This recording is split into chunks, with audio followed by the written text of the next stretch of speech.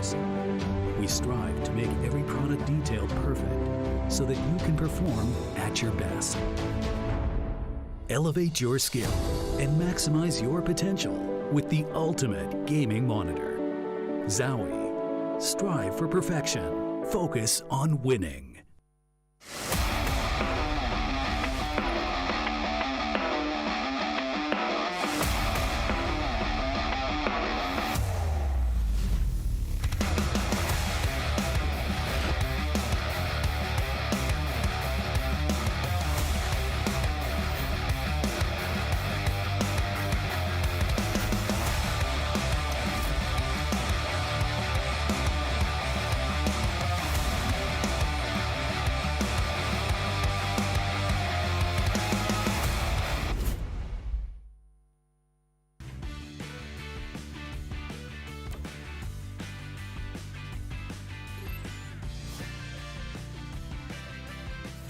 สวัสดีครับผมชื่อเล่นชื่อบอลนะครับชื่อในเกมนูรินนะครับสวัสดีครับผมกรีน SQC ครับผมก็รู้สึกดีใจมากครับเพราะว่าเป็นรายการแรกในงานออฟไลน์นะครับที่จัดในประเทศไทยแล้วคนต่างชาตินักกีฬาต่างชาติต่างๆมารวมอยู่ในงานนี้และคนอีกมากมายผมเชื่อว่ามันจะเป็นบรรยากาศที่ดีและสนุกแน่นอนครับเป็นรายการใหญ่ที่เป็นตัวแทนทีมชาติไทยก็รู้สึกภูมิใจมากแล้วก็จะทำให้เต็มที่ครับของจริงมันคือบุคคลที่มีโอกาสเป็นแชมป์ครับผมเชื่ออย่างนั้นผมเชื่อว่าทีมที่มีมูดแอนโทนที่ดีเนี่ยมีชัยไปกว่าครึ่งครับแล้วผมเชื่อว่าสิ่งนี้มันจะทำให้พวกผมทุกคนทีมชาติไทยมีโอกาสเป็นแชมป์แน่นอนครับเพราะคิดว่าถ้าเตรียมความพร้อมมาดีรอหน้าเป็นทีมที่ดีที่สุดครับมาเจอพวกเราได้ที่ไอคอนสยามกรุงเทพแล้วเจอกัน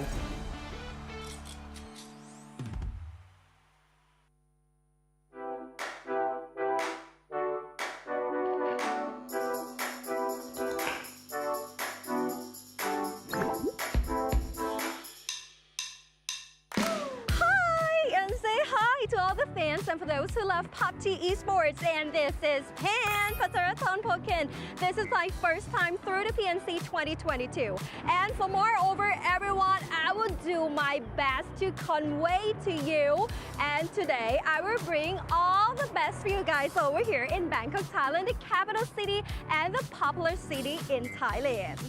Am I do it right? Oh! What's this?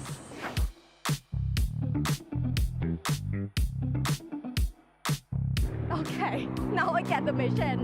Let's do this!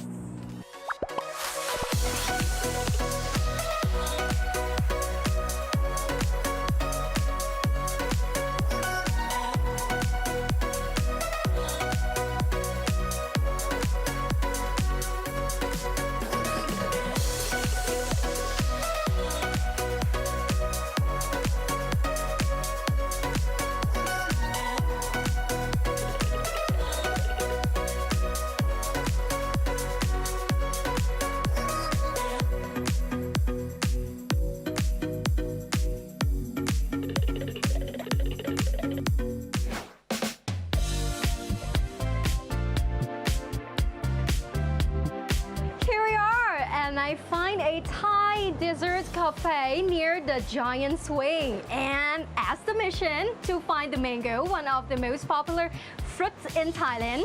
Over here is a mango and sticky rice, and this one is a mango soda, and this one is a mango smoothie. But in front of all of this mango menu is the other Thai dessert.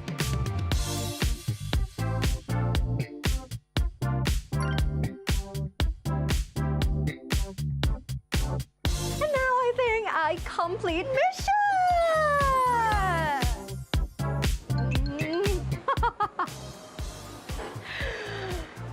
Here we go again.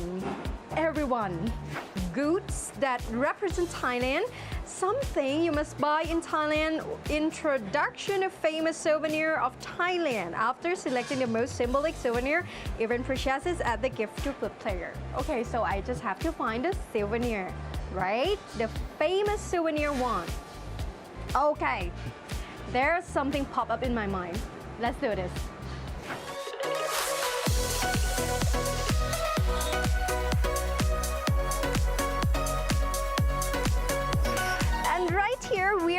Asia Tea, the riverfront, one of the famous Bangkok tourist attraction. So I chose this place because they're full of food, beverage, restaurant, and of course, souvenir. Okay, so let's find out. Let's go.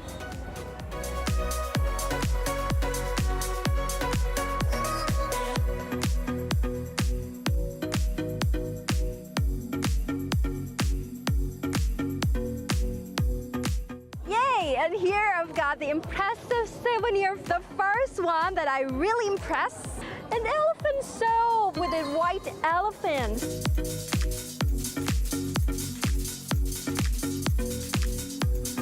And another one is tuk-tuk, a tuk-tuk keychain. So I think you know it well about tuk-tuk.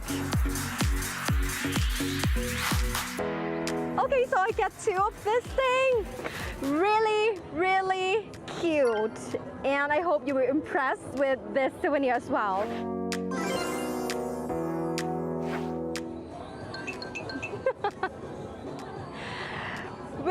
Hope this will be the last mission for today. Find the most amazing night view at Icon Siam, one of Icon Siam's 7 wonders. Okay, I think we have less of time. So let's do this and let's go.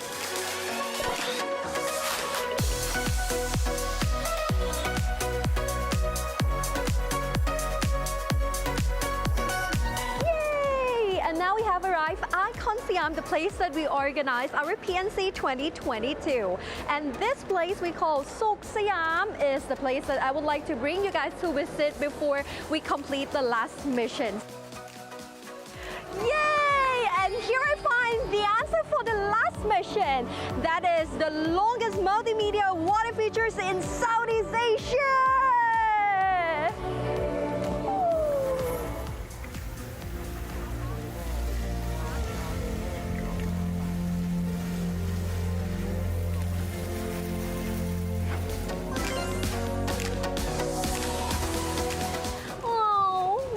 Qualify me to be the host of PNC 2022? I think it's yes. And today I took you around Icon Siam and introduced you about Thai cultures, a lot and many things that you need to know. So I think the tips that I gave you will be a great help and let you enjoy for more for PNC 2022. Well then, so meet you soon on the stage and hope you give a lot of interest and love for PNC 2022. See you soon!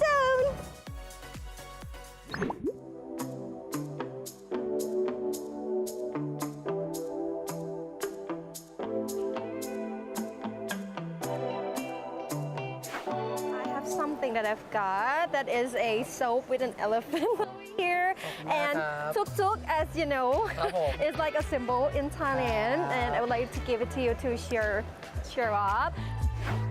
Here is the souvenir that I got for you. What is it? Elephants. But like, what's it made of? The soap. Soap? The soap. Trying to say something? You can use it. A soap with elephant. And do you know tuk-tuk? Of course I know tuk-tuk. Sure. Two of this is a souvenir to cheer you up. Right here is a souvenir that I would like to give it to you. Oh, okay. This is an elephant. An elephant. And it's a soap. And this one is tuk-tuk. It's a tuk-tuk. A keychain tuk-tuk. Okay, Give it okay. to you, like, oh, thank you. to cheer you up. Yeah. Okay. Thank you very much, MC. Thank you. Thank you.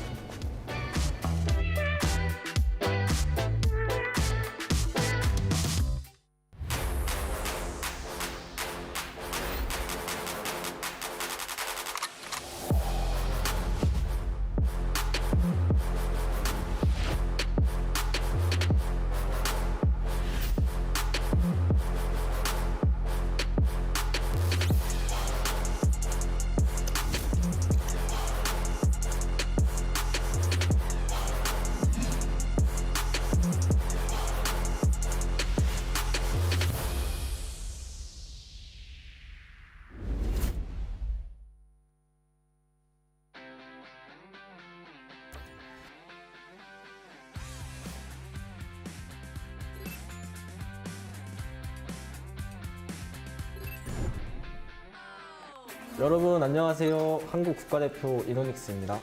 여러분 안녕하세요. 한국 국가대표 서울입니다. 좋아요. 기대가 됩니다. 나라별 자존심이 걸린 대회? PGC랑 별반 다르지 않다라고 생각을 하고 있어요.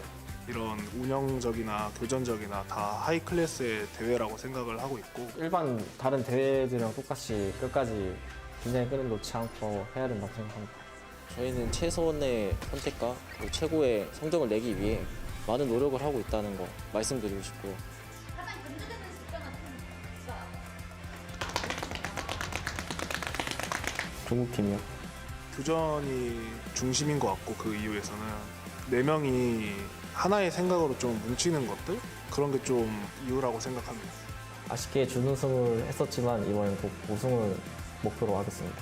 대한민국 화이팅!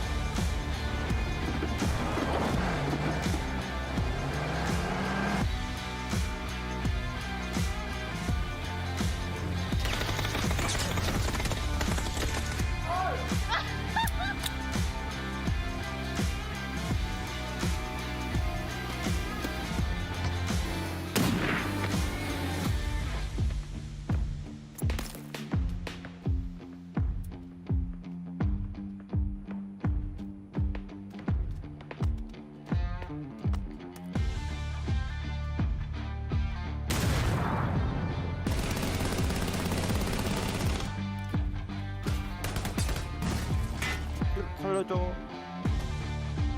그거 다 죽었다. 진짜 미치겠다.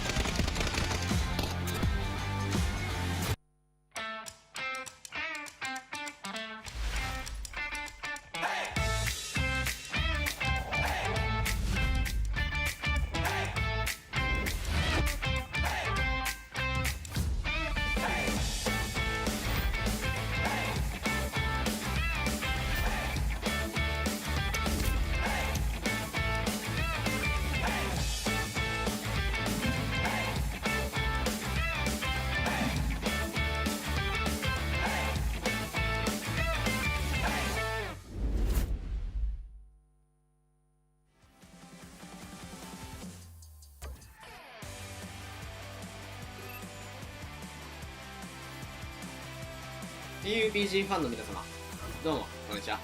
日本代表の森です。こんにちは。日本代表のケインです。各国の実力を見せ合うオフラインで見せるっていうのは初めてなので、どのような結果になるかとても期待とワクワクという感じになっています。ワクワクしています。日本国内で今一番実力があるのが芝選手のオーダーなので、他のメンバーも精密なショットができて、とても心強いので、やはりその辺がうまく噛み合ってくるとかなり強いチームになるんじゃないかなと思います。2019年の PNC では11位という結果だったので、それを超えられるような順位にしたいというふうに思っています。で今もやっぱり下部リージョンになってて、日本はそんなに強くないリージョンなので、そこを突っぱねて上位入賞を目指せるような後ろ姿を見せれるといいかなと思います。じゃあバンコクだ、バンコク行くぞ。自分たちができることをやりたいと思ってますので、応援お願いいたします。 We'll do our best.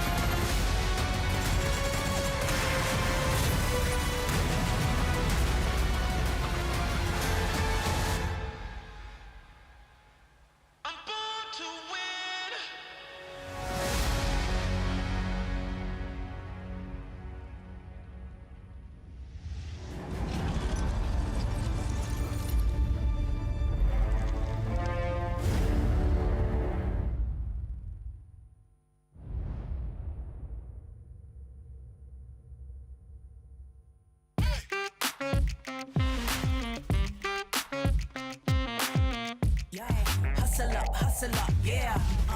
Ready, set, let's go, yeah. Hustle up, yeah. Ready, set, let's go. Turn it up, turn it up, turn it up a little louder. Now get low, get low, get low. Yeah, drop it to the floor, yeah, drop it to the floor. Turn it up, turn it up, turn it up, turn it up a little louder. Now get low, get low, get low, get low. Yeah, drop it to the floor, yeah, drop it to the floor.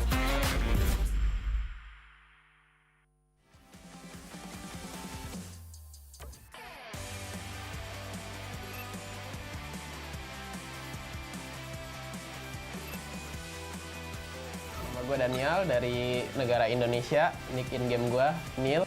Cahaya Gusti Ragil dari Indonesia, in game nickname gue Hexagon ID atau Hexagon. Berapa mungkin 2 tahun lebih. 2 tahun. Nggak ada turnamen offline dan ini offline lagi untuk turnamen PUBG, ya pasti seru banget sih. Apa ya, waktu 2019 itu tidak terpilih kan, jadi kita nggak bisa ngasih bukti yang kuat ke mereka. Nanti di PNC 2022 kita akan ngasih surprise lah ke mereka. Gimana? Ke negara-negara lain, kalau Indonesia itu emang berhak di PNC ini. Sama teamwork kita juga kuat. Walaupun nanti bagaimanapun apapun yang terjadi, secara teamwork kita akan bisa lebih maju daripada negara lain. Halo Bangkok, kita akan pergi ke Bangkok.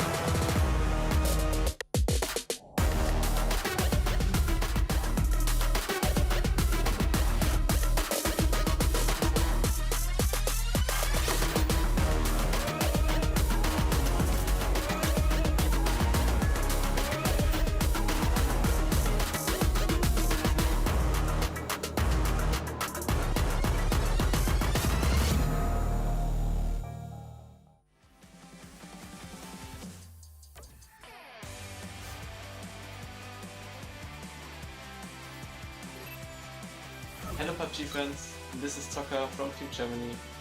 Nice to meet you guys and enjoy the event. I am Other, playing for Team Germany. Looking forward to meet all of you guys. No one of our current lineup was competing in the PNC 2019, but since Germany had a quite good result back then, we are looking forward to show that we are also able to make our nation proud. It is an amazing experience to play on such a big stage in front of the crowd. Our strategy is to take quite a slow approach while gathering a lot of information to find the perfect moment to strike. Our goal is to show our best possible performance on stage. I really appreciate the support from our fans in Germany and from the fans from around the world. Thank you.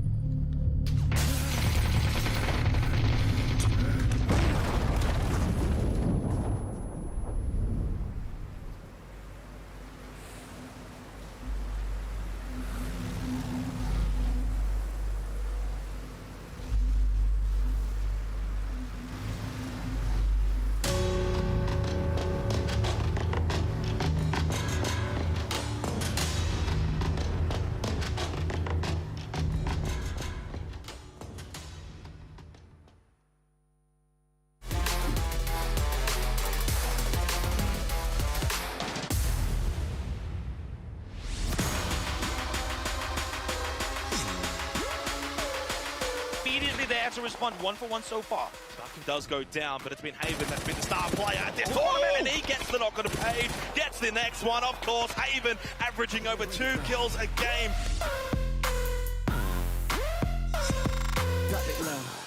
Oh, this is quintessential China. You know, there's been a fight brewing for quite some time. They need to find space, and the grenades are good. Seoul from Korea as well gets it up into range and does a ton of damage. Now the UK has to re-rotate, and there is all 4-3 in their way. No way they get out of there alive. United Kingdom again. To the flow, where they do that at? Show me where they do that at. Where they do that at? Show me where they do that at. Having said that, we've seen Korea attempt some crazy plays before it might just Reganonics falls down. That is their field control taken. Here comes the car 3 and one jumps out early. Korea trying to make an aggressive dash for safety. They're going straight into LFP. LFP finds one, finds the second as well. He's already the top damage dealer. And Brazil.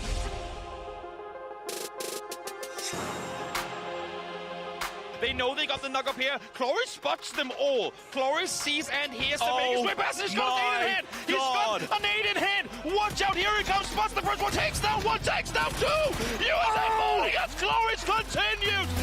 Bring it back, pick it up, drop it low. To the flow. While still with this kind of circle favoring them. 12 kills for China, been a great game, but can they get anything more? The flash, I think it did land. Push out here. Luna now gets 2 members of Chinese Taipei, but they've still got China to deal with. Polly on the other side did get that knock onto the pushing Xiaopian, so they're holding 2 teams at bay. Luna doing all himself. He does get knocked. Argentina with a random knock as well.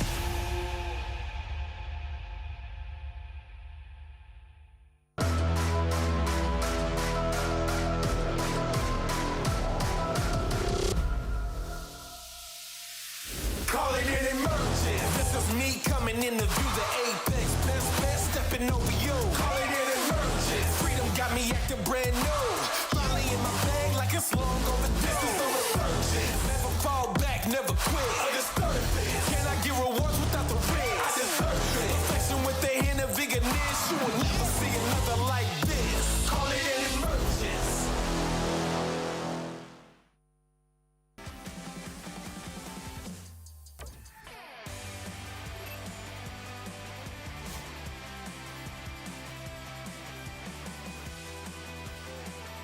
Hello PUBG fans, this is Paige. I'm playing for the Team Finland national team. I feel really good. I'm excited to attend another LAN. It's always really good to play on LAN and see other players, so I'm really excited for it.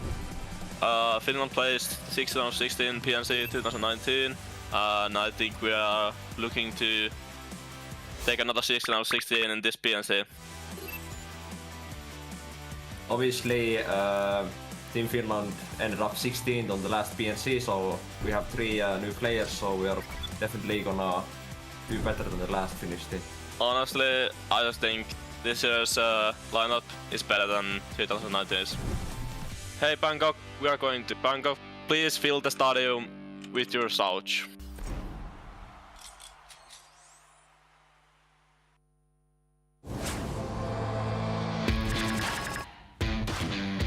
PUBG Nations Cup Thailand 2022. Argentina. Australia. Brazil. Canada. China. Chinese Taipei. Finland. Germany.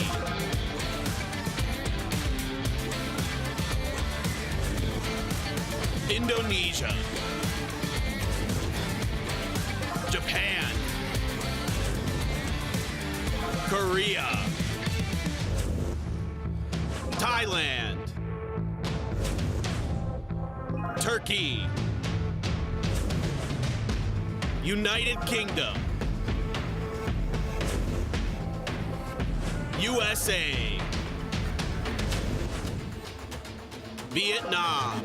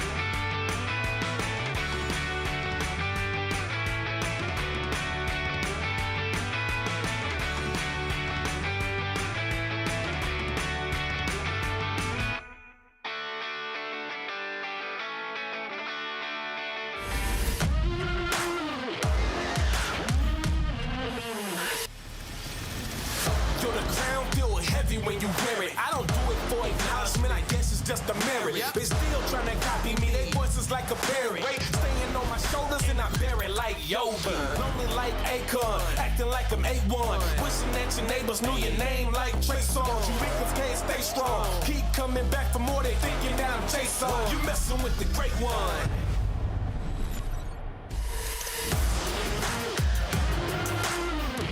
I backs to the wall, but they gotta know me. They waiting for the fall, but the parachute's free. Could be playing from behind or aggressive with the lead.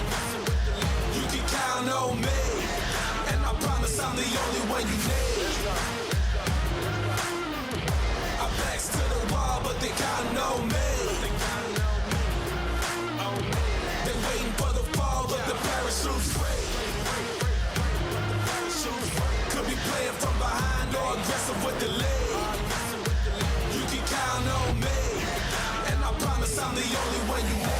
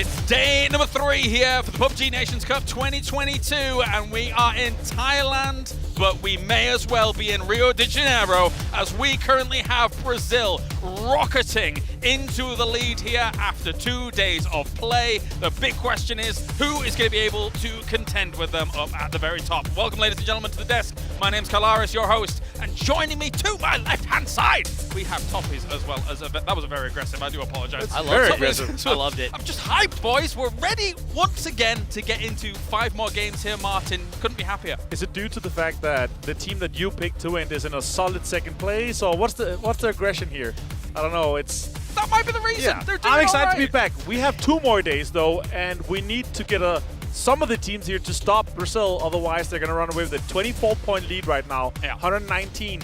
It's a really solid lead in just 10 games. You say we need some of the teams here to stop Brazil. I think the Circle needs to stop Brazil. Oh, the Circle has okay. loved them. I won't deny it. I won't take it away. Fair, but the fair. reality is a couple of bad Circles. Maybe it slows them down a little bit, but it's halftime. We've played half of these events. It's time to make some moves. Circles have been kind, but I think what is fair to say is on the back of that, they have been shooting well. Oh, they yes. have not been letting up the pressure with that.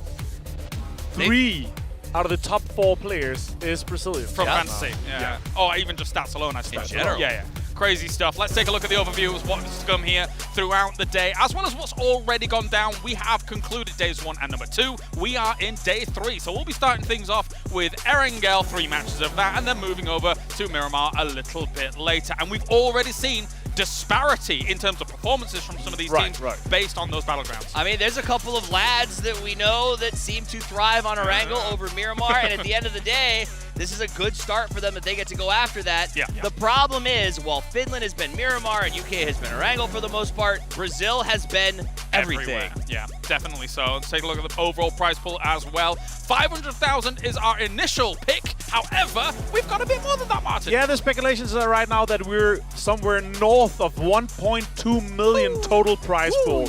Speculation still. We'll see once the final tally comes in, but that is insane. We're going to be more than $220,000 for the first place. That is crazy. Yeah, we've got opportunity to crown a world champion in terms of nationality and pride, and then they get a lot of money to boot. Look at that. But there you go. We have got ourselves a Sao Paulo #1, boys, because Brazil has come out to play. They are here. They have not let up the gas. I will say, though, yesterday, for me, it was about the climbers. Korea on the rise. Definitely. Their casters told us in the green room they expect them to be in second at the end of today. The other one, China, I don't know where they were day 1, but they had their Wheaties on day 2 because they showed up and threw down, and they're in 6. That is wild how fast they climb. Yeah, I love getting Jisoo's point of view as well over in the Korean cast, as you say. But likewise, he did say he thinks Michael's amazing Avenger. Yeah, and they're in number 2. And obviously, both Tofias and I, we have both him on our fantasy roster, so we're happy. But good pick. We still have to look at how big the gap is right now. Right now, we have a pretty solid top 3. We have United Kingdom 95 and Finland in 93, but then there's a 10-point gap down to Korea. Yeah. And then it starts getting big. It starts getting a lot if you have to get into the top 3 later. Well, we are ready as we can head over to Pan, who is at front of house, ready to go. เอาละค่ะ สวัสดีค่ะ ตอนนี้นะคะเราก็อยู่กันบริเวณด้านในส in เตเดียม front หรือว่าที่ of อารีนาของเรานั่นเอง stadium นะคะ of ต้องบอกว่า arena. โอ้โหคนเยอะมาก There are lots แล้ว of ก็ต้องบอก people ว่าตลอด here. 2 วันที่ผ่านมา All นะ the คะ past คน 2 ก็ days, เยอะมาก lots เช่ of นเดียวกัน people แล้ว are ทุกค here น as ส well. นุกมากๆกับการ Everybody แข่ is งขันในแต่ละวัน having นะ fun คะ cheering ซึ่งวันนี้ the ก็เชื่อว่า teams. เดี๋ยวทุกคนเราจะได้ไปสนุกสนานกับการแข่งขันกันอย่าง everybody's แน่ gonna นอน have แต่ more ว่า fun ในตอน today. นี้นะคะเดี๋ยวเรา But จะไป now พูด we're คุยนะ going คะ to กับผู้ที่มา talk เข้าร่วมชมการแข่งขัน with กับ the เรากันดี audience กว่าเพราะว่า here. วันนี้แอบอยากถามอะว่า I แบบ would มี like ค to วามคาด ask หวังอะไร about ยังไงกัน what บ้างนะคะ they're เดี๋ยวเรา expecting ไป to ดูกันหน่อย see. สิเพราะ So ว่า let's วัน take a นี้ look. อุ๊ยตาเรามีถือป้ายด้วย Oh wow, there's ถ้า some มีถือป้ายนี่คือเราเล็งมาที่นัดจุดนี้เลย สวัสดีค่ะอ่ะเดี๋ยว Hi. ลุกขึ้นยืนนิดนึงนะคะ Just please stand คือ up. เขาถือป้ายขนาดนี้แล้วเราก็ต้องแบบคุยกับเขาสักนิดนึงแหละ So I would like to talk to you. สัมภาษณ์หน่อยจ้าชื่ออะไรจ้า So let me introduce you. น้อง What เบล your นะคะ what's น้อง your เบล name? ค่ะ Your วัน name is นี้ Bell. มาเชียร์ทีมไหน What are the คะ team you're rooting for? แน่นอน Thailand, of ด้วย course. ความแบบเป็นคนไทยของเรา Because เนอะ you're เราเชียร์ทีมไทย Thai, right? ก่อนแต่ว่าวันนี้แน่นอนก็คือจากแบบ Of ตารางที่เรา course, เห็น according to ส่ the งกำลังใจให้ schedule, กับทีม just ไทย please หน่อย give the ค่ะ support to our team ก็รู้ว่า Thai. พี่ๆพยายามกัน I know that you've been working hard for this, so I do believe that the 2 days gonna be your matches. แน่นอน นะคะแล้วก็ทีนี้ Now, จากการถือป้ายเนี่ยก็อยากจะ according ถามเหมือน from กันว่าในใจ what เนี่ย you're มันจะมี holding, อีกทีม what's ที่เชียร์อยู่ on หรือ your เปล่าที mind มอะไร apart คะ from Thai? ทีมเกาหลีค่ะ Rooting for Korea, of course. โอ้ Korea อยู่ทาง Wow, ด้าน Korea is นู้น there. มีอะไรแบบอยากจะ So, บอกเขาหน่อย what are the ไหม things that you would พูด like to ภาษา talk เกาหลี to ได้ them? แบบ Can you ที่เชื่อว่า please พูดได้ speak some ที่มัน Korean? มี4 พยางค์ Just 4 sentences, อันยองอาเซ maybe? โยแหละ 안녕하세요. That's still อยากจะบอกรักเขาได้ไหม okay. โอป้าไวติ้ง Oppa, อุ๊ย fighting. น่า Just รัก Oppa, มีความแบบ Korean Susu มี of Korean style fighting. แล้วประเด็นคือเหมือนแบบได้พูดต่อหน้าจนแบบได้ยินน่ะ So this is like talking in ที front นี้ of แล้ววันนี้ him. เราคาดหวังกับการ So เล่น what ของทีม are เกาหลี you ยังไงบ้างคะ expecting to the Korean team? อยากให้ได้แชมป์ I want you to be the champion of the day. Maybe โอเค like ก็คือ 2 or หมายถึงว่าให้เขาแบบ 3 ได้คะแนน chicken สูงสุด dinners. ในวันนี้ใช่ไหมก็คืออันนี้คือความ So คาดหวัง expecting เนาะ you แล้ว having ที the นี้ highest เนี่ย points, มีอะไร right? ด้วยความที่แบบโอ So ป้าไฟติ้ง apart เมื่อ from กี้ that, มีอะไรอยาก what จะบอกโอ are ป้าไหม the ว่า other ทีมไหน things ที่โอป้าควรจะ that ระวัง Korean team need to aware of? ทีมไทยค่ะ Thailand, of course.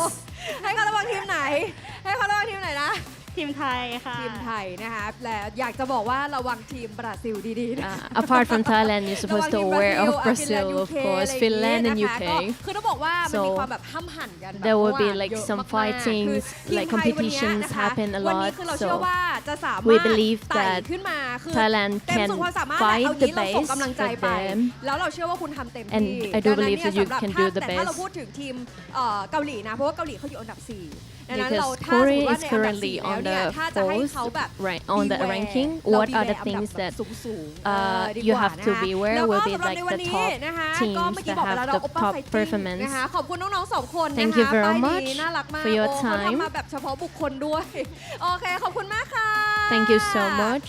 เอาละค่ะ แล้วก็สำหรับในวันนี้ Alright, นะคะ so ก็เป็นเกมการแข่งขันนะคะ Now ใน is วั the นที่ time 3 แล้วนั่นเองนะคะ แล้ว that ก็ we เชื่อ will ว่าทุกคน see the ตื่นเต้น competition ไม่ on แพ้ the กัน day ยังไง number ก็ 3. ร่วมส่ง Everybody กำลัง gonna ใจ be นะคะ excited ให้ for กับ it. ทีมที่เรา So เชียร์ just อยู่กันในวันนี้เนาะดั to งนั้นเดี๋ยว support for เรา the team ไป that you ลุยกัน like. เลยไปดูกัน So เลย now ค่ะ let's see the บ๊ายบาย match. แล้วกันค่ะ See you.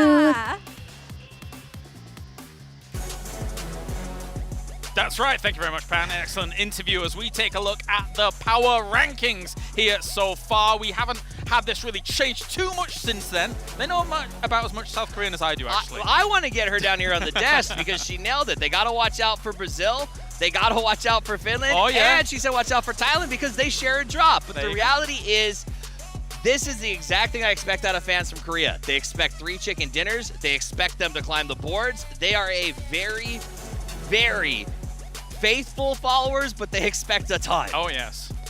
I would like to see them get 3 chicken dinners because then it's going to be Very somewhat of a two-horse race in the top between Brazil and of course, Korea. Well, gentlemen, here are the power rankings Yes. individually as we did come in. And I think overall, there are some differences between what is reality as well as coming into this with the power rankings. Yeah, I mean, if you want to be honest, this is a dream come true for some of us, and now it's a nightmare because on the left side of that power rankings is Kickstart, H-Win, and both of them are struggling because the U.S. is down in, I think, 13th position. There's been a lot of switch-ups, and it's been hard to swallow for some of this. Yeah, so we're looking at the top 5 players right now in terms of kills. Diggory first place, Bjarn second, Haven sparking LFP top 5. Yeah, It is crazy how well they've been able to convert and also been able to perform here. And not a lot of players was able to pick them. Here you see Haven, LFP, Diggory, sparking. That was what I was talking about, the fantasy picks. Yeah, and just in general, over at twire.gg, I can never say it, we have got ourselves, these unexpected results. If you'd have picked these guys, obviously extreme value picks. And of course, this is not only happening this tournament, but it's also happening in the future tournaments and as well. And to remember, to remind you, next time this comes around, power rankings are there to give you a guideline, but they're not always going to be signs of success. Yeah, right. Finding people like Haven, who's constantly fighting to try to take these things home and be the best they can be, if you can see that future, fantasy is for you. That's what you got to find. I'm just looking at the percentages. They're like single digits for the all top 5 players in terms of pick. Then obviously come down to Tickleton, massive fan base. A lot of people pick him. He's been able to perform extremely well. But Michael there, as we were talking about in the green room, 43% picked. And Huge. being able to do this well, not playing in PCS 6 Europe, this is huge. But when you're career-defining moment when for you're him. building a team, imagine spending $38,000 on Tiggleton to get less points than someone worth $18,000. True, You gotta true. find those dark horses. Toby and Martin apparently were able to do so. Yeah, Denmark is not here, so we have to represent us Denmark on the leaderboard. Toby and I up there, I'm 9 points behind. I'm feeling pretty comfortable with it. Yeah, I mean, and just like, you know, the picture that I've chosen there, you know, I'm looking You're scouting, at the front. yeah, you're scouting towards the top. I'm coming for you, just like the UK is coming for number one I love how Mattrum's in the very bottom, and he's like looking behind him, seeing, is there anyone else? It's like, no, I am in the very last place. But then again, continue to be last, he did have Adam, and Adam obviously didn't play yesterday, so that's a bit of a struggle for him. He is playing today? He is! Yes. There you go. All right, let's take a look at some of the teams as well as they're coming in for day number 3, as well as kind of their picks, etc., moving through. And I think it's interesting that as the days have gone on, of course, you know, there's not much Brazil representation in there. Yeah, I mean, the reality is both of the top picks on sort of who studied well and then on who the sneakiest player is, which I find a fascinating question, are both, again, U.S. players. And that just shows what everyone thought was going to happen. And this is among the players. This is the questions the players has been asked. And this is why this is really interesting, because 15 votes is literally a fourth of all players that are saying who has studied the most, the best coming into this. And H-Man was there. That's kind of like, obviously, did extremely well PTI, yes, they've had a really crazy performance. I believe that they're probably right, but I can tell you from my school experience, just because you study doesn't always mean the test works out. Sometimes you're caught by surprise, and we saw that yesterday. We saw that when the attack from behind from Vietnam. We saw that with the crash from China. I just hope they bounce back. All right, let's put the maps under the microscope then, because Miramar we have seen as, interestingly enough, when we came into this day 1 and then moving into day 2, Finland was present here. They're not present there anymore. There's been a fall-off, but Brazil has stayed strong and stayed true. There's nothing that you can do to shake the faith of Brazil. These guys are working with confidence. They're keeping themselves isolated from other teams. Last night, I stopped in the lobby. These guys were still down there reviewing maps, going over planning. They really do see themselves as potential champions, and I can't deny it anymore. After 10 games, they look like it. Yeah, I'm kind of surprised Finland's not up there, because in terms of points, they actually have more than some of the teams that we're showing, but they were kind of falling off on the 3. Yeah, no, they still do. That's true. They won 2 games on day 1, but yesterday they didn't have a good performance. But still, the amount of points that they're able to get from the 2 wins with the amount of frags they got, they were up there. But yesterday they completely fell off. Here's the important thing, though: Korea and China is now gaining momentum in day number 2, and we know that these 2 teams are coming for blood in these days. And these are experienced teams. They're regional favorites. They're veterans. If there are 2 teams that you are terrified of coming back and making a move when you're on the top, it is these guys. So Brazil, despite their confidence, they got to be shaking in their boots just a little bit. Yeah, we have 4 or 5 teams that are within striking distance just with 1 or 2 games. And with the focus, you kind of have this target on your back, because once you see the other teams fighting and you have Brazil there, they see that in the kill feed. They're going to be focusing that, because they don't want them to run away with it already. And speaking of one of those teams gaining steam, it is China for number 1 here on Erangel. A little bit scary, especially since the UK held this spot so firmly coming into day 2. That fell off, despite them getting a chicken dinner. It's because it's the match focus from 9 to 10 here, of course. So that's how they did well yesterday coming into it. Obviously, China is stepping up. This is something that we have 73% of the more than 1 million pick and boats out there hoping for, that this is going to continue. But I mean, the reality is, you brought it up, teams that are looking to be fighting, teams that are looking for third parties. That's China in a nutshell. Yesterday, if they heard shots, it was like they fired up magnets and went straight towards it. And that's how you come back. When you're down on the scoreboard, you can no longer play points per game, get 5 as an average. You have to look for blood. Yeah, that's why it always concerns me towards the end of a tournament. It's like, okay, you've got 2 or 3 games left, and then some teams still sit around not doing too much. You need to change in those moments and do something wild in those moments to try and have those catch-up moments. Yeah, you need to come in and you need to have analyzed. Don't leave it till too late. Exactly. You need to have analyzed what's happened and need to improve. You need to be a step or 2 ahead. This is chess. This is a long game. And it's not just analyzing. At that point, when you're in the last 10 games, you pull the keeper. You drop the defense.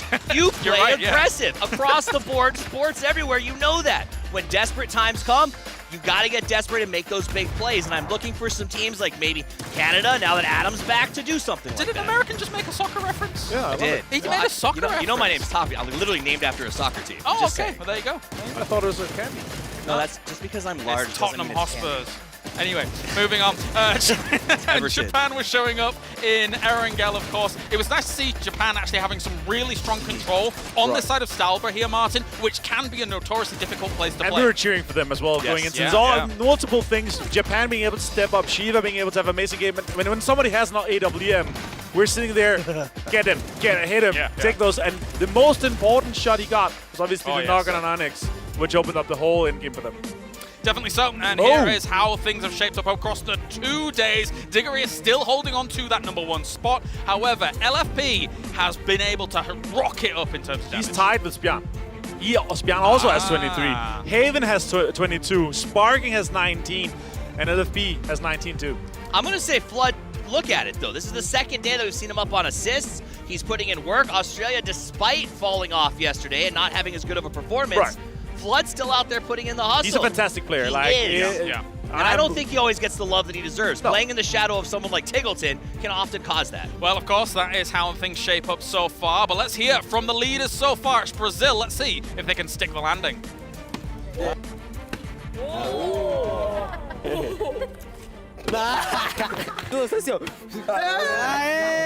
I knew this was gonna happen. This guy don't like interview. He lost on purpose.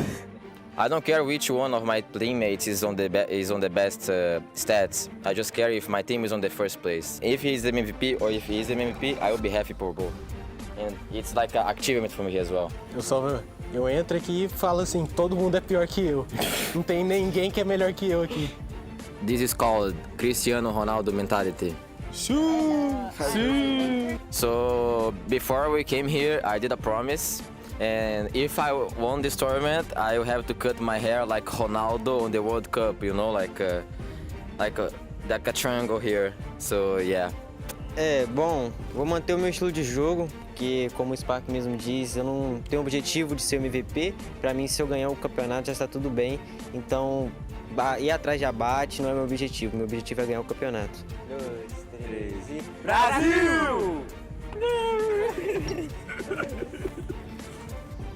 We come back from this desk, he's making soccer references. Of course the Brazilians are making football references. But regardless of the fact, they know about excellence in football and they know about excellence here on the battlefield as well, because so far, yes, of course, some circles have gone their way, but it can't take away from the fact that these guys have been fragging out of control.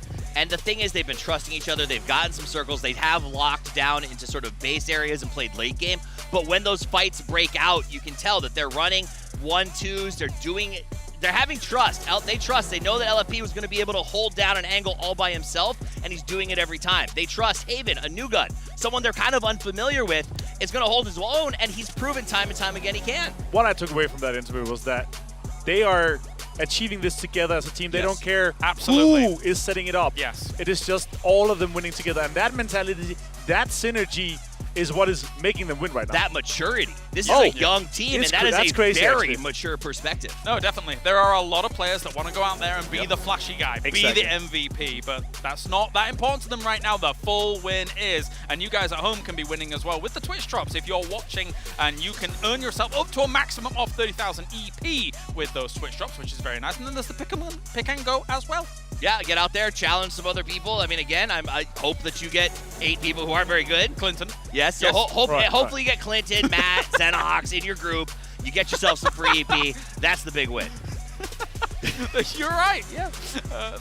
You know, if they can come and challenge us maybe on the fantasy eventually, you know, then maybe we'll, you know. In before they're going to get lucky and it's just going to take off. Yeah, of course, of course. Here are the Pick'em Challenge results in-game as well, and so far so good. Of course, for China, this hasn't shifted throughout, but importantly, we can express that teams like Brazil, UK, Finland, all up there, they didn't have many picks here so far. Yeah, and you know what? It's too late to change it. Yeah, it's luck now. I'm sure everybody watching was like, I really slept on that pick. I mean, it's easy to go for China and Korea, and you see why after yesterday's play. But the reality is, this is why we love Nations Cup. You get to sort of see the unexpected. You get to see players who may never get a chance to play together do so on the big stage, and teams like Brazil have shown us just how strong the top players in the region but also are. last Nations Cup, we have teams that are on paper fantastic, winning teams. Finland back then did extremely poor. 3 of the players, one is coach, two of them is playing here from Team UK, They're playing here now, Yeah. doing fantastically, and they had arguably some good players there too now. So Indeed. it is all about the synergy, getting everything going. And of course, we've got plenty of people watching here, but we also have people watching around the world as well, as there is a public viewing going on live in Tokyo as they join us here. So thank you very much, guys, for tuning into the PUBG Nations Cup 2022. I'm sure there's a lot of Sun Sister fans there. Yeah, they should be cheering right now. Yesterday, Japan stepped up. They took the fight to China. Most teams I know are scared to do so, but these guys weren't. They played out of their minds, and it was, to me, a very different Japan. I was loving it. I was loving Shiva yesterday. That was fantastic. The way he was able to maneuver, the way he was able to make sure that he's getting the frags, putting the damage, and he was containing the two teams, China and Korea, making sure they're playing together against each Kane other. as well. Very, very nice stuff. So thank you very much over there to get things going. Now it is day number 3. Let's begin once again for PNC 2022. Good Seoul from Korea as well. 과감하게 하나 선택하고 하나 화끈하게 가려고 하고 있습니다. 중국 팀들을 일본 팀한테 보내려고 했는데 의도치 않게 저희 쪽으로 와서 같이 잡았던 것 같습니다. 착한 친구. I haven't seen the games, obviously. I see him knocking a lot of people, so we expect them to be at the top. 네 명이 다 한 번에 한 뜻으로 할 수 있게끔 하려고. United Kingdom showed their prowess at fighting yesterday. And we weren't able to reset as quickly as we would want. We have a pretty strong rivalry with them, so that's the only team I think. We have very high highs on our team, we get big point games, but it's when we struggle, we get really low point games. If we could get them to just be average point games, then we could really close the gap down. Brazil make it 2 wins at the PUBG Nations Cup. Perfectly played. I feel extremely happy. I feel extremely proud of my team, and I'm really happy how I'm improving as a GL and as a teammate as well. Before we came to this PNC, we know a lot of people wouldn't expect a good performance by us. 1 month of practice, I could see that we had a really good spot to win this tournament. I know Sparkin's gonna do great no matter what. I wasn't sure about his teammates, but his teammates are playing super well, so credit to them, I guess. 제 경험상 그렇게 치고 나가면 무조건 꼬꾸라져서. I think Nix should start focusing in the other teams and not us, because to get closer to us, they need to be better than the others as well.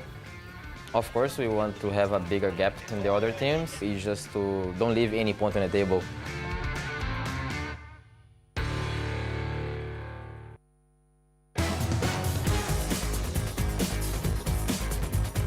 Let's do it then. Day number 3 here for PUBG Nations Cup 2022, and they, right there, are the current #1, the current guys with the targets on their back, and they have been performing beautifully here, Martin, to try and push them all the way to the championship.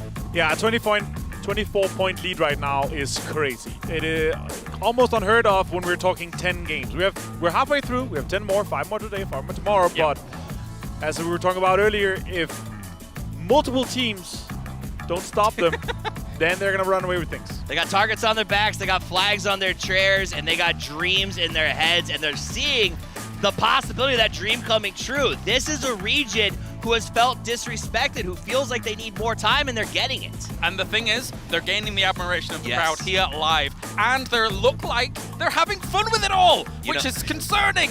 You know who's not having fun with it all? Uh-oh. We'll cut over to US. This is a team, I love them. They're It's my loud. guys. Golf It's clap. a nice clap, Golf yes. But today's the day. If they are going to make something happen, it's time to put rubber to road. It's time to go out there and get those points. Yesterday, they had some unfortunate things happen. I do think the attack from behind could have been prevented, but it happens. I think the crash from China, rough, but today they cannot let any of that slow them down. And I think memes aside for us, Martin, this is a team that is excellent on paper. On paper, this is a top 5 team, easily. Yes. Yeah. Potentially top 3, and especially with their drops uncontested. We were talking about this with them before it started. We were like, you know what? United States, they have everything uncontested. They should be in the top 5. They agreed, toughies, and I'm hoping they're going to be doing well today. All right, gents, let's get to it. It is game #1 of the day, game 11 overall, as we continue here things for PNC 2022. Let's head over to the commentators. 10 matches gone now through PUBG Nations Cup, 10 to go. And so far, Matt, it's been the Brazilian dominance, hasn't it? The question is, though, will it continue into the second half of the event? I gotta say, these guys, the desk was talking about, Clara's just nailed it. They're having fun. They're like synergizing. To them, this is just a blessed experience. Yeah. And they actually are not pleased with their present play. They think that they can actually have a higher points per game than what they're presently putting up and feel like they should be aiming for about 70 points per day. They have a 24-point gap through 10 still not matches, and they're not happy with it. I like That's to see that. I like to hear that. Yeah. That is obviously confidence as well within themselves, that they can do even better, that they're not done. First place through 10 matches is not enough. They want to be obviously in first when it's all said and done, and they certainly can do that. In saying that, though, as great as they've been through the first 10 matches, there's been some other teams that have started to pick up the pace a little bit. Korea, China, of course, had really good day twos, and don't forget about, you know, the likes of the United Kingdom, Finland, Australia still hanging around. So if Brazil do, you know, just take their foot off the pedal a little bit, there's some teams waiting in the wings to catch them. Of course, though, let's get underway. It's day 3 of the PUBG Nations Cup. Let's head to Erangel. Let's get everything underway. Plane is up and in the air. We're going to be starting off over Primorsk and ending off to the west of Severny, right next to Stalber as well. Pretty much everything's going to be on the table except for Milta, where we saw one of our games in yesterday on Erangel, so maybe we'll stray away from that location. Downside, though, we do have that whole shooting range situation that we might be seeing again. Of course, 2 of those games to start match 1, match 2. Good to bring that up. Another thing I really wanted to touch on quickly, of course, some of our best teams that we've had on Erangel so far at the event. Most namely, the United Kingdom, 82 of their points have come on Erangel. They only had 13 on Miramar. So if they're going to continue to be able to keep up with the best teams here at this event, well, Erangel seems to be the map for them to do that. Australia as well, the second best team on Erangel, 54 points for them, as well as Korea in third. So some of the teams to maybe keep an eye on through our 3 matches of Erangel today, and of course then matches 4 and 5 later on will be on Miramar. And there's something to be said in this. We often talk about the fact that there is a slight formulaic nature that can happen around Erangel, all considered. And when we talk about this, the 3 teams that you mentioned were our teams that were mathematically our teams that we were expected to be pretty good, except for China inside that list. Yep. And that's no surprise, all considered. The way that we're going to see this play out, everybody knows what to expect when you're moving into this.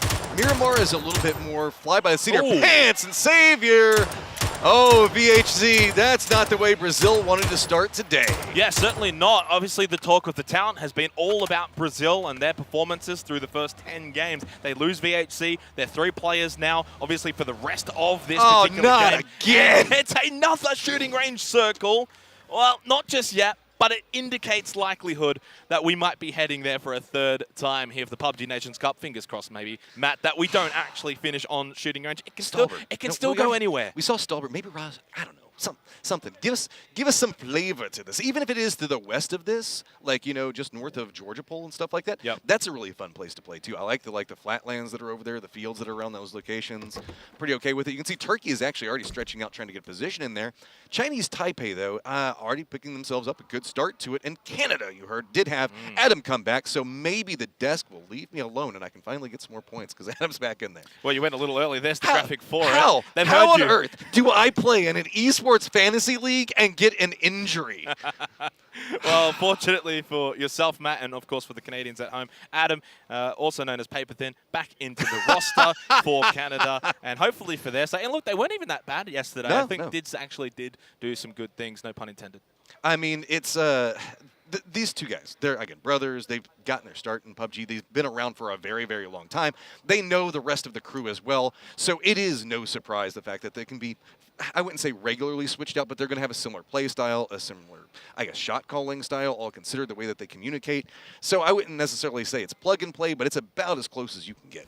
Yeah, certainly. And look, for Germany here, as they come up onto our screen, they probably have not had as much airtime as some of the other nations, admittedly. They are last at the moment, 15 points through the first 10 matches, so 1.5-point average so far at the event. I'm not too sure what more we could expect from them. In all fairness, when we looked at a lot of the power rankings, Matt, they were quite down towards the bottom. There were pretty much no expectations on them at all. I guess all you can hope for is having some fun, and also there's no pressure on these last 10 games. So for their sake, they can obviously just come into this event for the next half of PUBG Nations Cup, have fun with it, and just see what happens. I mean, there's a lot to be said inside of this. Like, there was Germany comes into this a little bit rougher than most, let's be honest. They don't have as much LAN experience, per se, a lot more unknown factors inside of it. If you're a big fan and you watch what's going on inside of PUBG, especially in Germany, you will recognize the names. Specifically, if you're looking at, like, Micah should be familiar if you're longtime fans. But that being said, this is a dangerous place to be a team that hasn't gotten a lot of LAN experience, and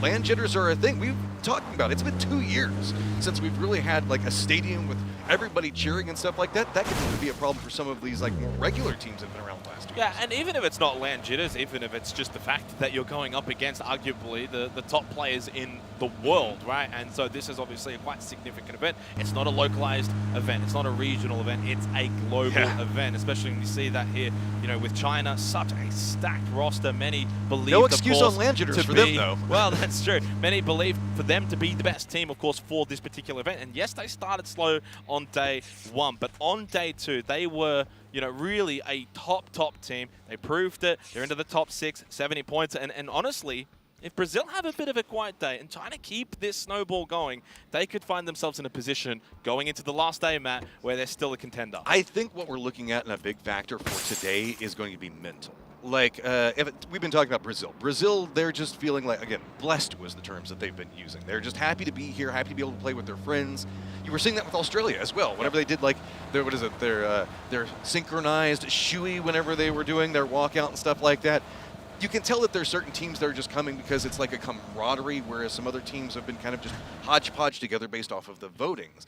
And so as we're looking into these last couple of days, if you're not doing well on the leaderboard, that's going to be an even bigger mental problem to surmount. Yeah, certainly have to agree with that one as we watch Indonesia now, of course, from APAC.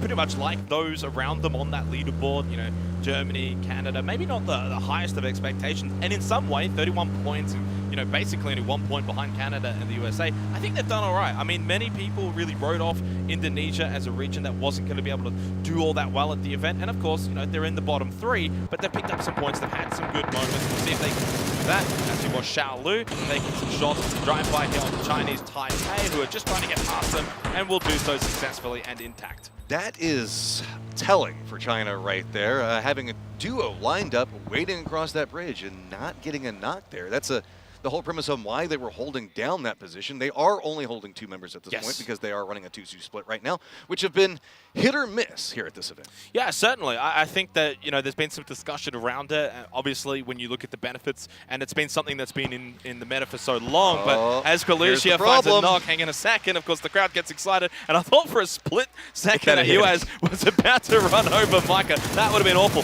Ming, though, spots Teddy, tried to sweep stop at the last second, didn't get out in time, and Kid X falls to Aix left. This is the duo for China at the down planes, and that is going to be the flush onto Kid X. Unfortunate for Indonesia. They got through one roadblock, but straight into another. Ming up close. Can get Nile here with a quick headshot. Lands it. Didn't get the down, and they're both on about the same health. Chinese Taipei heard this and just cuts to the north. Xlift trying to flank around at this point, but you can see just trying to recover at this stage as this has been a hard push. Luke comes up on the other side of it. Drive-by to finish it off. Indonesia is eliminated.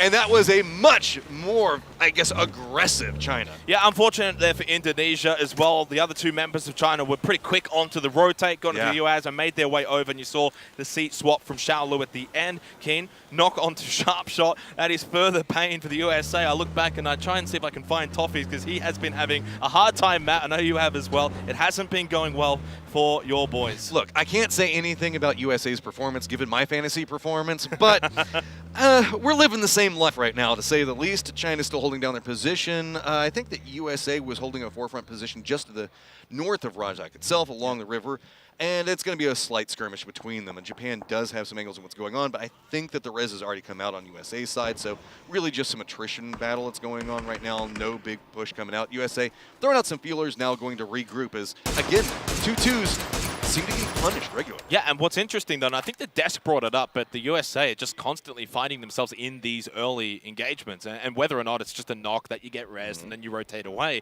it's still something that a lot of the other nations are not really finding themselves in that position. So, you know, there are some question marks there, obviously, for the USA. How are they constantly in these early engagements, constantly getting these early knocks go against them? There is something to be said, too, that a lot of your secondary rotation points tend to not have good loot. So even just getting a couple of shots on you, burning some meds, means the fact that you're going to be coming into the later fights with just less utility.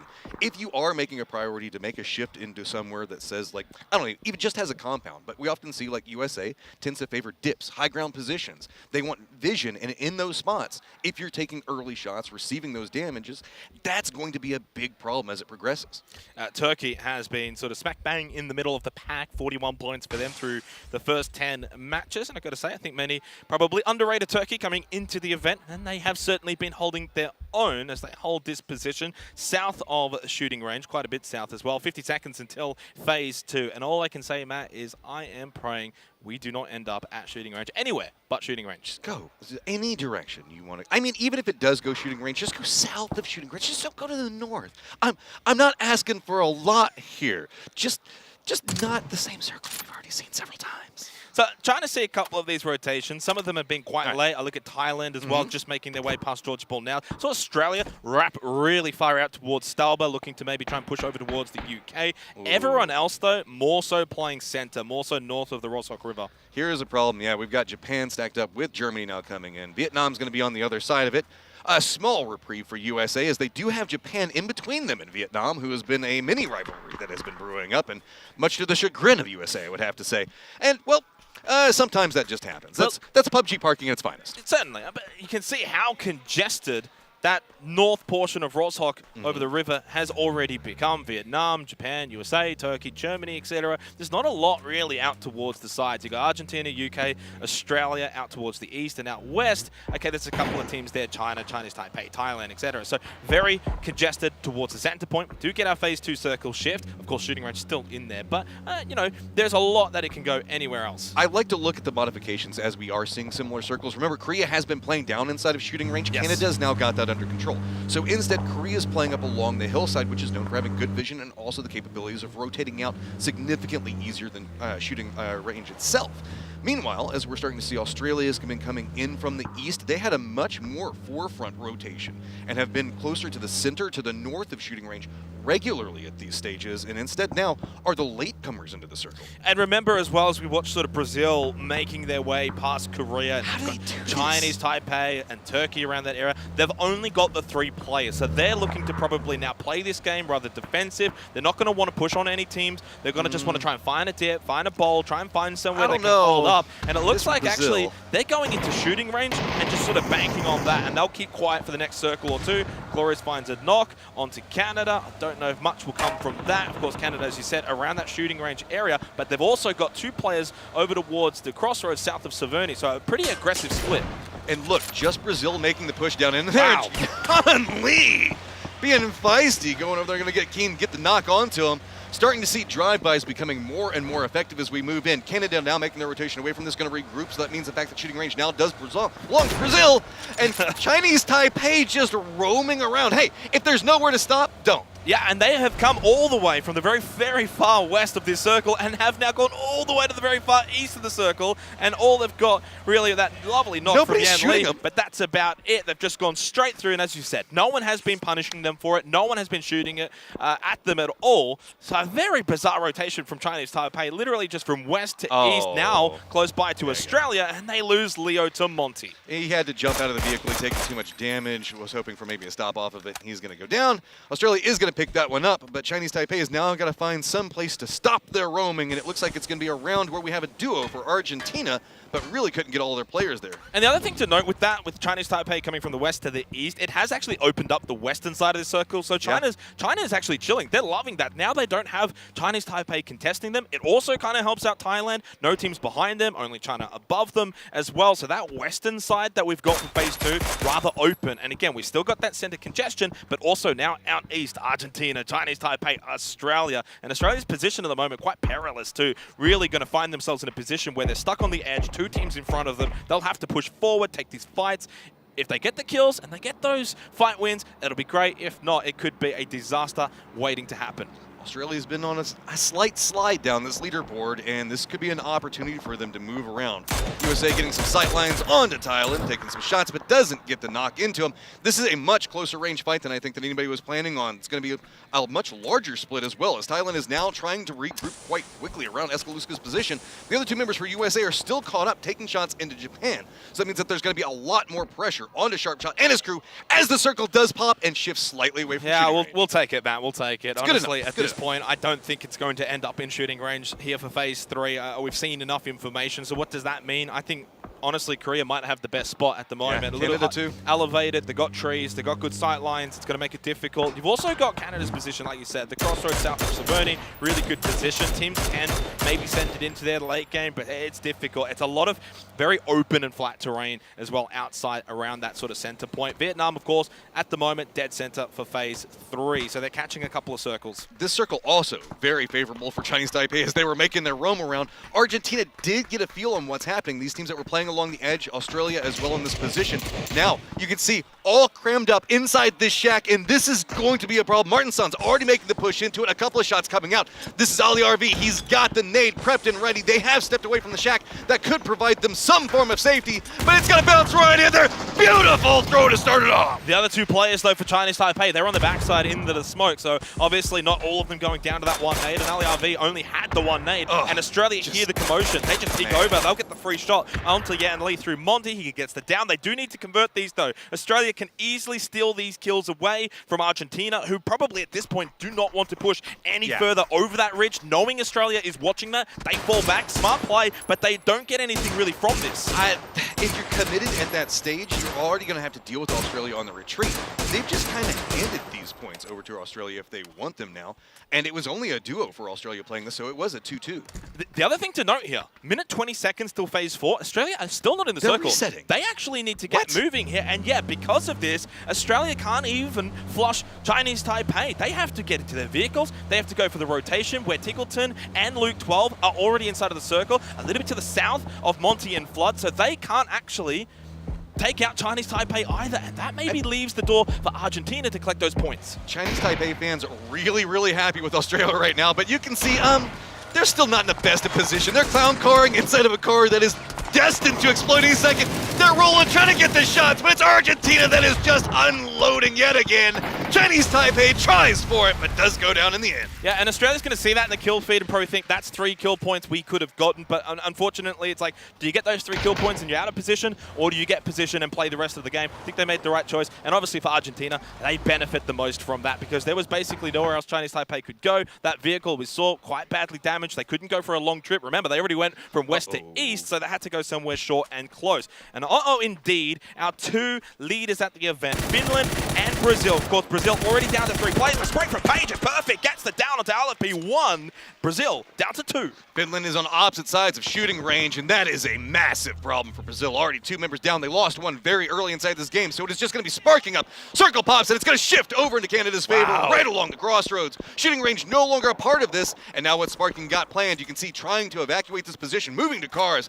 Finland starting to get some more control, but it's going to be Korea up on the top, shooting down into shooting range. Yeah, and this is going to get very chaotic for Phase 4 and Phase 5. There's not a lot of cover. Norins with the nade. Does it land onto Sol? Even if it doesn't, should be able to land a tag. With the tag and the nade, can't quite get the down. Sol, half health, gets away. Should be able to fall back. Has the cover of the vehicles. And of course, Norins pushed out pretty aggressive to try and get to that position to throw that nade. So falls back with Janku. But Korea, they're not even inside of the circle. Thailand, further back, of course, need to push as well into this. Haven, LP1, gone. It's only Sparking that's left, and he does not survive for much longer. Our leaders are out. No points from this game. Still stuck on 119. Spray from Xiaopian gets the knock on a Balmoth. Eskalusia trying to fight back. Now Thailand has to figure out how they're going to respond to this when they've got China up and in their face, and they've got a long trek to make it into the circle. Eskalusia trying to hold it together, does manage to drop a nade on top of Yan, who's been doing so strong so far. Ming Ming on the other side of this one, seeing if maybe he can drop one back into it, seeing how they can respond. The other members lining up. You can see Blue does get another drop on a Janku. So problems starting to abound. Thailand's trying to figure out how they're going to navigate this. They are all separated out. But guess what?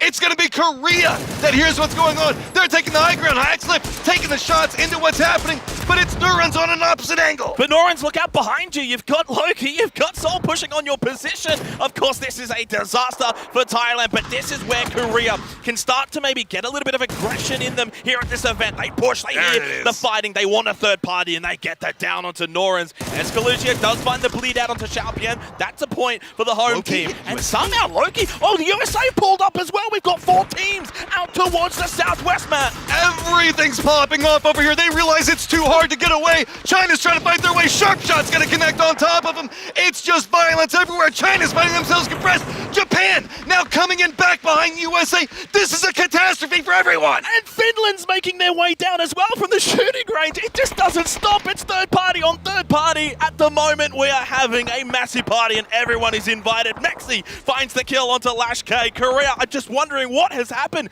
We were supposed to be the aggressors. We were supposed to be the team that clean up, and now they're just trying to run for their lives and see if they can get out of this mess. It's damage control. Teams stacked on top of each other, just trying to step away from each other in some form or fashion. They knew that they needed points, so now everybody's trying to fight. So now looking into, gets a good spray, and it's going to be USA in some trouble trying to get away. Now just Kickstart, the only one, but he's got a gauntlet of players in front of him. Korea, though, still stacked up in this position. They've got Finland in front of them, and they still have Japan to the other side. And Axlip, China still has 1 member back behind. But Japan was smart. They didn't get too close into that. They were able to keep their distance away. Aches left now with a nice elimination on Soul. China are gone, 12th place. They did find some kills for that, about 7 in fact. So China definitely benefiting from that position. There go the United States too, who somehow found themselves in that absolute bizarre fight. 10 teams remain. We've got 20 minutes gone now in this game. Finland too were kind of taking some pot shots, but they didn't get too hard involved. And this circle, Matt, right perfectly for the taking for Canada. We're not done yet. I mean, it's just going to continue to stack up. Korea now down and out. Brazil out. Big opportunities for teams like Finland, UK, Australia, trying to net a lot of points. And if they're paying attention, and you know they are to the kill feed, they're trying to do this. UK doing a big wrap up into the north. Finland's going to be following back behind them. That could be a problem for Finland unless they scout this one out. Canada, though, is just harassing everything in the grounds around them, but can't stack up the kills. Australia, though, runs right into Vietnam, who has been a problem for every team that they've bound into. Massive shot from Duckmai. The other 2 members for Australia pull up, and I think this might be their grave. Vietnam send Australia packing in 9th. They cannot get anything more from this game, but Glories, Duckmai both down. The pressure's not done yet onto Vietnam. Canada with a little angle, of course, from their buildings, which right now feels like the absolute god spot for the rest of this game. Smoke goes up. Vietnam now just trying to recover, get these revives. They got Shaq, but they're going to lose their vehicles. Japan still needs to separate away from Turkey. You can see Turkey's taking the shots. Canada just harassing a lot of what's going to be going on. Turkey, how are you going to play this one? Rolling right in. Luna gets a good lineup into him and 1 low. Wow. Just absolutely demolishes Turkey. Yeah, and a bit of help from Polly there as well. 4 kills now for Japan. Here come Finland. They send it on to Canada. They feel like they had no other play. They've got the outside building, though. Corexi's low. Another nade. That might get the down page. Did get Shimboy. But yes, that nade from Finna got the down onto Corexi. Shimboy actually dies to his own Molotov. I love this drop down. Oh, wow. Shimboy's got the Molotov on top of him, but using that to stop what's going on the high ground, slow it down. Finna realizing what's going on, seeing if maybe he can get a follow-up nade to boot with it. UK sees what's happening, trying to take some shots into it, and you can see it's just turning into a bigger mess. Japan, they're crashing the other side of Canada. Yeah, Keenan's going to be so careful here. They need a bit of help from the other side of the road as well. Keen go down to Keenan. He finds that kill. Defends his building with his life diggery, just trying to get out and see if he can get up. Adam gets Polly. The Japan push has just collapsed on itself, and Canada right now dealing with both Finland and Japan absolutely perfectly as they can. Keenan so aggressive, understanding the situation, plays it perfectly. Oh, gets Shiva! I love it. Rolls right into this. Adam steps out, gets the shots onto him. Japan eliminated. You can see these teams know they need points, and they have got to scrap. They are gunning for it. But every single time you get a knock, there's another team waiting to knock you. It's only Adam that's left now for Canada. He'll have to just hold out and bunker inside of that house. Page the solo as well for Finland. Pulls out the shotgun, gets through to Finna. Another point for Finland. Now only 19 points behind Brazil. Remember to keep an eye on that battle at the top. And the United Kingdom as well tied for second. Both them and Finland on 100 points. Do got to point out, we do have soccer that's chilling in a pretty decent spot right now. It's good to be in the center of the circle, even if it's next to a tree, because everybody else is fighting it out everywhere you can see. Argentina has had control of the East for quite a while, but the scrapping's been going on to the west and to the south of their position. UK, though, have been chilling for so long. They're going to come into this quite strong. And don't forget about Vietnam. Still got 4 players alive, and of course, they did get kind of pushed out of that top 5, top 6 when China really started making their way in for day 2. But at the moment, only 4 points behind China. They've got 4 kills, and with the 4 players up, they could find themselves in a position to get back into the top 5 at the conclusion of this game. So a lot on the line for them, and of course for Argentina, middle of the pack, big point opportunities, still 4 players alive, but where do they go from the warehouse to make their way into the circle? Do they send it onto the UK or maybe onto soccer in the middle of the circle? I mean, it's going to be hard no matter what you do from this position. You've got to hopefully try to lean away from UK. You can look at the numbers alive, and they've probably spotted that there are several to the north, and if there's a team that's roaming around the north, you know that that's going to be the dangerous place to approach. Instead, circle down to the south, or at least just try to use the hillside. I like this. Just navigate in. Finland's trying to survive. You mentioned the fact that they were tied up just a second ago. Page trying to see if he can get at least another point. But UK has just got so many members up, and it's just fully read by Canada. So double solo here for Finland and Canada. Of course, Adam, the solo for Canada. Page for Finland. At this point, of course, Finland are probably happy with the way that this game has transpired. They did have to send it into the buildings, which is never going to be an easy task. They have some kills. Glories. This is a chance, though, for Vietnam to maybe start to find a couple of kills. They've got 4 on the board right now. Argentina's on the move, but where do they go? I don't know if they can go too far without pushing into the United Kingdom. So this is a chance for Vietnam to push in behind them and wipe them up. This is, you just got to keep a constant eye on Vietnam. They will come up back behind you and destroy you. Oh, beautiful angle into it. Don't even care against playing the blue. They've got the nade prepped. Are they going to opt into it? No, it's Page at range that's taking shots, reveals his position. That alerts Argentina, and they spin back around. He only had the one nade, and then he saw them both at the rock. I think at that point it got a little too greedy, wanted to get closer, tried to take some time, but lo and behold, Argentina, they are watching the angles, they are watching the backside, and they spot him out. So he's gone. Vietnam down to 3, and the United Kingdom hears shots, so they move over and see if they can now push on to Argentina. Trying to make this move in, and with Argentina now having to look on a new angle, you can see that United Kingdom does have an angle of approach. Vietnam is still harassing to the south, and Argentina doesn't have the best sight lines to the north. They are aware of what's going on, but the way that's that hillside, it's just not very effective to look through. Our V1's now getting a little bit of harassment over there. Is going to see Adams golden shift down and UK hold it. See how this one goes. I know we got just a couple of seconds before we find out where all the violence is going to be moving to. Is UK going to get lucky, or are we going to see it shift away and actually go into where pretty much no one is? Yeah, I still think this probably favors the United Kingdom. 4 up north side, no one behind them. They can obviously gatekeep Argentina. Soccer's a solo. Adam and Page solos, and Vietnam down to 3 on the other side of the map. So this is all set up for a UK win, which right now, of course, I mentioned sort of coming into this game, they've been the best team on Erangel at this tournament. They've been absolutely dreadful on Miramar, but they have been so good on Erangel. So if the UK are to win PUBG Nations Cup, Matt, they need to keep playing like this, and they do so here for day 3. Page goes down. Haizaki picks up the point there for Vietnam. Finland out in 6th. It also means UK in sole 2nd place. And it's just going to continue to potentially grow. Argentina is the big factor in what's going to be happening, as Vietnam, I guess, has decided that they want Adam's soul, and they're on their way for it.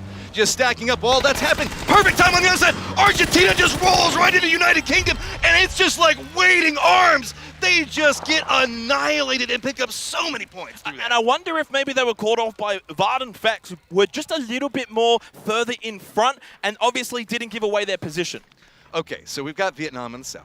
We've got UK in the north.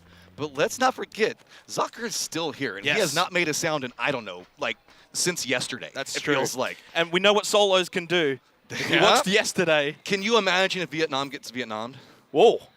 Well, I mean, at this point, obviously, Vietnam are probably the team that would maybe benefit. I think there's a chance if the UK don't sweep properly and they miss soccer, he could obviously cause some damage to them, and that would then help out Vietnam. So we'll see what happens. It's not a given at this point because of Zoka, but if the UK find him or Vietnam find him at this point, then I think the UK win comfortably. 7 kills right now. They can obviously get a couple more, plus the win. It will put them neck and neck with Brazil. The hillside provides a lot more movement and vision for the UK side, so that means the fact that they can spread out to get some firing angles. Vietnam does have the capability to fire back through this, but you can see that they're looking uphill into a very actively moving UK, and that's going to make it much harder because whichever way Vietnam has to respond to what's going on, there's going to be multiple firing angles coming at them, and that means that there's just no protection in this wide open uphill push. Yeah, and they're playing really cautiously, obviously keeping close to each other. You do not really, even a duo that sweeps together could easily both get double knocked and flushed, and that causes them to lose out. Now, Sapao, you may as well take the point. There might be some people that say leave him and see if he catches out the UK, but also it can go the other way. So you get rid of him, you get the kill, you guarantee second place. Now it's a 3 versus 4, and you don't have to worry about a snake sitting in the grass. So for Vietnam, it's not unwinnable, but they're heavily spread. UK have the numbers up close. They will be able to overwhelm unless Haisaki gets an early knock. Here comes the push onto it. He's laying down, waiting for it. Vietnam sent one member off to the other side, but T-Bone reads it perfectly. That's a quick pickup. Are we to see Glorious manage to make magic happen yet again? That is a strong UK front on one side of it. Michael, I think, has fed some information over and said, hey, I've spotted another one. Let's not play this one too aggressive yet. The circle is popped. We can get control over it yet again. Yeah, really smart from Michael, holding that anchor position. So obviously there for the United Kingdom, they had essentially a 3-on-2. They get the kill. They fall back. They don't get too aggressive, knowing Glorious is throwing those nades. UK are just playing this really, really safe, really smart. They want the win. They do not want to be in a position where they throw this away. And also, the blue is also going to start forcing Vietnam to push. So as long as they don't get, a little bit too antsy, they play patient. It's UK's game to win every day of the week. There's no way Vietnam win this. And it's only 10 points to Brazil right now. Every single point that they can pick up, these couple of kills, getting the win is going to put them so close to Brazil. They know that. They want to play safe. They want to play it cautious. Beautiful. Just play it technical, just like that. Play it easy, get the win, and now UK has a shot at going for first. The best team on Erangel could end up being the best team at this event when it's all said and done. 9 matches to go, and the UK are right up there at the top of the standings with this win. Another win on Erangel. It's their third, and their third overall here at the Nations Cup. Just be the beneficiary of don't fight on that southwestern hillside, because my God, that was where all of the action was going on. Shout out to UK for playing that so technically great, but man, we saw 7, 8 teams fighting outside the circle, realizing, okay, this circle sucks. Let's just get some kill points. A wonderful, wonderful game. Now, Matt, quickly with me. Let's summon the desk. Lads. That's right, lads. Good job, lads. I'm loving it. We have got ourselves another Great Britain win. The United Kingdom rocking the Union Jack, baby. It's time for another one. And technically, Martin, that's a back-to-back.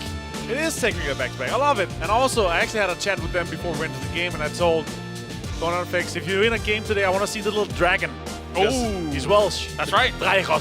Yeah, very, very true. But, I mean, the way they were playing this out, very patiently, I think, and a little bit of fortune with those circles moving towards the north, but they play with it and make it work. I say we learned on day 1 that when the circle goes north, the UK rises to the occasion. Oh, yeah. That circle happened again. There were some groans because I think everyone knew UK plays this very, very well, and they did. They were stuck off to the side of Canada. They made a nice move through Sev. They locked out a position that no one else had. Like, they played clean, and you saw Vietnam had traps. They were laid in the grass, waiting for them to come over the hill, and T-Bone, with some sort of magical perception, spots them and drops them. I'll say this, though. It's an extremely hard circle. Yeah. There's not a lot of territory and terrain to play. There's obviously the compound in play, but we saw how many teams crashed it, and it was not the winning play for that. The way that they're able to both scout, be able to go up and say, all right, let's try to get a little bit inside the circle. They got a northern shift, and they got another northern shift, and then they started playing aggressive, pushing Argentina and making a massive play on it. Yeah, highlights coming in from this one, and we will see throughout this just kind of how barren this area is and how choked up a lot of these teams get on the edge. It was at the start of this thing. I want to give love to Yan Li with that bolt action drive-by. The Chinese Taipei went out a little early, but they had some big plays. Here was Canada, locked up a good compound, played aggressive defense, got a lot of kills, but ultimately Vietnam was too strong on the push. Yeah, Vart getting a triple there in the drive-by attempt from Argentina. That was nuts. I will say, though, I'm happy to see Canada step up and get this many frags, put the points on the board, and also have a good ending. I had concerns for them when they were split across the compound the way they were, but then the way they actually dealt with the team rocking up on the eastern side, very impressive. Well, Finland crashed, but the reality was UK was there to help. They shot down on Paige. She tried to hold the back angle, played very well, and that sort of started the process of UK snowballing into such a strong performance. And there you go, day 3, game 1, United Kingdom is able to take it. And now it's crazy because we are having this insane disparity between the performances on the battlegrounds here, Martin. UK has Erangel on lock, but Miramar is a stumbling point. That is the question. If they're able to unlock that once we get into the later games today and tomorrow,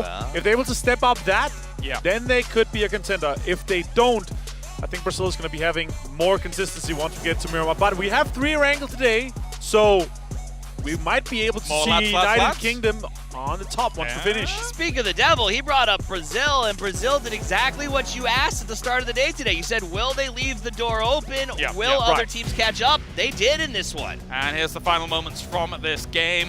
Obviously, you know, Germany has a position where they sent one to the center. Very difficult for them to kind of make anything happen from there. But Vietnam, once again, is a constant here in the final moments, Martin. Yeah, their consistency is absolutely insane. They're putting kills up there. They're putting placement. We're constantly seeing the late game. They are so consistent. I want to see them get some wins. So yesterday we said I want to see what happens when they get 4 to the late game because they kept snaking in with 2. This is what happened. 7 kills and a push to second. Vietnam is quickly changing a lot of people's perception on them as a national team. I have to agree. The narrative around this team has shifted over these 3 days. I think that's fair to say. As we take a look at the points coming in from this game, and there's no shift in the narrative for the UK because they are great. As we're talking about, there are 24 points ahead now with 0 for Brazil, 20 for United Kingdom. It's going to be a fun top end of the leaderboard once we get started here. Now we were kind of hoping for it not to be, you know, just a one-horse race. They're just taking everything and running with it, but it's a perfect start to the day. It won't be, though, because there's Miramar to play later. That's true. You know, that... You don't think they're going to be able to rack up enough points here in 3 games? To displace their shortcomings. Exactly. That's what they did on day 1. I mean, yeah, it's true. I mean, at the end of it, we're like, wait, they're still 3rd. They had a rubbish time. But anyway, so that's how it looks coming in from this game, of course, and Vex will take the lead here. But I just, in general, across the whole of the UK, it was a full team affair, I think it's fair to say, for this game. Yeah, and I think all of them survived. I don't think any of them get flushed in. I think it's so for the guys that have them on the fences, or they're going to be happy. Vex, the Welsh Dragon, obviously stepping it up and getting a lot of damage out there. That is fantastic. And while he had a massive effects on the game, you got to also give a lot of love to the rest of the team. They did a good job on that triple push. They left Michael in the back to play defense. They were very, very smart about the way they approached that final fight against Vietnam. And you see it in the leaderboards as they climb up to 2nd. It's coming home, baby. It's coming home. I think we're just a few points shy here of a great Brazilian performance thus far. And 2 more teams here for United Kingdom and Finland to join the triple-digit club here. 100 for Finland, 115, 4 points different, guys. This is going to be extremely exciting throughout the day. And to be fair, with Korea and China where they are, I think they got caught up in that myriad of teams on that west side. The Eastern shift, we had so many teams. USA was in there. We had so many teams on the western side. It got so cluttered. It got so chaotic. I think you've heard to call it a palava or something like that. Or it was a mess, and it absolutely was. We saw Korea, the U.S., everybody was just going through there and getting absolutely massacred. That said, Korea's still on the climb, but Vietnam moving to 5th place is not only are they in 5th, they're close enough with north of 80 that they could continue to get in the top 3. Yeah, 7 points behind Korea, then you're into the top 4, then you're really having a laugh. No, indeed. Having a laugh for sure. And here, South Korea representing, and there's a lot of Iononyx fans out there. And obviously, we know that a guy like Iononyx can perform well. But, I mean, across the board here, it's been pretty spread for the team. Seoul, we know, fantastic. Loki, we know, fantastic. Even though we haven't seen much of Damwon Kia as of late in other tournaments. I'm looking here, and I'm looking. Remind me your pick again here for Team Korea? Lash K, he was... That's the one, yes.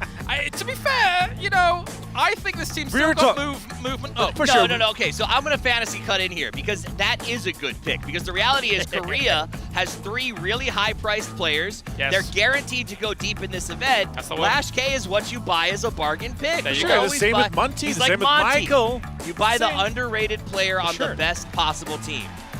And there's Thailand. Yes. You can hear the crowd cheering once again. Every single time a knock or kill comes in, the crowd goes wild. And it's exciting to see the spirit behind the team. And you can see the players time and time again. They put in good plays, they make it happen, and they get at least good fights. And then we get over here to my pick. Team Norrøns. Thailand Norrøns, That's the one. 41%. They've had a rough time so far, Yeah, but yeah. I know Norrøns is able to put the Fantasy League points on the board, but also been able to put in general points on the board for them. It's been a little bit rough. I want to see them continue, though, because they're taking interesting fights. They're taking clever fights. Yeah. But they're getting third party time and time But again. they're getting better. Yet the first day or so, we saw a lot of golf claps when Thailand would go out. But now we're getting a lot of cheers as they're getting their knocks. They're starting to get those kills, and they are, I think, getting their feet under them. Definitely so. Here, just a few more moments before we actually get into this next game. And coming in, I want to see a more central Erangel circle. All of our circles have been extremes here, there, and everywhere. Give me the Pachinki ending here, just to get America All jump right. started. Let's get it going then. It is game number 2. Over to the commentators again. Some fellow lads, let's do it.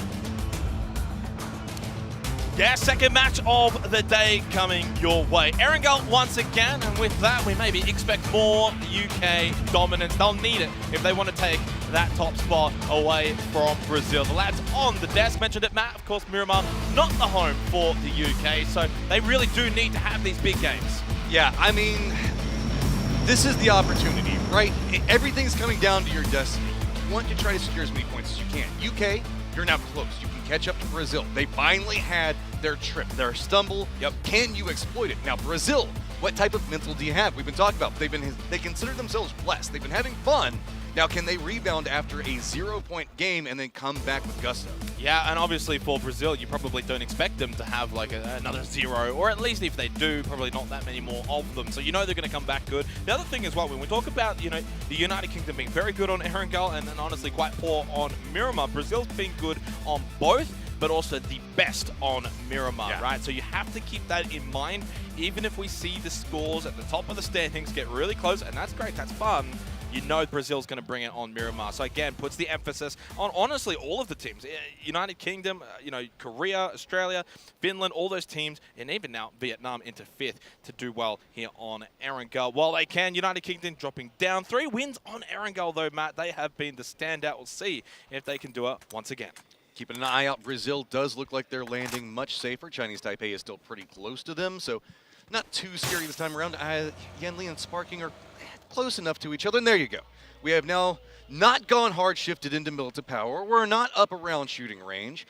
We didn't get the Pachinki that the desk wanted, but this is still a pretty fun location, all considered. Yeah, certainly. We can see, obviously, the kills steal. 19 for Brazil. They had 8 in one of those matches, by the way. That's from the first 11 matches, so benefiting the most from that. What has Nation Cup done to me? I'm now cheering for a regular circle. Me. I'm cheering for, I'm usually like Hilaris over there with his evil laugh every single time they talk about UK. Were you hearing that with the every single time a stat was mentioned? No bias. No bias. No, certainly not. Look, honestly, I think sometimes you do need a break from the calamity of those more interesting circles, and we get one here, of course. Looking at the previous match, Glories, I'm assuming he's going to hit it. Nice headshot with the M24, and does so onto Adam. That was pretty early on in that last match. Of course, as we know, though, things turned out pretty well for Canada in that game. They were pretty content with how things... And Glories, you're hitting these headshots, Matt, but not able to convert them into kills. Yeah, I mean, with the range, it's no surprise. It's one of the downsides of having, bolties, but... I'm a simple man. Give me bolty shots, dude. They're just so good. It feels so good. Chloe's on our screen now, arguably the best player on Vietnam, and unfortunately, I don't think has been able to have the individual stats he would like, that I would like, because he's on my pick of fantasy team. But as a team, Matt, it's always good when all 4 players contributing evenly, and that's what Vietnam has been able to Was that a subtle dig at me? I see how it's going to go. Well, no, Adam's in. Right? Adam's in. And he did well. Canada did good. Yes. Yeah, I know. I'm excited. But enough about our fantasy teams. Let's talk about the actual teams. I'm kind of worried, though, because we do have Argentina Silza that is very close to Australia, and I'm not certain that anybody is expecting this. Yeah, and this is a little bit strange. I didn't quite catch what happened. Of course, we were watching the replay from the last game. Somehow Silzens ended up in shelter. The rest of Argentina's, like north of Yasnaya. And this will thoroughly catch Monty off guard. And not only that, it's going to have to test his mental. If he does get caught here by Silzen to go out early like this, in this fashion, really for the entire team, it's that kind of moment where you can hang your head and be like, oh my God, why is this happening to us? Because this is not something that you would normally expect. Oh, this is just, out of all the ways to die, to be walking around in bunker surrounded by your teammates, and then there's a rat that's just going to come out of nowhere and get you. He's even going to deliver him a way to escape on the motorcycle. Silzen's going to get it easy. And Monty is probably throwing out so many cuss words. Yeah, and honestly, full credit to Silzen there. That's called doing your homework. That's called understanding the way that a team and a player is going to be looting. But my goodness, if that doesn't tilt you, you have got a strong mental. Because I would be throwing my headset and running away and Don't crying. bang the desk. That can get you in trouble. Argentina, though, is coming to reinforce Silzen now and is navigated right between the separation that we can see between Tiggleton and Luke. Luke's all the way up at Mansion. Tig's still playing those buildings that are just outside of shelters. So Argentina's actually going to be able to come and reinforce this. Yeah, we look at our kill leaders from our last match, match 11. I know this is about kills, but look at the damage from Vex. 784 damage. The clear front runner of this group of players in terms of the kills from the previous match. See, this is why we're friends. I like kills, but damage tells a lot to me. Like, I'm going to call out Keenan. I love you, boy, but 4 kills, 300 damage compared to, I don't know, You called Vex. Keenan out, but not Paige? Well, okay, Paige counts too. But I was going to more point out like the 3 and 700 damage. Yeah. But that's, you can see where the work is coming in at different sections of it. And a lot of times, getting the kill is great, but putting out the damage and getting control over an area can give you a lot more. Well, that's why it's a team game, though, at the end of the day. And obviously, kills, when you look at the number, the statistic, you don't get the full story, whether it's a stolen kill, where, of course, you're not going to get much damage from it, or someone on your team has been able to get the knock, and then, you're able to finish that off, or they do most of the damage, and then you just happen to get the last shot. So, obviously, now we look at Japan, and as a team, we spoke about them greatly yesterday, So where many they people to crash on them, had a taking the very, shots. very good day yesterday. No, get that doll off the screen. Don't like it. I do not like that doll. Don't do it. They had a pretty decent start as well in match 11. We saw them. They were one of the teams of the cluster of teams towards the southwest. They didn't get too engaged in it. They were able to just pick apart, get a couple of kills, and generally play pretty well. So they've been a team, maybe like China, for example, that has been able to do better as the event's gone on. I mean, there are certain things to be said about the successes that you can find. Japan in 8th right now, that's got to feel good for them, and the fact that they can still climb. We haven't had a real chance to talk about the fact of point consumption. When we're looking at this, Brazil, UK, Finland have just been destroying the leaderboard. That means the rest of this is a lot more compacted. 1 or 2 good games, and suddenly you find yourselves in a very good spot trying to contest into a much better position. Yeah, and this is probably going to be somewhat of a slow start. We mentioned, of course, rather central circle on Erangel. There's going to be a lot of buildings. Do be like that. Yeah, exactly. There's a lot that really teams are going to be able to have early on, even into, honestly, Phase 3 for that matter. I don't expect much to happen until about maybe Phase 4.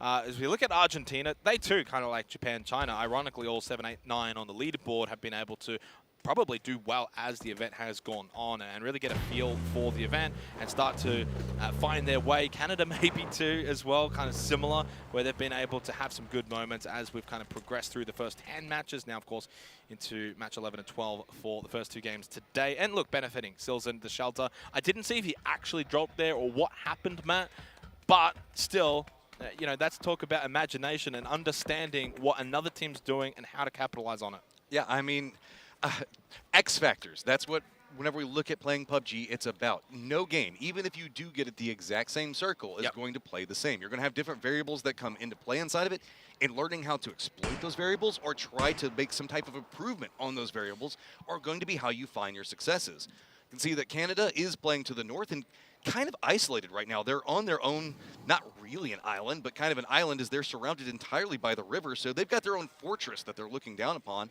And if we do see the circle go this way, it's going to be quite strong. This has an awkward capability for a lot of interesting circles. Like, everybody is playing to the center of what's happening right now, but if we do see it go to the north, Rajat could be a thing that can happen. School, apartments is still a thing. Pachinki is inside the circle, sure. Everybody is along Death Road. They're around Shelter. They're on Potato Mountain. But really, we still even have, like, Yasnaya as an option that can be going through this. So as these teams are making these modifications in the central cluster, it could be a much, much bigger problem as we progress. And Tig's got to be careful as he's now starting to stretch out. Canada's now starting to stretch out. And the more that this goes on means the fact that it could be a larger problem for anybody as they're moving into unknown territories. Coming in off this one, just got to play it carefully. They don't have anybody too close to him right now. Really, their closest target is going to be Korea, but I wouldn't be surprised if we just see them stop out over here. Vietnam, leaning into the strength of what's going to be going on Death Mountain itself, or Death Road, I'm sorry. You can see that they're running a split all the way across this. This gives them a lot of strength to look down into farm while also having some vision on what's going on to the north of what's happening. Australia is going to be posted up to their northern position, but to the south, they do have Chinese Taipei, they do have Thailand, and they still do have Brazil, who's managed to navigate into this, but playing along right up next to the coast. Monitoring it as we see, it's a just calm circle, all considered. I mean, we were kind of expecting this. Just one death kind of early inside of it. No big deals. But Vietnam, I like the fact that we're starting to see them lean into their more aggressive style. We've talked about this a lot. They've been the bane of a lot of teams, most notably USA, but really it's been a lot of teams that's found their demise at an unexpected position and a much more aggressive Vietnam than I think that anybody was possibly expecting. Now playing Death Road, having this vision all around them and the capabilities to move through different sections of the circle that this area provides is going to be massive. Brazil now making their move could find themselves with an open opportunity as really they don't have anybody next to them except for Thailand to the east. Well, 5 seconds away now from phase 2. And that was wonderful from you, Matt, of course. Thank you very much for that. Bacon, and you get the shift that we like to see. Down towards farm. Perfect for Chinese Taipei, who's already in there. Of course, Thailand, well, we heard the crowd applauding. You can see that they're around that position as well, and Vietnam on the top side of Snake. Yeah, that's what I like. That means the fact that there's going to be a lot of strength to be had there. North also going to get very, very clustered as we do already have Turkey, Japan, Korea making a slight move. Australia are already on the move. We got Finland, UK to the east of it. To the west, we can see that's already going to be Canada, China, as well as Indonesia, all making their moves. Vision now starting to come in. Germany making a push to the center is going to be harassed by Chinese Taipei, but Germany shows no fear. No. But Pains! No, not onto Micah! And it gives Leo a reprieve. He can get out of that building, throws the nade, looking to capitalize on the pain of Germany. Pain still down, shots though, back from Soccer onto Leo, forces him back. Saved it, he find an angle. Germany kind of doing okay to salvage this a little bit. It's rough, but they're trying to get their feet under them. They are finding it, and do get a knock. Pains makes up for it, gets the knock on to Savior. Looks like we're starting to balance this one back. Leo, though, still has such a dirty angle with all of these nades. He can unload if he connects onto anything. It's going to be bad problem. At range, that firefight that's going to be going on is nothing to be concerned with. That's too far away for things to be happening. But Leo now making the shift over to shotguns. Germany has their numbers back up, but now starting to come through. Big nade from Yan Li. Pains gets the down onto Leo, so still only 2 up for Chinese Taipei. Pains falls to the Molotov though. Only Zoka left, and here come Vietnam. They've timed this perfectly. The push onto farm, where they can maybe clean up this messy fight between these two teams. I mean, what do you do? Zucker has already tried to find a way to salvage once. He's trying to run out. Thailand has vision. Everything's been going off over here. Everybody knows to look this direction, so you're pretty much doomed. He is going to go down. Now, we do have a big fight that's going on to the west of this. As you can see, it's going to be a big mix-up between Japan and Turkey. But at range, it's also going to have USA. It's coming in. Luna, what are you doing to them? Try so hard and almost picks it up. Yeah, Turkey still has the numbers though, so even if he gets that down, I think it was Quetpa that was still there as well. They'll get the revive. Quetpa heals up, so 3 for Turkey, 3 for Australia too. Remembering back, of course, they lost Monty to Silzen in Shelter. Not a bad circle as well for Australia, and this is the kind of game where they've got good position, but they, of course, had that snake of Silzen inside of Shelter that really threw a spanner in the works for the rest of this game. We'll see what they can do as a trio. 12.5 minutes gone and a minute away from phase 3. We'll see how this continues to play out, but a little bit of a slowdown here for phase 2 now. USA needs to be careful. They do have China that is going to be approaching behind them. Luke 12 just going up, taking a bite out of Turkey, and then going to retreat away from that one. Really just harassing to harass. Korea is also harassing the low ground for Australia, as well as Luke, so that's why he's not overcommitting into this. Just smart play. See if you can get some damage, all considered. Now, is going to be able to get away with that one, and this is a weird storm brewing over here with Korea and Australia being so close to each other. Yeah, and there's a second thing to take note there, but Luke not only getting that down, that doesn't matter, but he gets information that that position is not safe. He's getting shot at by Korea, so they obviously can't just push up to the top of that ridge, hold there, and then look to push over. So obviously for now, they've got the buildings. Huepa actually bleeds out, and I think Luke's going to be like, oh, I actually got the kill from that. He was probably expecting the revive after getting the down and then running away. So nice little result there for Australia. 5 seconds away, though, from phase 3. Do we head back down towards farm and continue to the south? We do so, in fact, and this is a big circle map for Thailand. The hometown crowd is loving it. And also note, UK in the circle to the east, Brazil 2-2 split to the south. It means a lot of our top fraggers and our people that we're looking to try to assault the leaderboard in good position. Vietnam starting to collapse in a little bit more. Thailand looks like the fact that they're going to lean into the center of the circle, trying to regroup. Norrens doesn't have that same opportunity. Australia going to be moving up, and they're going to have Korea coming up to the other side of it. Does Australia have a read onto this one? Are they in a position to try to surmount back between this? No, they're not. Good on Korea, playing the lower section of the hillside. Going to bypass that, but that means that Vietnam or Argentina, who's also in a vehicle, might get spotted. There's still a couple of buildings over towards Snake as well that are available for teams to send it into, and not a bad spot for this particular circle. Of course, Farm is already, very much taken. You got Vietnam, you got Chinese Taipei, Thailand out towards the southwest of Farm 2. So there's not really a whole lot of real estate there. So for all these teams playing out onto the edge now, you look at Australia, Canada, even Korea and the United States, all on the northern side. It's going to be very difficult in the late game if this keeps going south. Deserved a point for that one. That was a nice little trick to make as he's resulting this one. Now going to be running by Indonesia. RDK is going to go ahead and feed that bar a lot of bullets, but not going to feed too much of them over into the vehicle of China so they can continue their rotation. Brazil did make a move over to the east, so that means the fact that the area that China is going to be moving into is pretty wide out and open for them. Yep. Team I'm getting a little concerned about is actually going to be Finland to the northeast of this. Yeah, actually just seen that all the way up towards Shelter. I had to look and see where are they actually currently located. And I think the reason why you've got to be concerned for them here is they've got Australia and Korea directly in front of them. If they try and wrap north and out towards the west, you've got Canada and the USA. There's not a lot that Finland can really do without pushing through a team unless they just send it towards the center and hope that that rotation works out for them. No one gets knocked down through what will be, I would imagine, a barrage of shots on them. Again, there's nothing in farm now. Snake, pretty occupied, but honestly, there's still a couple of buildings there. So everyone else now playing out towards the edge here for phase 3. Time is old. A tale as old as time, I gotta say. It's gonna be Canada taking shots. The USA does hit sharp shot in the air, and he's gonna go down. Canada does have a pretty decent movement into this. Australia is going to be taking pot shots at the side of Canada. That might make them pump the brakes a little bit. Adam, though, seeing an opportunity, wants to go for it, but is getting harassed by Australia continuously. Has to make the stop for it. So starting to have to move out. I like this. Just pick up the player, move away from it. But Finland did get vision on what was going to be happening with Korea.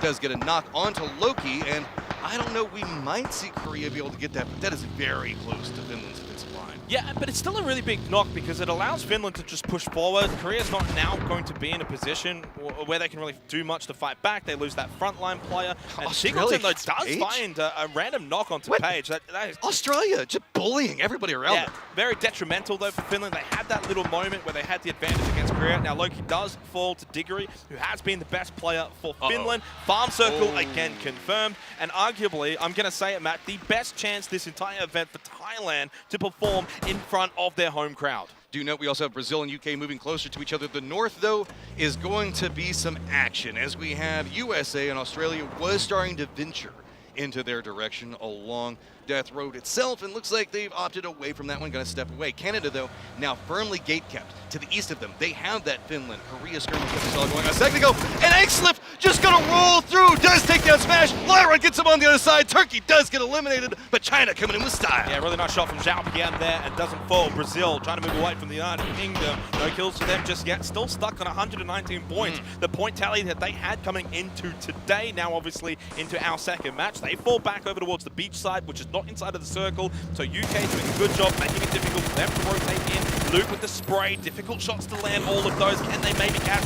Shimboy at the end? No. Can they get through? Can Canada get into the circle But Argentina, in front of a couple of other teams. You mentioned Argentina. It's Fisher that's the close one. He actually throws out the Predator. He's like, no, just don't come here. Yeah. I just don't want you here. The rest of the team inside of the Wizzy Tower, and Canada just keep going as far as they can possibly go. There's nowhere to go, though. They've got Thailand in front of them. They've got China in front of them. Every single place that they go, they've got bullets that are coming at them. They're trying to feel this one out, just letting their bodies explode as they're making their approach, and there's just nowhere to stop. How are they still alive and found a dip? It's insane. It's, though, only going to be the two of them. But you'll take it, considering the journey that had to go for the Michael. Massive nade. Vard with the headshot onto Shimboy, and the UK are now just 2 points away from top spot here for the PUBG Nations Cup. This is another chance for them to find victory on Erangel. Down towards the south, there's not many teams around them, basically only Brazil, and then the teams in farm in front of them up north. Yeah, we can see that Finland's been hunkered down. Korea is taking shots, but Korea is not inside the safe zone yet. They're going to have to make a move. Australia is also to the east of, or the west of their position. I'm sorry about that. And is now looking down the hillside as well. Korea, where are you going to go? They can hop inside their vehicles. They're going to do a long wrap right against the blue, no surprise. This whole area is fairly open. Australia, though, making a much more bold roam, doing the exact same thing that Canada did. Going to separate, go right past Argentina's Fisher, leaning into the opposite side, but it's going to be Shrimsy that knocks into Luke 12, getting some vengeance for what happened earlier. Tiggleton making the stop, and hey, they're going to be able to survive here for now. Yeah, but they're still going to just get peppered away. They're going to lose their vehicles. They have to throw out smokes. They can only, of course, buy time momentarily. 19 minutes gone. The best hope for them will be the teams that are essentially shooting at them may have to move phase 5. That could then slow down the damage. They basically need a northwestern shift here for phase 5 if they're going to be able to do anything. Right now, though, we see Korea on the rotation heading down towards the United Kingdom. Yeah, they managed to make their rotation fairly easy. No surprise. Circle does pop. Still favors Finland. Argentina in a good position. Remember, Vietnam, Chinese Taipei are playing in farm. Now much more awkward. UK, Brazil. Now you're going to have to make some bolder choices. UK moved into this position and forced Brazil back up against the wall a second ago. Now how's Brazil going to respond to this? Yeah, speaking of forcing, I think Thailand's going to be forced into a fight. There's just way too many teams that are on the eastern or the southeastern side of the previous circle for phase 4 that need to push into this circle, and there's no cover besides the buildings that Thailand have. Kickstart looking to take out Flood and Tiggleton. A few more nades as well. Sharp shot with another sharp nade. They will finish off Australia. Well, that one gets a friendly bounce away from Tiggleton, but yeah, the pressure mounting. And it's good to see the United States on the front foot being aggressive against the best player in North America. They take him out. Australia gone in 12. USA finding some legs finally to get some kills. Brazil rolling in, slams into a rock. Not even in the safe zone, though. UK's got a sight line on them, and that's going to feed a kill over to a team they do not want to feed anything to. Aware of it. The car's just not giving them cover they need. That's 2 people down. If those 2 go down, guess what? UK is going to be tied with them, and the other 2 members from Brazil have no way to provide cover. Just blow up the Darcy, it'll flip away, surely. And yeah, you're correct. They will be able to not only tie them, but I think with this game, the UK should be sole top spot when it's all said and done. They get rid of LFP1 and Sparking. The United Kingdom are so close to that top spot, tied now. Nurens for Thailand. This is where they need to start finding some kills, start getting some points. The home crowd, what's gonna be like when they find a couple of kills and have a big game here? I know, trying to hold this one down. Brazil does go out. UK, here is your opportunity, but don't forget about Finland. That's up to the northeast of this. They're looking down on what's going to be happening. Korea in a lot of trouble. Argentina taking some shots onto one side of them, now having to hunker down into this position. Thailand does have a potential to make a move here, but with the crossfire that's going all around the circle, it is so open and there's so much verticality all around it. So many teams do not want to make a move. Yeah, Vietnam, Chinese Taipei, still not really want to pushing it out of farm. UK on the move. Haisaki knocked down by Xavier, and he'll get the spray down as well. The flush confirmed. Chinese Taipei, 5 kills this game, and they're still looking good inside of farm. They can take out the rest of Vietnam. Glories though, big nade. The bounce doesn't connect though. We'll have to wait and see. Don't think so. No, able to move away from it, but the pressure's still mounting. It's his last one. The underarm. Don't see anyone close though for Chinese Taipei. What a throw over, but Glory's inside. Yanli holding the left side here, and Finland might be able to find a couple of kills too once these teams push out of farm. This is just such an awkward fight, all considered. Chinese Taipei is very aware of the fact that they can be shot from alternate angles, so they don't want to overcommit anything that's happening. UK did make their rotation to the south of this, but that puts them fairly close to China. Now grenades being exchanged between the 2 of them. could be a problem for China as a lot of these are landing pretty close. Oh, Finally does my connect, God. and it's just demolishing them, trying to now rally. Vehicles have managed to land, finding a couple of angles, and this is also going to be Indonesia. And a massive cheer from the crowd too, and they get that circle, and Thailand is still in it, in those buildings here for phase 6. You do not want to be outside in the open. You can see what's happening to China right now. Chinese Taipei, though, still fighting with Vietnam. Glorious holding this angle, making sure they can't push in. Is that a flash? It is, and Good Fabian goes read. over. He'll spot Good him read on top. that. Massive play from Cloris. The flash back the other way. I think there was a nade being thrown there, and now Indonesia pushing as well into China. Teddy with the opening nade. They want another one to go in there and to confirm these kills onto China.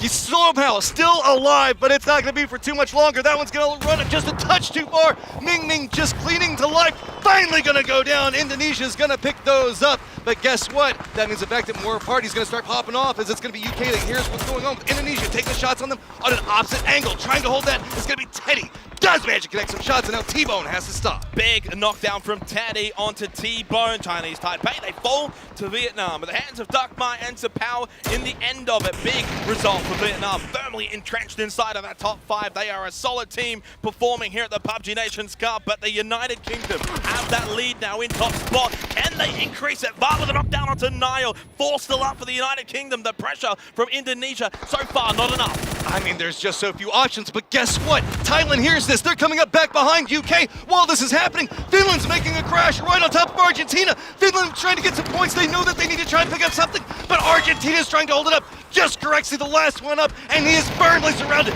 Does take down one, but does go down in the end. Thailand still eyeing over to United Kingdom, though. Thailand, yeah, pushing now onto the United Kingdom with the knockdown and elimination of Vex. I think this might be United Kingdom slowly falling down. Vard, the Molotov as well. Michael's gone, and yes, Nuren confirms knockdown onto Vard. Only T-Bone remains for the UK. A 5-point lead confirmed over Brazil, but I'm not sure they're going to get much more. Thailand steps away from this. They leave it alone. I guess the shots from the USA up to the north of this, because while this is happening, the only team that was contesting up against the USA was Finland. They made the send into Argentina, and guess what? We're going to see another team. Vietnam has the same idea, running right into Argentina's position. Is this the game for the United States of America? Balmont with the knockdown onto H-Win. Of course, Shimsy's up there as well.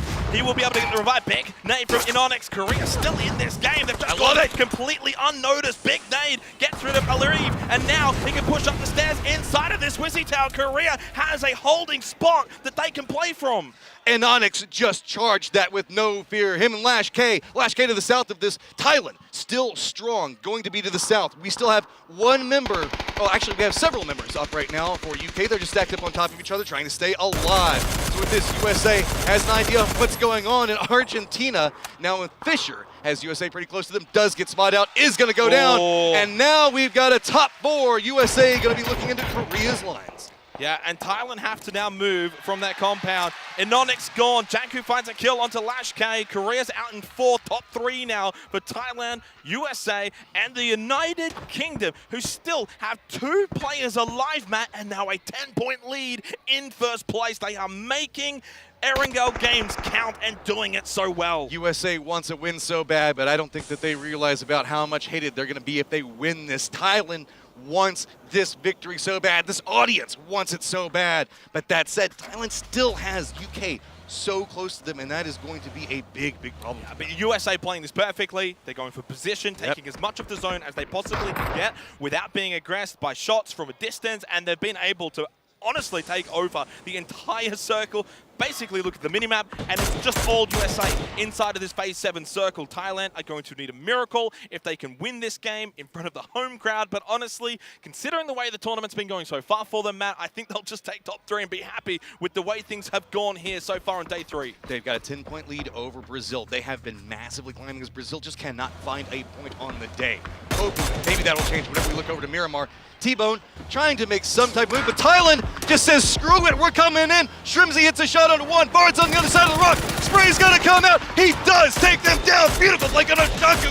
The issue is, USA sees it. Pop knocks another one down, and now Thailand's just got 2 members up, and they've got a hellacious run ahead of them. Yeah, nothing is stopping the United States right now. 4 players up, 9 kills. That blue is going to envelop Belmoth. He's not getting saved by Janku with the SKS, and 3 bullets. It's just not happening. Escalucia just trying to keep them at bay. buy some time, get to a safe spot, and maybe allow Janku forward in what will be a 2 versus 4 from basically no man's land. That was all just to try to make it into the safe zone. Thailand is trying so hard, but another member's gone down, and there we go! USA finally finds themselves around victory. It's the United States that take match 2 of day 3, a much needed result. They desperately needed something to go their way, Matt, and they find victory at last in what is turning out to be such an amazing event. The United States have finally come to the party. My last cast of the day, and USA finally gets something. Feels good, but USA, be very careful. Do not go out to the audience right now. They are still excited. I'm making jokes. These guys are absolutely loving all of the action. They're cheering for every good play. They still were supporting the victories after it happened and still supporting their teams. But that being said, Thailand, man, that was so close. Are we starting to see more and more, finally, the home crowd energy hitting them? Maybe just opening up for Thailand. Of course, the United Kingdom, they take top spot, but it's the USA that take this game. And let's take ourselves over to the desk. That's right, a roster that is made for it. We've got USA getting themselves the win, baby, here in game number 2. I got Toffees as well as Avenger here to talk about this one. But you know what, Toffees? It's your time. Let's go. Let's go! USA, about time, man. They finally woke up, and then they did what when we watched that game, I was like, oh man, how cool would it be if they went up on top of the tower? And they did it. They did it. They did it. They got the win. They got the plays. They positioned well. They fought off a bunch of teams, and I love to see them on top finally, but I still have to also give love to Thailand, who played second out of their minds. They pushed the UK and showed that maybe the lads aren't all they're cracked up to be. You know what do you think about it? I mean, in general, it's a really hard area to play when you have to get in between this high ground and you have this twinge compound that Thailand was playing in. So UK got the most out of it. Happy to see, but this is massive for America. This is exactly the kind of game they needed to step it up, and now they can go out, they can celebrate, they get the moral up high, and they're practically getting 80% more points now than their total for this one game. The key's in the ignition, they're revving it now. So let's get that motor going as we take a look at the highlights here from this game. And it was crashes galore. This tower, of course, becomes impactful towards the later stages of the game. And you know, they had to dig Australia out of there. They had to fight off teams to get that position. They managed to do it, and once they earned that spot, all it was watching the rest of the match unfold. The reality is Thailand found a good position, then they got aggressive. I love that. And this is what I think happened, is they knew that they weren't necessarily going to win against that position of the States, and so they pushed and got the point. Guarantee second. Exactly, because if UK had a bit more smokes, they could have kind of get their way into the circle, and they would have been a weird three-way fight. They wanted to ensure the kill points and the placement extra point that they were getting from second place. So I'm really happy to hear and see the home turf advantage really coming into effect here. Game 2 of day 3, the United States of America is able to pick up their first of the tournament here for the PUBG Nations Cup 2022. And not too much movement in general from them. The UK actually had to move a lot down towards the bottom as they started all the way up in Kameshki, I believe, actually. They had to hustle to get to where they got to. They did get a lot of points out of it. They played the map well, though, so we know that. Yeah, and in general, also, I'm happy to see that we're getting this somewhat normal circle after our absolutely insane circles here in Erangel so far. I mean, we've been asking for a middle circle or something like. I mean, I've been. There it is. I mean, I was burning incense last night saying, please stop with the crazy. You were asking for it because we obviously have the USA looting sender, so they're going to have a bit more advantage. Now, have a center circle, and if they win. So I'm kind of hoping for more of that. If we get the next one somewhat center as well, it would be good times. It's a nice conversion. Here's how the things play out in the later stages. Of course, US had the tower position. It's funny because I assumed that maybe Thailand would completely decimate UK's position earlier than this, but because of that tower, because of the position they had, I think you lost Nurins in that moment.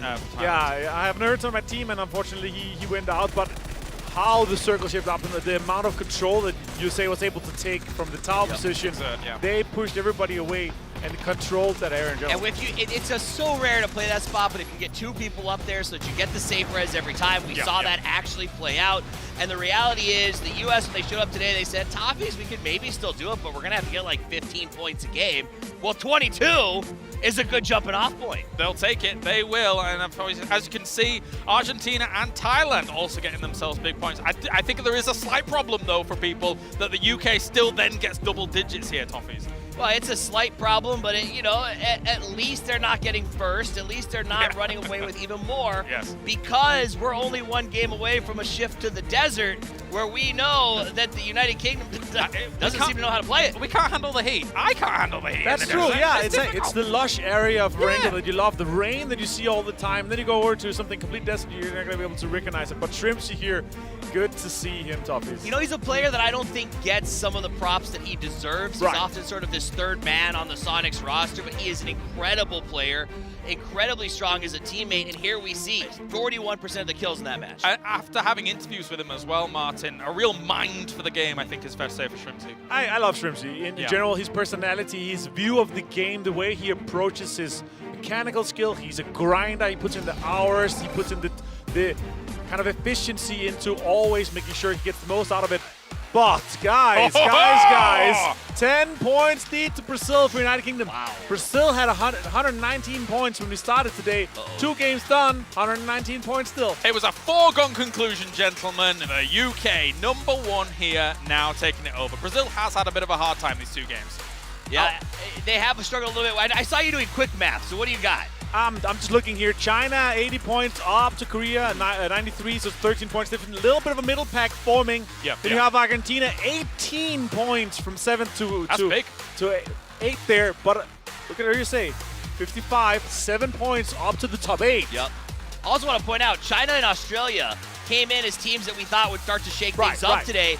Teams have done a great job of locking China down. And then that last match, Australia fought the U.S. for that spot. Had they won that, it would have been a very different story, and Australia would be back probably up in the top 4. Very easy to say, though. Still a lot of games to go and still a lot to play for here. 3 more games today, 5 more games tomorrow. Everything can still shake up, Martin, in 8. Yeah, honestly, the way that we have America starting now here, this was somewhat the last chance of them. Otherwise, they're not going to have a, even if they have a good running, it's going to be a hard time getting into the top 3. All right, gents, time for a break. When we return, we have one more Erangel here as the UK have taken the lead.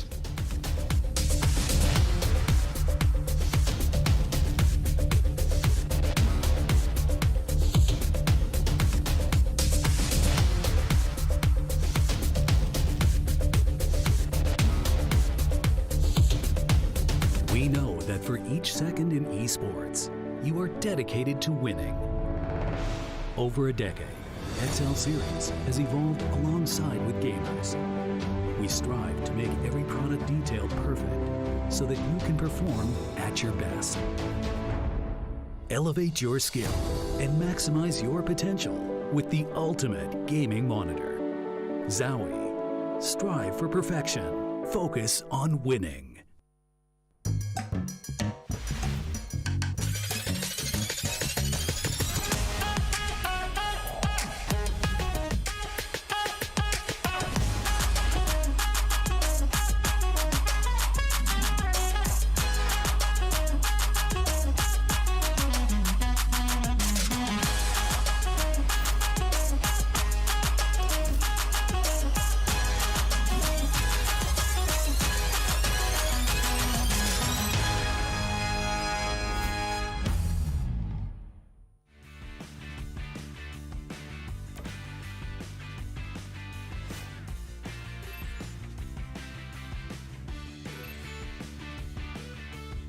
Hello PUBG Esports fans, this is Shrimsy from Team USA. Nice to meet you guys. What's up Esports fans? Oh, I'm not saying PUBG. PUBG. Yo, what's up PUBG Esports fans? This is Team USA. Milo, leave me alone. Look at the dog. Hey, what's up guys? This is Kickstart. I'm representing Team USA, and I just wanted to say what's up. I think bringing together some of the best players in the US is definitely going to be exciting. I don't want to give away too many of our strategies, but yeah, you should just definitely watch and be prepared to see what we're going to do. This is the best of every region. It's going to be insane. Like, I can't believe I'm going to be there and participating in it, and I can't wait. You're going to pick USA, right? Right. I really hope that we can do you guys proud at PNC 2022 for the USA team. Thank you guys so much. USA doesn't need a slogan. I mean, we're gonna dominate. Okay, what did I just do? What did I just do?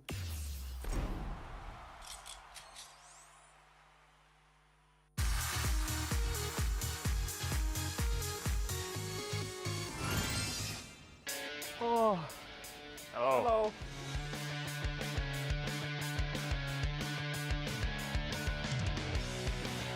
I think this is like completely comparable to cold sauna in Finland. So it's like sauna all the time here when you're outside.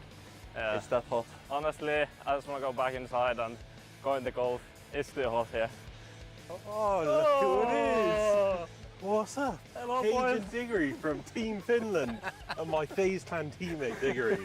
How's it going?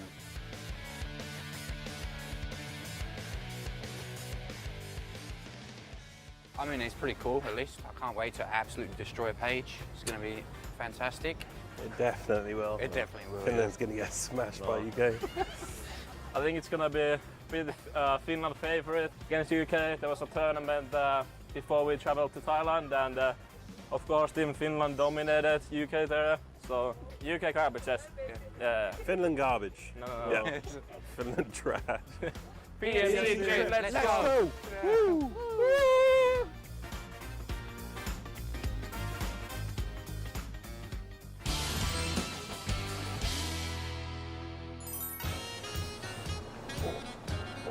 Ooh, okay.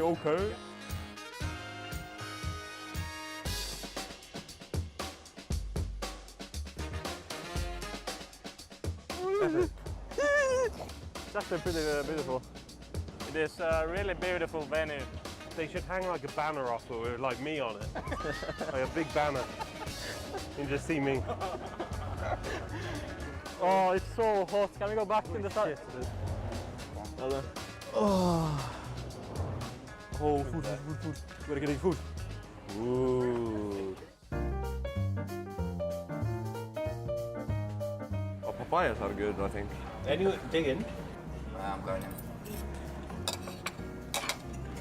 I think it's pretty good. Surprisingly good with a spicy salad. It's a bit spicy. Yeah, it's kind of spicy. Ooh, shrimp.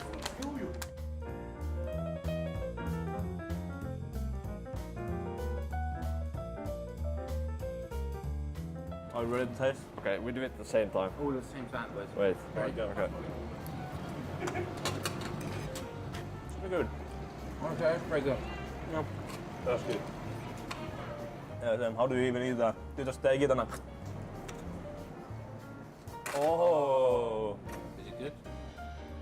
I would say the first one was better. Yeah. Yo. That's like a Chicken curry. crab curry.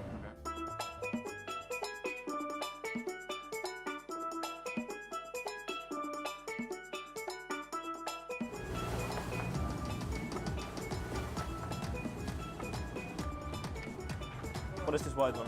Crab, onion. Yeah, onion, that's what I would. The curry makes it so good. Everything with curry is tonkatsu, curry chicken, tonkatsu. Yeah. I ate tonkatsu yesterday. It's so good.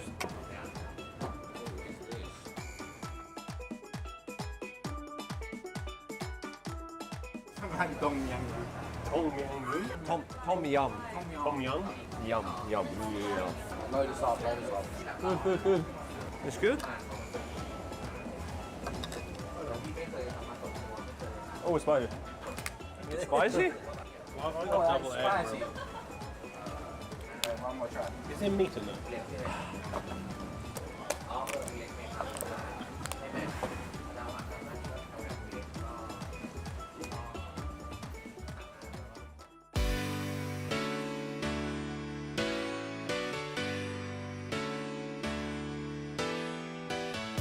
Last year Finland come last place, so what do you think you're going to do different this time?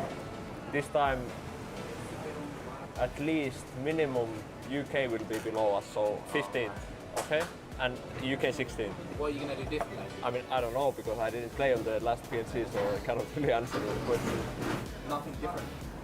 What's it going to feel like to be like lose to Team UK? I mean, that's just your own fantasy. Yeah, that's your fantasy, not ours. It's going to happen. The only thing we do is like we camp them on the bridge. They get really mad, and then they play work. So we're camping the bridge every time.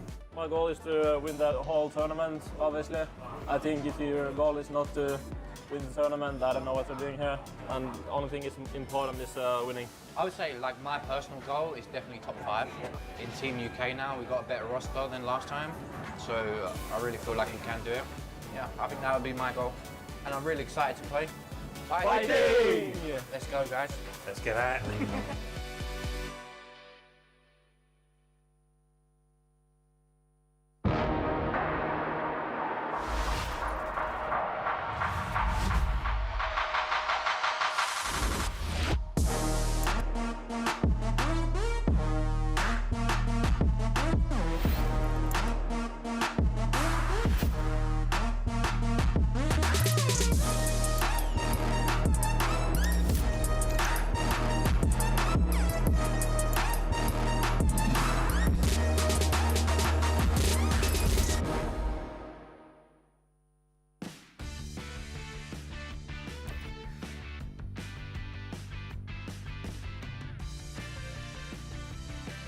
Hello, my name is Michael and I'm going to be playing for Team United Kingdom at Nations Cup. Super excited to be participating in PNC 2022. Like, everyone's going to be good players in the tournament, so just whoever has the best team player is going to be coming out on top. I feel like it's going to be us. I think everyone on the team is like just really good individually, like everyone can wear their gunfights. I think that's like one of the main strengths of our team, and I think we all get along really well, so that'll be like good like synergy for our team, I guess. Word of resolution. Domination. Pure domination. Bring back the trophy for Queen Lizzie. Up the boys. Fighting! Fighting!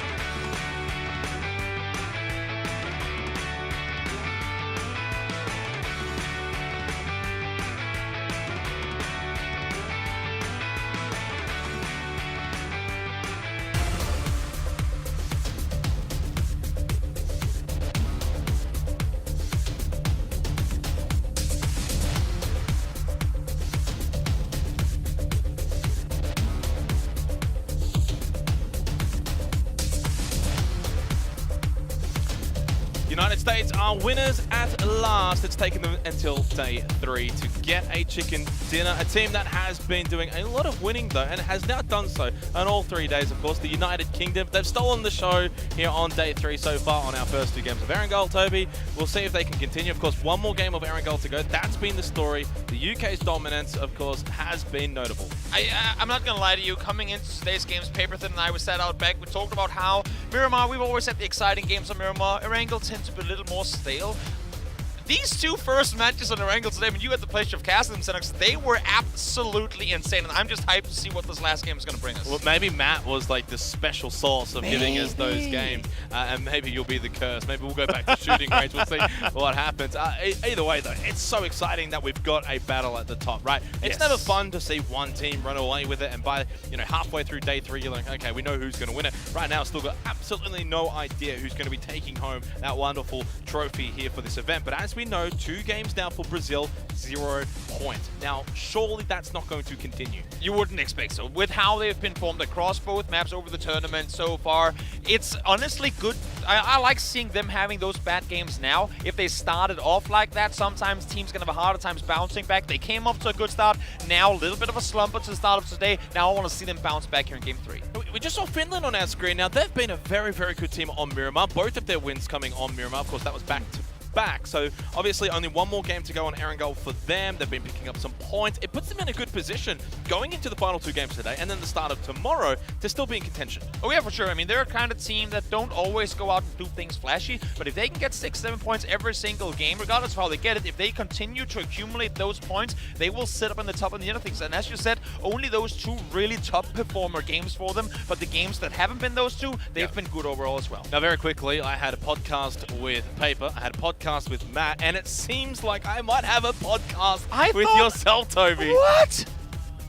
I guess that's what we're in for. I thought I was blessed. I thought I was gonna go clean slate all the way through the event, but no, we are having some PC issues as it seems. And you know what? You're in for a thrill here, because then next time we will entertain you all the way through. Well, hopefully you can be the entertainer and I'll be the mediator.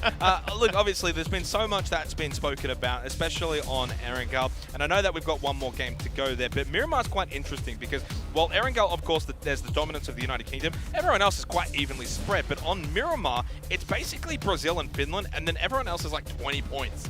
I feel like the Miramar games we've seen so far, despite having a pretty good variety in circles, it's impressive to me that it's the same teams that tend to come out on top. Usually, the more variety we get in terms of the circles, we also see a much bigger spread in top performers. But I think it also just adds to the. I mean, we see it on the leaderboard. There are just some teams that are playing on completely different cylinders to the rest of them. Yeah, certainly so. And look, obviously, we've spoken a lot about the United Kingdom. We've spoken, of course, about Brazil, Finland, but the United States, they won the last game. Yep. Finally, they've made their way to the PUBG Nations Cup. It took them until day 3, but good signs for them, pushing, getting a couple of kills, decent positioning. I mean, it wasn't exactly a circle feed for them. They did have to move around a little bit.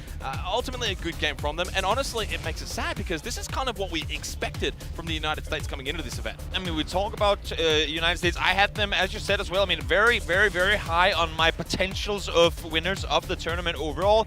And yesterday, we saw how China came out, finally getting things going. And I said, don't sleep on China. I mean, yes, they can start off weak, but once they get going, they are not to be, like, you don't want to go up against them at all.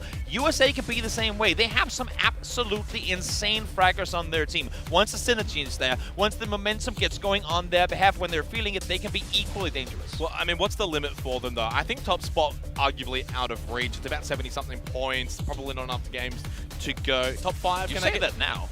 I do say that say now. that I'll now. stand by that one. Don't worry about it. Maybe top 5 finish would still be something they can achieve. It's reachable. I mean, again, we've seen them go out and have absolutely insane days in the past. This one, again, not a flashy win by any means. They were able to sit a little more quiet on the north side of the circle for a while, but once they pushed down, once they knew they had to deal with Australia down by the tower on the west side of the Snake compound, they knew what to do to bring it home, and they did so in fashion. Well, speaking of bringing it home, the United Kingdom, of course, wanting to bring it home. 129 total points now through our 12 matches. 10-point lead over Brazil, who have picked up 0 points through the first 2 games of day 3. And I've been running around all event, Toby, haven't I, saying Brazil surely can't do it 3 days in a row. And so far, it seems like I have been correct. Finland, of course, still hanging around there, 102 points, only a 27-point gap. And we know that that gap could basically be, you know, overcome in about 1 or 2 games. Yeah, I'm loving that PUBG gets to be the esport that shows that United Kingdom knows how to do it too.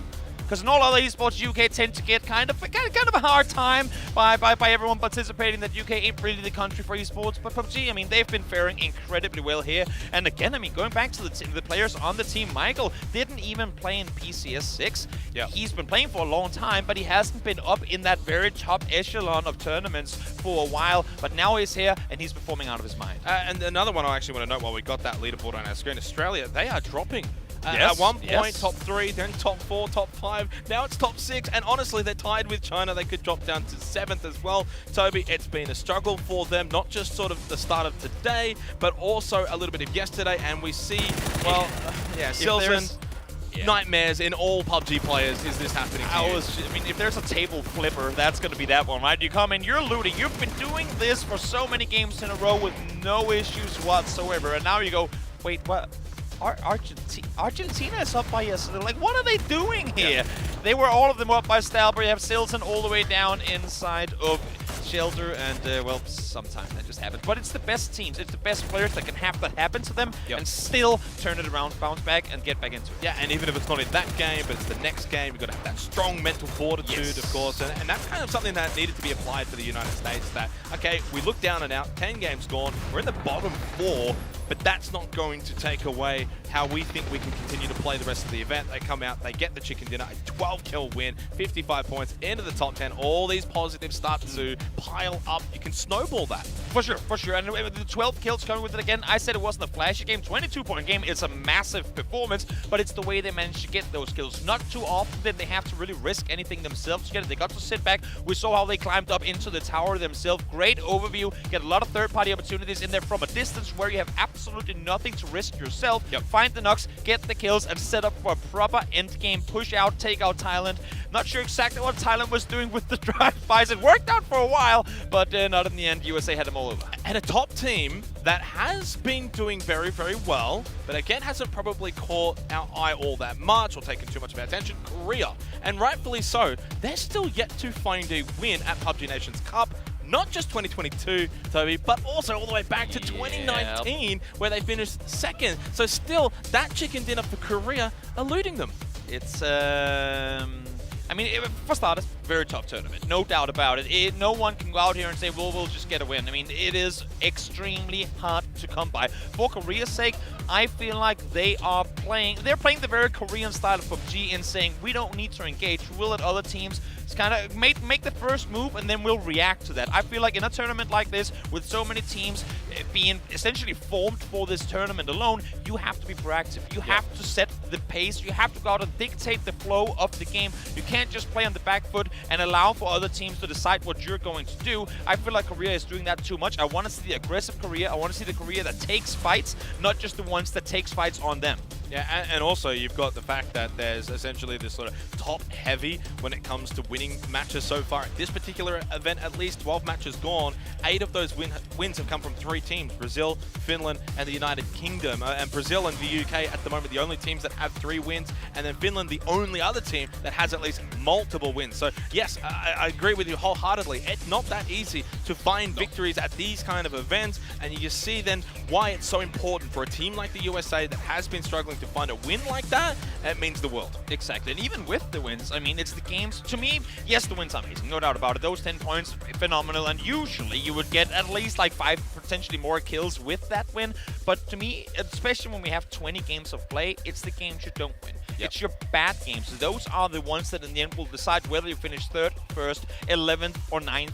Those are the games. Like if you get 0 points here, 0 points there. Brazil now, back-to-back 0-point games. If those have been 2 3-point games, over the course of all those 20 games, when you add them up, that's like 1 or 2 good games you're making up in all those bad games combined. Yeah, and speaking about Brazil now, right? This is a team that obviously they were in the spotlight for the first 2 days of this tournament. They've been getting the winners' interviews. We've been seeing a lot about them, singing their praises. There's some players around the event that have said that they've gotten a little bit fortunate over the first 10 matches and that it wouldn't be able to be maintained.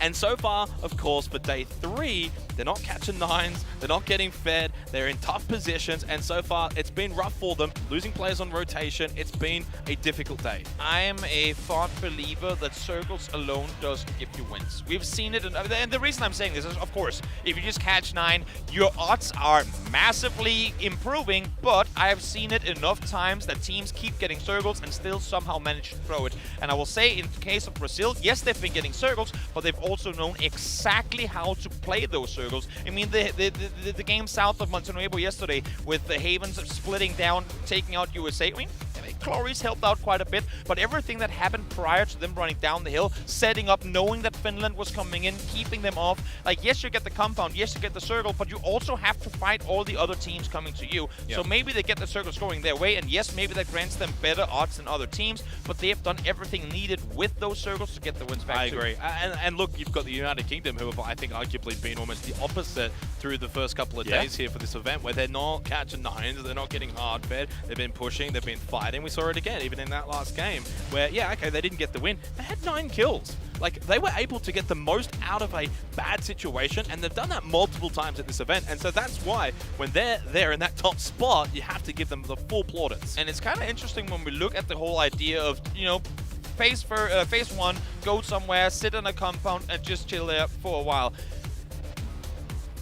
You get so many situations where teams will sit tight for a good while, not really do a whole lot with it, but honestly, there are teams that thrive better, that play better when they're not spoon-fed circles, that sit on the edge, that get to roam out, get to vacuum the edges of the circles, find kills that way. I just love to see that the teams that get the circles also know what to do with them. It's been fun chatting with you, Toby. I'm sure we'll be able to do a little bit more chatting for now. We go to a short break while we fix some issues here, of course. Game 3 on the other side.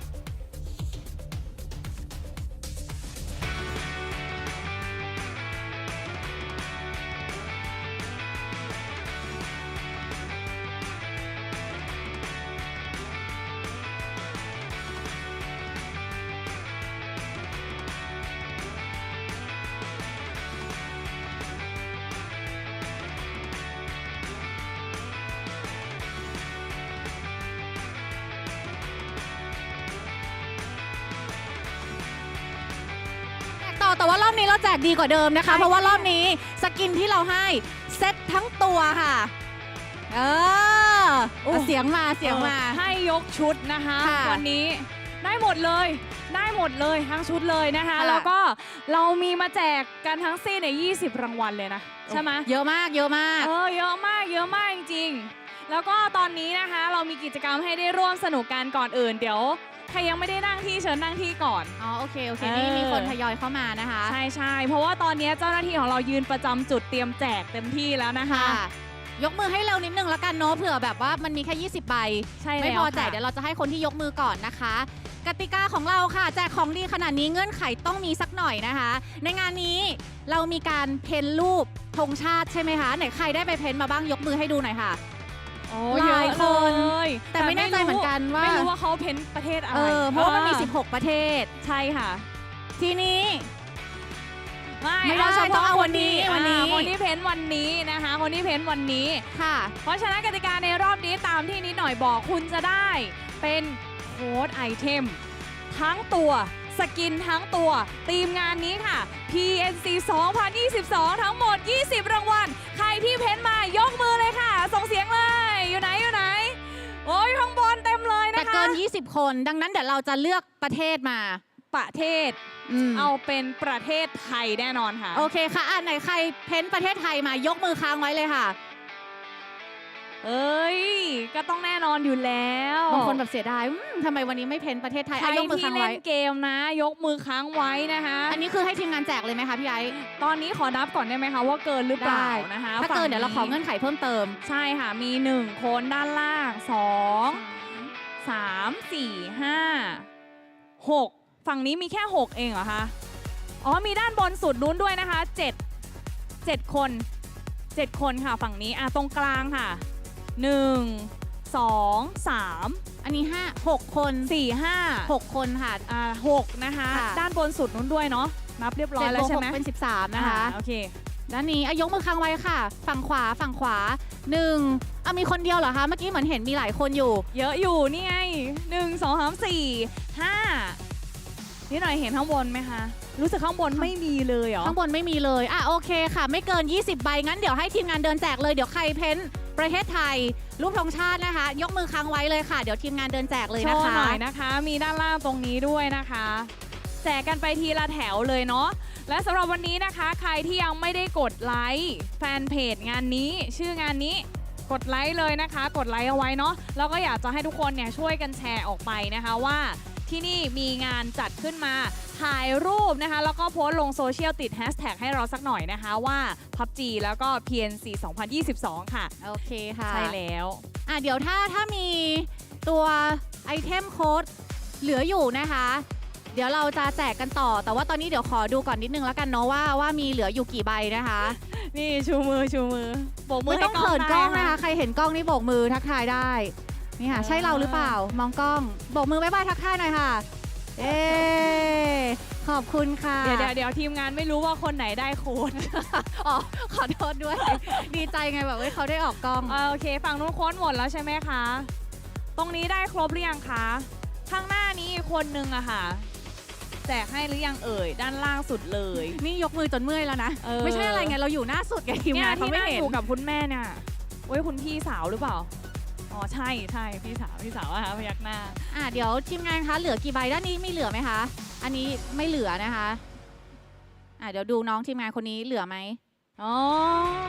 เขาเพ้นตรงนี้ เขาเป็นตรงนี้เลยนะคะ มีกี่ใบ ฝั่ คะ งนี้ เหลือ3ใบด้านนี้เหลือ3ใบ แถวนี้ข้างล่าง ที่ยกนี่คือเพ้นธงชาติประเทศไทยใช่ไหมคะอ่ะงั้นแจกต่อเลยค่ะมีใครมีเพิ่มเติมไหมคะฝั่งนี้อุ้ยอันนี้ธงชาติโอ้โห ชัดเจนนะคะ ชัดเจนมากเลยค่ะ ประเทศตัวเองมาเลยนะคะนี่เราแอบเห็นธงชาติไทยอยู่ตรงนู้นด้วยนะ เราเห็นตรงกลาง นั่นไง ด้วย เขายกแล้วตรงกลางก็มี ตอนนี้ไอเทมโค้ดยังเหลือไหมคะ3ใบด้านหน้าตรงนี้ค่ะ1 2 3คนนู้นด้วยนะเสื้อสีขาวอ่ะที่เป็นลายๆอ่ะนั่นแหละครบหรือยังคะตอนนี้ฝั่งนู้นเหลือไหมคะฝั่งนู้นเหลือไหมคะไอเทมโค้ดเหลืออีก4ใบเหรอคะคนที่ถือธงชาติเมื่อสักครู่นี้เล่นเกมไหมคะพี่เล่นเกม PUBG ด้วยไหมคะเล่นปะถ้าเล่นให้ได้เลยนะคะเล่นเนาะ ข้างบนนี้เล่นไหม แบบ คะ งง ข้างบนนี้ด้วยค่ะข้างบนนี้ด้วยค่ะแถวกลางข้างบนเดี๋ยวมากรุ๊ปเดียวกันแจก1ใบนะคะใครถือธงชาติมากรุ๊ปเดียวกันแจก1ใบเนาะยังมีเหลือไหม2คนนี้มีไหมคะทีมงานหมดแล้วนะคะทีมงานมีเพิ่มไหมคะทีมงานหมดแล้วหมดแล้วเรียบร้อยไปอย่างรวดเร็วนะคะระหว่างนี้นะคะคือเราอยากจะแจ้งทุกคนพรุ่งนี้คือเราจะมีกิจกรรมแบบนี้อีกแล้วก็พวกไอเทมอะไรแบบนี้นะคะทุกอย่างค่ะที่เราให้เนี่ยเป็นแบบสิ่งที่เรียกได้ว่าเป็นสเปเชียลให้กับทุกคนนะคะที่สนับสนุนพวกเรามาตลอดเลย PUBG เนี่ยจริงๆแล้วเป็นเกมที่ทุกคนเล่นหลายๆคนเล่นนะคะแล้วก็รู้จักกันไปทั่วโลกแต่ทีนี้เนี่ยการจัดงานในครั้งนี้นะคะก็ถือว่าเป็นงานที่อบอุ่นเอาจริงๆนะเราว่าค่อนข้างที่จะแบบประทับใจเราโหยหาโมเมนต์แบบเนี้ยคือเราไม่ได้เห็นโมเมนต์นี้มานานมากนะค่ะแล้วปีนี้เราก็ได้กลับมาเจอกันเนาะแต่ว่าวันพรุ่งนี้เนี่ยถ้าใครอยากจะมานะคะแนะนำว่าให้มาเร็วหน่อยเพราะว่าอย่างวันนี้นะคะใครมาช่วงเย็นเนี่ยเรื่องคูปองอาหารเครื่องดื่มนะคะเราอาจจะมีให้ไม่ครบเพราะว่าไปไวมากคนที่มาช่วงเย็นเนี่ยก็อาจจะไม่ได้วินเนอร์ชิคเก้นนะคะบางทีก็อาจจะไม่ได้ทานแบบอยากทานมาแบบตอนมายังไม่ได้ทานอะไรเลยตั้งใจแบบมางานนี้โดยเฉพาะเลยแนะนำว่ามาเร็วๆนะคะหรือว่าถ้าใครอยากจะไปร่วมกิจกรรมในแต่ละบูธเนี่ยคือถ้ามาเร็วหน่อยเนื่องจากว่าพรุ่งนี้เป็นวันสุดท้ายของรางวัลอะไรดีๆเนี่ยก็น่าจะยังมีอยู่นะคะดังนั้นเนี่ยก็ถ้ามาตั้งแต่ช่วงงานเปิดช่วงบ่ายโมงได้รีบมานะคะใช่ค่ะแล้วก็ไอเนี่ยจะอยู่บริเวณเวทีกลางซึ่งตลอดทั้งวันนะคะก็จะมีการแจกของรางวัลมีการแข่งขันเกมก็จะแบ่งเป็น4แมตช์ด้วยกันนะที่บริเวณด้านหน้านะคะทุกรอบเลยเราให้ของรางวัลคนที่มาร่วมแข่งขันจากทางบ้านแต่นะคะคนที่มาร่วมสนุกในงานนี้ก็สามารถที่จะไปร่วมรับของรางวัลกันได้อย่างที่เราให้ไปเนี่ยก็จะมีทั้งเสื้อสวยๆนะคะจากทางสปอนเซอร์ของเราพาร์ทเนอร์ของเรานะคะแล้วก็มีเสื้อของ PUBG ด้วยแล้วก็จะมีเป็นรางวัลลัคกี้ดรอที่เขาเนี่ยจะจับแล้วก็แจกกันด้านนอกเนาะซึ่งอันเนี้ยนะต้องบอกก่อนว่าเขาแจกกันด้านนอกนะคะลัคกี้ดรอเนี่ยแจกรางวัลใหญ่มากเป็นการ์ดจอแจกดีมีใครได้การ์ดจอไปไหมคะเราแจกไปยังแจกไปแล้ว2 วันเลยไหนมีแบบคนที่เป็นผู้โชคดีอยู่ในงานนี้ไหมคะเดี๋ยววันนี้มีอีกเดี๋ยวมีแจกอีกนะคะเมื่อกี้เนี่ยแจกไปแล้ว1รอบทีนี้เดี๋ยวจะมีอีกนะคะ1รอบแล้วก็เดี๋ยวมารวมเป็นรอบใหญ่สำหรับคนที่แบบว่าส่งตัวชิ้นส่วนลัคกี้ดรอไปดังนั้นต้องติดตามชื่อตัวเองด้วยนะไม่งั้นเราอาจจะเสียสิทธิ์ได้นะคะใช่ค่ะแล้วก็ขอให้ทุกท่านนะคะเพลิดเพลินกับการแข่งขันในแมตช์ถัดไปค่ะสำหรับรอบนี้เดี๋ยวเราทั้ง2ตัวทั้ง2ตัวทั้ง2คนทั้ง2คนนะคะเดี๋ยวเราขอตัวลาไปก่อนเดี๋ยวเจอกัน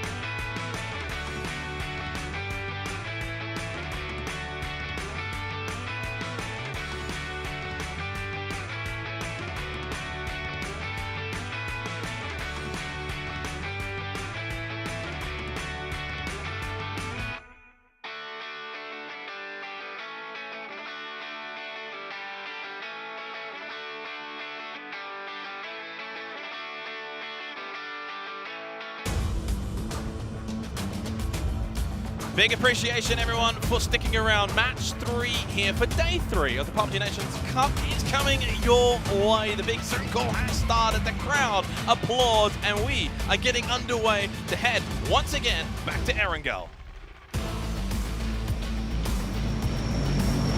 And one away to start things off. After a little bit of a break, team's going to talk a little bit longer, maybe a little more prep time for this one, as PCs were indeed fixed. Playing path as fair as can be. But again, setups, we know what usually happens. The fairer the playing path, the worse the initial circle. So curious to see where that one will take us. Have to say though, as I said coming into the game here, even though the circles weren't all that bad last game, I feel like the players still on their own managed to bring the chaos. What do you say? Yeah, certainly did. I mean, look, we did obviously have a sort of farm circle that then moved away from farm. That does kind of create some chaos. It's a rather open area to the west of farm. So I think, yeah, in some ways, I know it's a central kind of circle, but it's still an area that's going to entice that chaos. And I did keep an eye on Argentina, of course, being Australian. I was like, please make sure Silson does not make his way into shelter once again.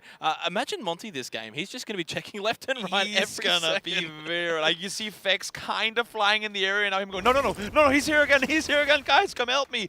But as a matter of fact, actually Flood is flying down towards shelter, so maybe it's gonna be a, let's do this one together, guys. There's no reason to risk it, because question for you, Xenox, what is worse? If you're on camera, I mean, because obviously Monty knows well. Oh my! I'm not gonna say that.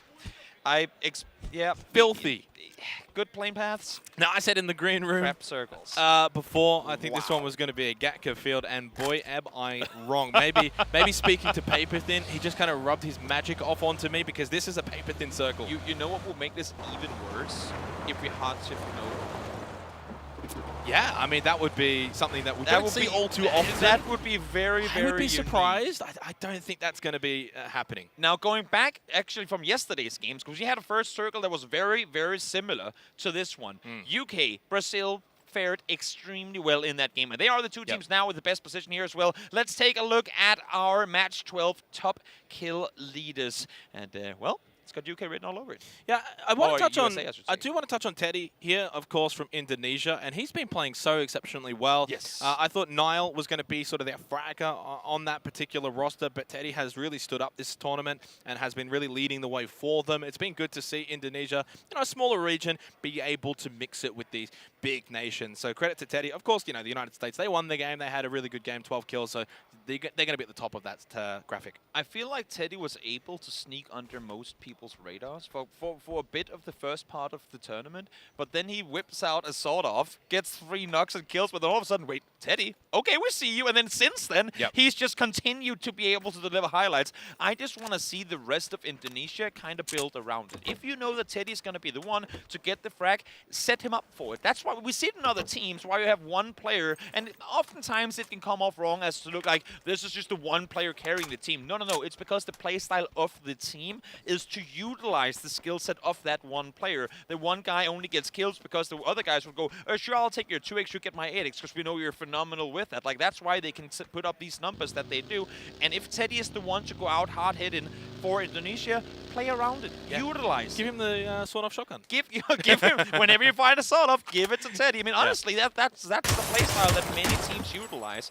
And maybe that's the way that Indonesia should do things too. Obviously, we saw the United Kingdom, now Brazil, our leaders on the leaderboard, so close to each other. Milta Power, of course, and with this kind of circle, you almost have to assume Brazil's going to get some points from this game. Speaking of how up-and-coming and impressive these guys are, Haven currently sits 3rd overall in damage. He was ranked 67 overall in power rankings coming into this. He hasn't had those flashy performances at all coming into this tournament, and now he's here on LAN, a young guy fragging out of his mind and delivering. Every single time we see Brazil fare well, Haven is the one. They split him off. They keep him as the container on the side. More often than not, he sits solo as they sit 3 on the other side, but he fulfill his role every single endgame they are in. Yeah, he was averaging 2.2 kills a game coming into today. There was only 3 players, by the way, coming into today that was averaging over 2 kills a game. That was Diggory, who was in that top spot spot tied with Xiaopian and then Haven. So elite company to be a part of there, especially when coming into the event. Everyone talked about sparking, etc. Haven really coming to the forefront. And speaking of Haven, Brazil already now starting to fight both Australia and the United Kingdom down towards mini-mills of power. I spoke to the UK guys yesterday after the good game, after the win that they had. They said, you know what, as long as we sit in Gem to come down, we're safe. We saw Thailand move up towards the dip by mini-mills early. There's always going to be a team going early. We loved that. We punished them. We got the win from that position. They wanted to go down there again, but right now, I mean, you guys see it if you're watching the map stream as well. Brazil is sitting in a 2-2 split and have just now denied, because UK sent it instantly to that compound, but they're sitting there ready and waiting. In the meantime, let's see here. Vietnam, well, they're going to hear Argentina, but no shots fired. Yeah, and no need to really fire shots there when there's not even any vision onto Argentina. I think Vietnam are just happy for them to drive by and play really the cliffs down south of mini-mill to power anyway.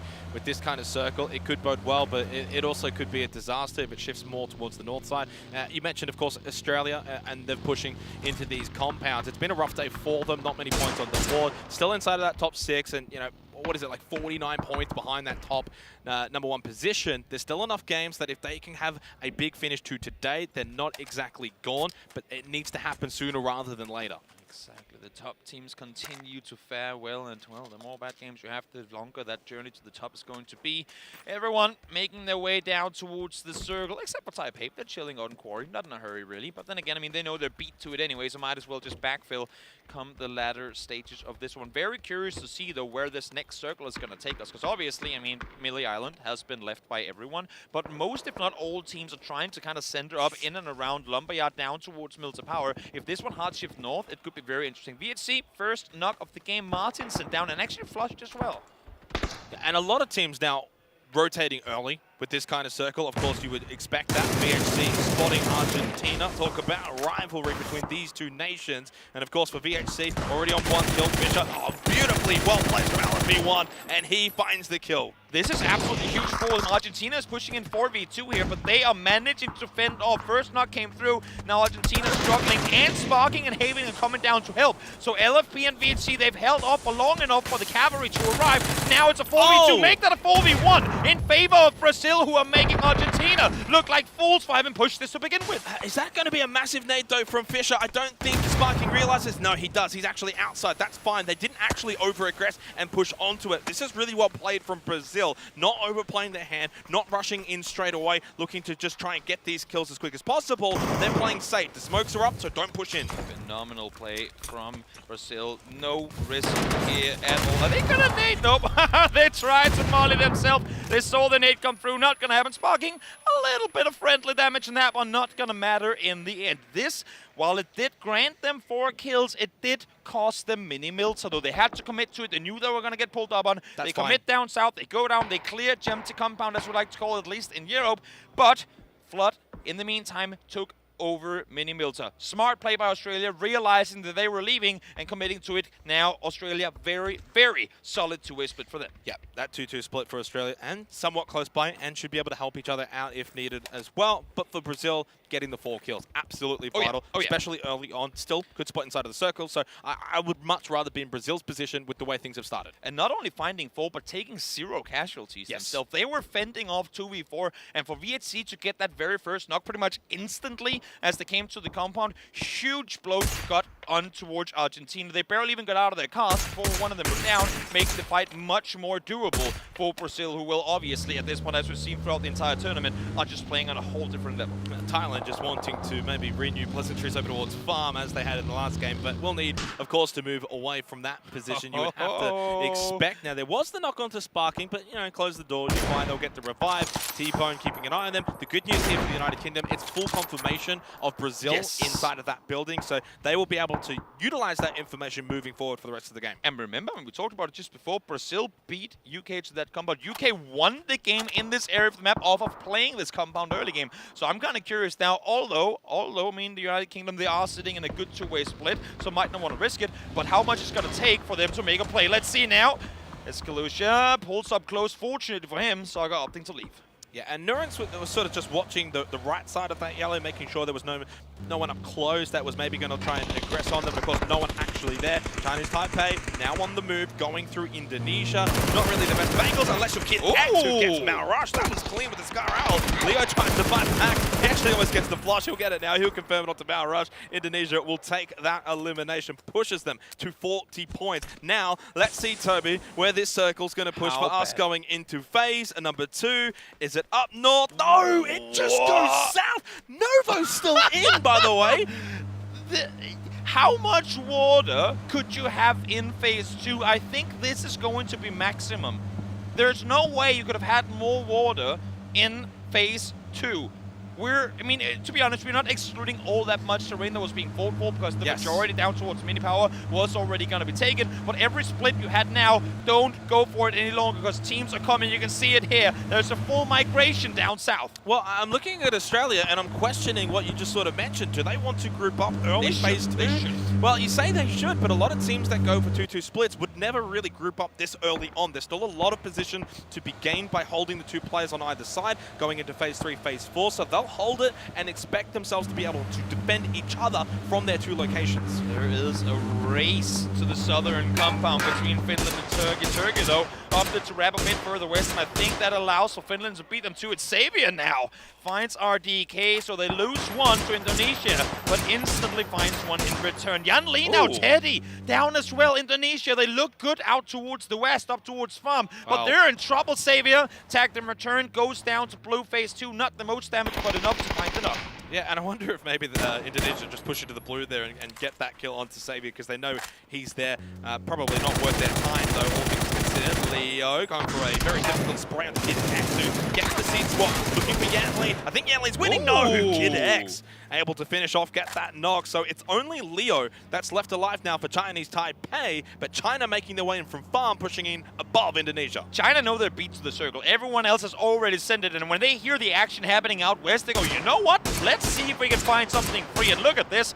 I mean, they are crawling around, just waiting to be stolen. Ike's left, shooting towards Leo. Doesn't quite find it. Xiaopian does manage to get the flush on to 1, so 1 confirmed. For them already, 1 more tag could do it, but no. Ike's left can't find it. He landed that first tag, and I thought for a second we were going to be seeing a classic elimination there of Chinese Taipei, but Leo survives inside a farm for the time being. Minute and 15 seconds, by the way, until phase 3. And of course, the water doesn't have to be taken out in phase 3, but usually it does kind of do the job for phase 4 anyway. We'll see if that trend kind of continues here. For China, they don't get a whole lot from this, and also time wasted, and they're not going to get a good position pushing into this circle. So I do wonder what the future of this game is going to look for China. They probably weren't going to get a good position regardless. I mean, we have the hindsight on the overall view. Ike's left finds Teddy. He just got up on his feet. Now he goes down again. Kidix, are you going to commit to the rest? It might cost you your life. Tagged once. Ike's left notes exactly where they are. Kidix and Teddy, how the hell do you get out of here alive? Yeah, it's going to be very difficult. They do still have Nile up above as well as another teammate. Onyx, he goes down. That's not ideal for Korea. Are they pulling up on this? Well, yeah, this is an aggressive push. To be fair, they were very up far north towards that lumberyard. Now they push in towards the eastern side of Milta through the UK, towards Vietnam. Germany has sights on them as well. You can see the shots now contained, flowing onto them. So they've already lost 1 to Korea, lose another on this rotation. If they get through with 3, I think you'll be pretty happy with the way that ends up for them. Lash K, a little bit of a spin, but they're surviving for the most part. Loki trying to make his way uphill with a 2-wheel US, not exactly Circle. the easiest endeavor. Oh my What is going God. on with these circles? Oh, I mean, you mentioned it before there was going to be water in the next one. Yes, there is, and as much as possible. And Brazil have the absolute god spot, not just for phase 3, but what will eventually then turn into phase 4 when the circle shifts up north onto them. Brazil are in pole position right now. Lash K does get finished off, so for Korea, that rotation meant it cost them 2 players in the end, but they do have position on the cliff for the long run. Now, Monty with the elimination of Shimboy, but he falls to Keenan. 1-for-1 here between Canada and Australia. Adam, though, falls to Sharpshot, so they're down to 2 players, and they've got Australia on the outside of them. Exactly, Monty doing everything he could to fend off, but unfortunately a little bit too much for him to handle as they all came pushing forward. Australia not in a position where they could regroup fast enough. As we saw before, still players out in mini Milta, not really with an angle to help. Japan now full speed forward, coming down south as well, but they're going to be running straight into Turkey.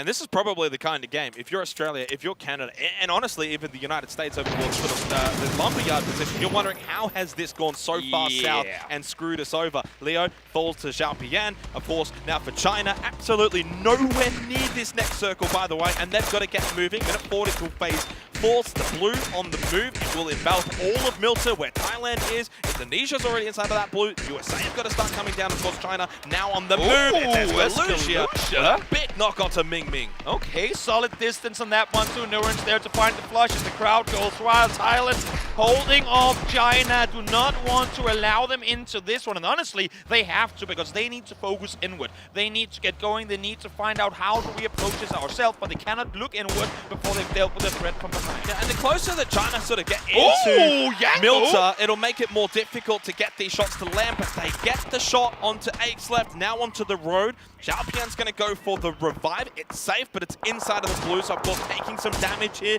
and buying time to maybe see if China can push into Milta and through it out the other side towards where Germany and Thailand are located. With everything that's happened, how are Indonesia still 4 alive? And how are they still driving the way that they are? They have been through chaos, and more chaos, and somehow they have made almost center current circle and what most likely will be in on the edge of the next one. 4 alive on the edge. Very, very impressive play by Indonesia. But even for China still, I mean, they've only lost the 1 player, despite being stuck in the blue, coming in very late, getting shot at by Thailand, as we see Tiggleton having a bit of an accident there. He'll get revived by Flood, although getting shot at. That will, I think, force out a smoke and maybe still get the safe res, unless Japan start hitting these really, really difficult shots. They should be okay inside of the circle, and having some help come from Luke 12 will be vital. Oh, Janko, well, he's been hitting headshots with the DMRs all day, all tournament. So Brazil, Finland should get this circle. They should be, As expected, with phase 4 shifting away from the water. Seoul finds Neil, so finally Indonesia, despite having fought for everything they could, will take casualties. And you can see, I mean, Thailand, again, not aggressing, not pushing out to take the fight. Now they might just consider it. As a matter of fact, no, they won't. They're hopping into cast themselves. They know they don't have far to go, but go inside the no-loot. Play from inside the circle. Sit tight. Don't risk fighting the blue. You can see Germany actually wanting to cross over in this direction as well. Oh, okay, this is a really good spot for Thailand. It's inside the phase 4 circle, yeah, and they get in front of Germany as well. Could find some kills from it. Japan, they send it straight onto the compound of Finland, who are controlling this. Corexi has a nade in hand. I don't know if he threw it out just yet. They go past that. Nuran to Escalucia for Thailand. Find a quick double knockdown onto Azza and Pains, as there's a little bit of pain there as well for Japan. Shiva running over Keen, and Haven quickly gets the kill for Brazil. Japan in trouble as they try and make landfall inside the warehouse, taking a lot of damage their way. Is that a nade? No smoke thrown forward. They are all right for now, but Runa wants to get his teammates back on the feet. Fortunately, no threat up close, and I don't think anyone is within nade distance either, because they are sitting scary close to one another. There's a lot of teams that are just sort of hanging on out towards the western side of this circle, on the outskirts of Milta. China, of course, still have 3 players intact. Germany, of course, they're getting these revives as well, so it's not going to be all that easy for Thailand pushing out of this position. Still only the 1 kill, despite really causing some pain to China, causing some pain to Germany. They haven't quite been able to capitalize here. Germany might be able to get these revives. I'm not too sure just yet exactly where they're located. Maybe not. Janku, though, can he land these? With a bit of help from Norans, they get the down to Xiao Pian. Solid tag coming through, and not only are they applying pressure to China, but they're forcing China into Germany. They're making it so much easier for themselves. Close off the beach, do not allow them to come near, because you can see now China forced up towards the roadside. They're going to be backfilling on Germany. So Germany is going to be fought on 2 sides. I'm just looking to Thailand now and say, if China and Germany fights, you have to make the aggressive play. And now it happens. Fights coming in, damage done both ways. Thailand, where are you to strike on this? And Zoka stole the knockdown as well onto Xiao Pian, stealing that one away from Thailand, and Norans founding then the knock as well. Aix left the last one alive. He'll rush in. He goes for the... What? No one's responding! Easy kill in the end. Micah just honestly caught napping. He could have got off the res and got that kill. Doesn't happen. And now Germany are gone. 12 teams remain, 40 players alive at the 19-minute mark of an Erangel game. Absolutely insane. I mean, these 3 wrangles today, that's... we're killing people at the speed of Sanok matches. I mean, that's it's absolutely insane. Thailand now waiting, of course, to see that next circle. They know that they still have one more Chinese player to deal with. Of course, can't focus too hard inward before he's down. Damage coming through once again. Norrens, I mean, no one allowed to peek in his direction without damage being done. Very, very well done. This next circle, though, so important for a couple of teams. Do Finland get a bit of a feed? I think they'll need it. Otherwise, if Brazil, wow, maybe neither of them. Away from Finland, that compound's now no longer good. And for Brazil, they're not going to get phase 6 or 7 unless it's an absolute hard feed. So I'm imagining that that compound's no longer good. What I am liking, though, Indonesia's position, Korea's position, and Vietnam's compound. Look at this. I mean, they're driving through it now. There's going to be so much unplayable terrain by the end of this one. USA trying to make their way forward. Once again, vehicles really troublesome for players, and USA can barely even make landfall before they're taken out. Yeah, they cannot get inside that Wizzy Tower. Aches left, couple of nades, has 3 in his back pocket, throws out 1 towards Chengdu. Is USA going to go for it too? I mean, they just killed all of them. They know that there's no one in there now. They're in cars as well. I think they might just go for the same position. Let's see Ike's left. Out in the blue trying to make a run forward.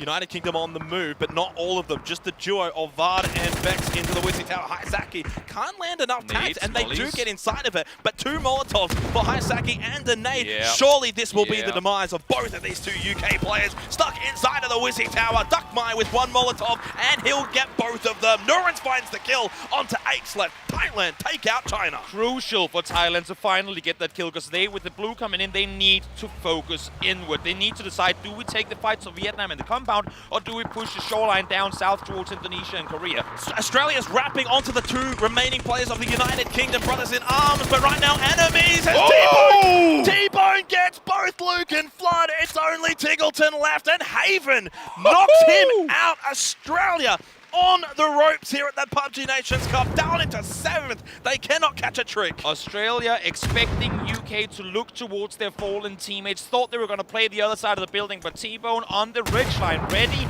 and waiting for a potential Australia push. It's not what they thought would happen.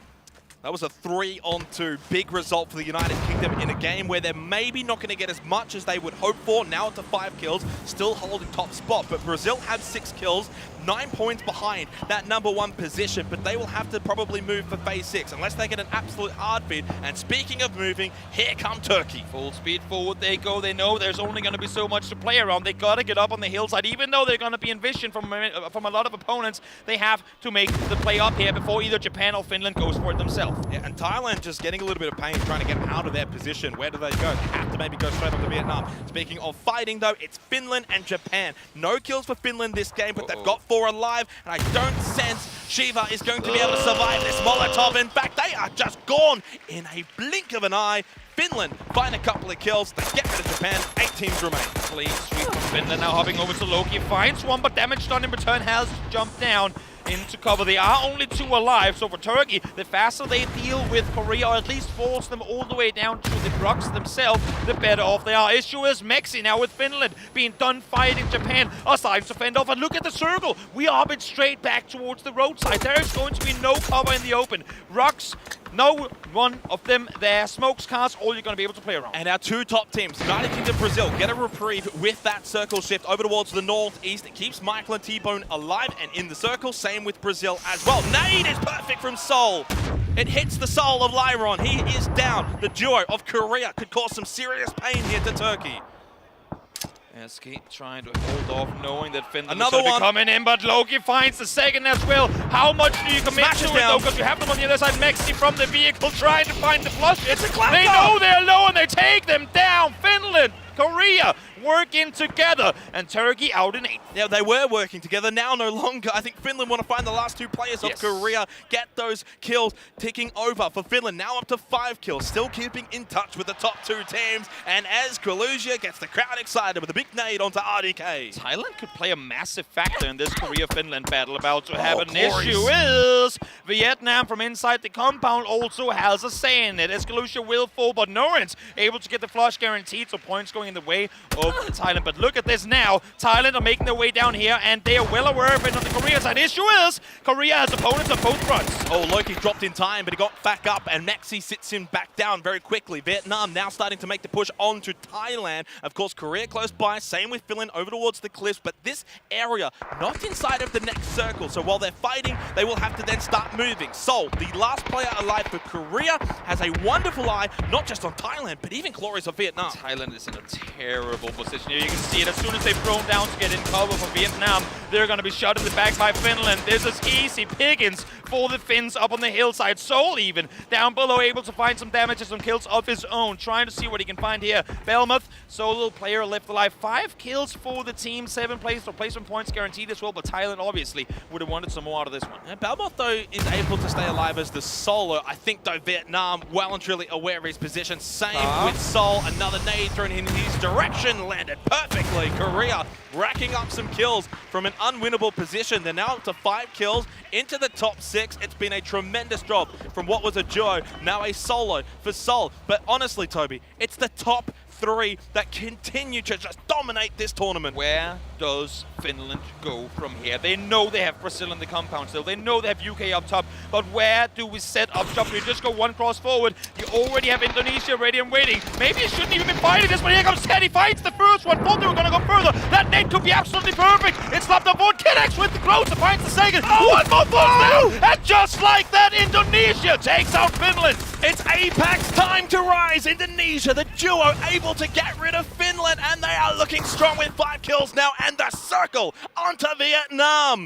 But Brazil and the UK still have maybe something to say in this game, but 7 kills now for Vietnam, and honestly, best position. This is their chance to find victory at the PUBG Nations Cup. Saki jumps for info, instantly met by bullets. Here comes Brazil, 4 in a car. We've seen this go wrong so many times. In the end, the downfall will come to Indonesia. 3 teams left alive. Brazil allowed to wrap forward. Now they're going to spread out. They have not been engaged on at all. Plenty of utility, plenty of S. They are set for this endgame. Vietnam cracked triple digits into the top 4 and still keeping in touch with the UK and Brazil, but they will want to win this game. What? Oh, T-Bone headshots Michael. What? Not sure what happened there. Of course, these two for the UK in an awful position. They have been, honestly, for the last couple of phases, and yet they've still been able to just scrap some points that they desperately need. There might, okay, so they rest each other, not intentional. I was just going to say there might just be a point denial. There might just be a point denial, but no, they're going into the car. They're making a move forward because they know they're fighting on the other side. Okay, but that was a massive knock, then flush as well for Brazil. They have the numbers.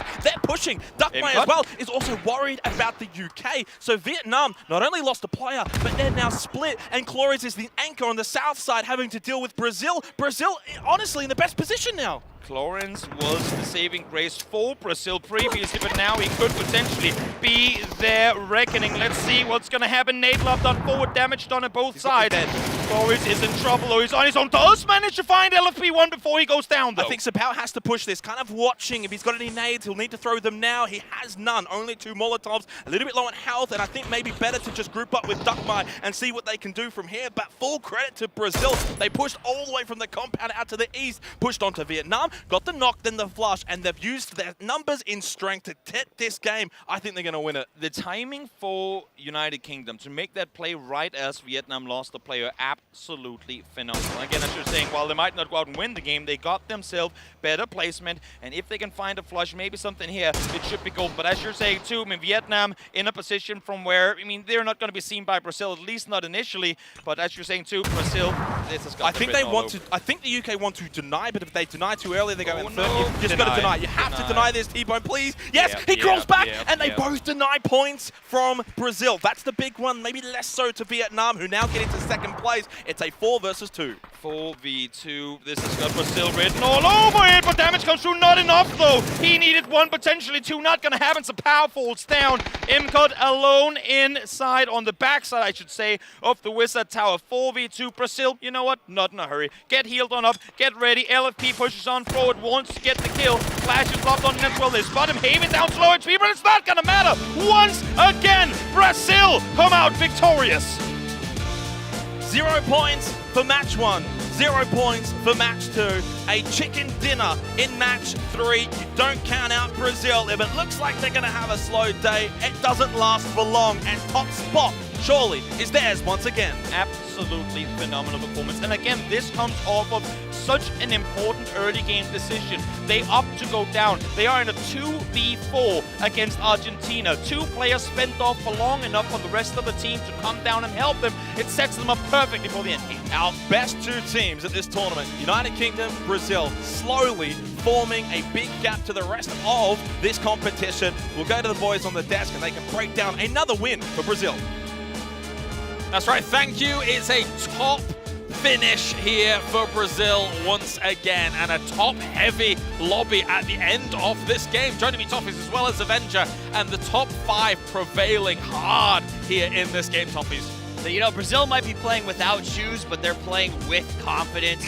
They came out, they aggressively pushed. Vietnam was in a really tough spot. They had to defend against this weird UK duo that somehow survived. Yeah. like over and over and over again, and it opened the door for Brazil to just crush them. And also them being able to play passive. Yeah. Because remember, they had to get out of that compound. They had to make a transition. Yeah. But because everyone was fighting on the edge, everyone was fighting. It was Finland, we saw Korea, we saw Thailand. All that happened, and everyone is trying to sweep, make sure that they were the team controlling the West.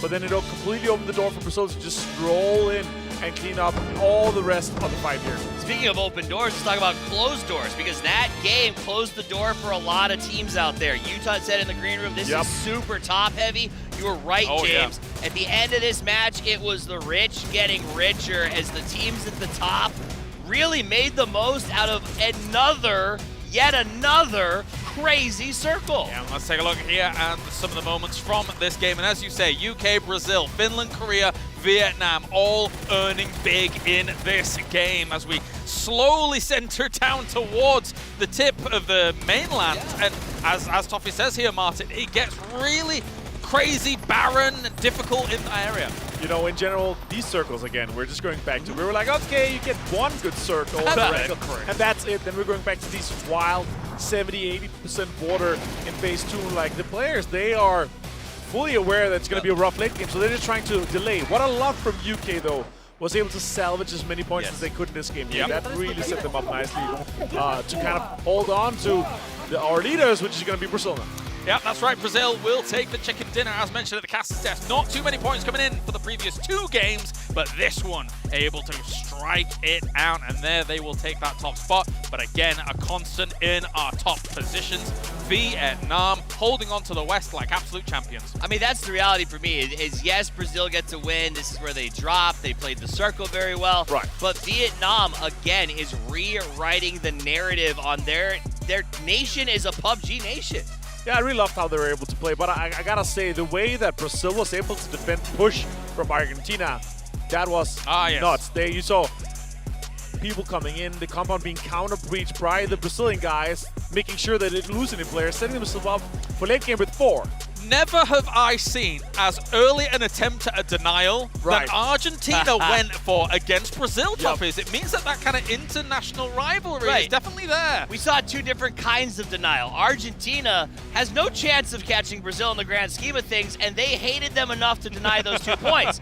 Later on, we saw the UK also do denial. That one, however, makes perfect sense because 2 of the teams that are still up, particularly Brazil, are fighting to catch you, and we're going to Miramar. So you got to deny these points because the desert is next, and UK has to know that. These 2 points could literally be the difference. Let's say Brazil, they continue. Let's say UK continue. These 2 points could be the difference.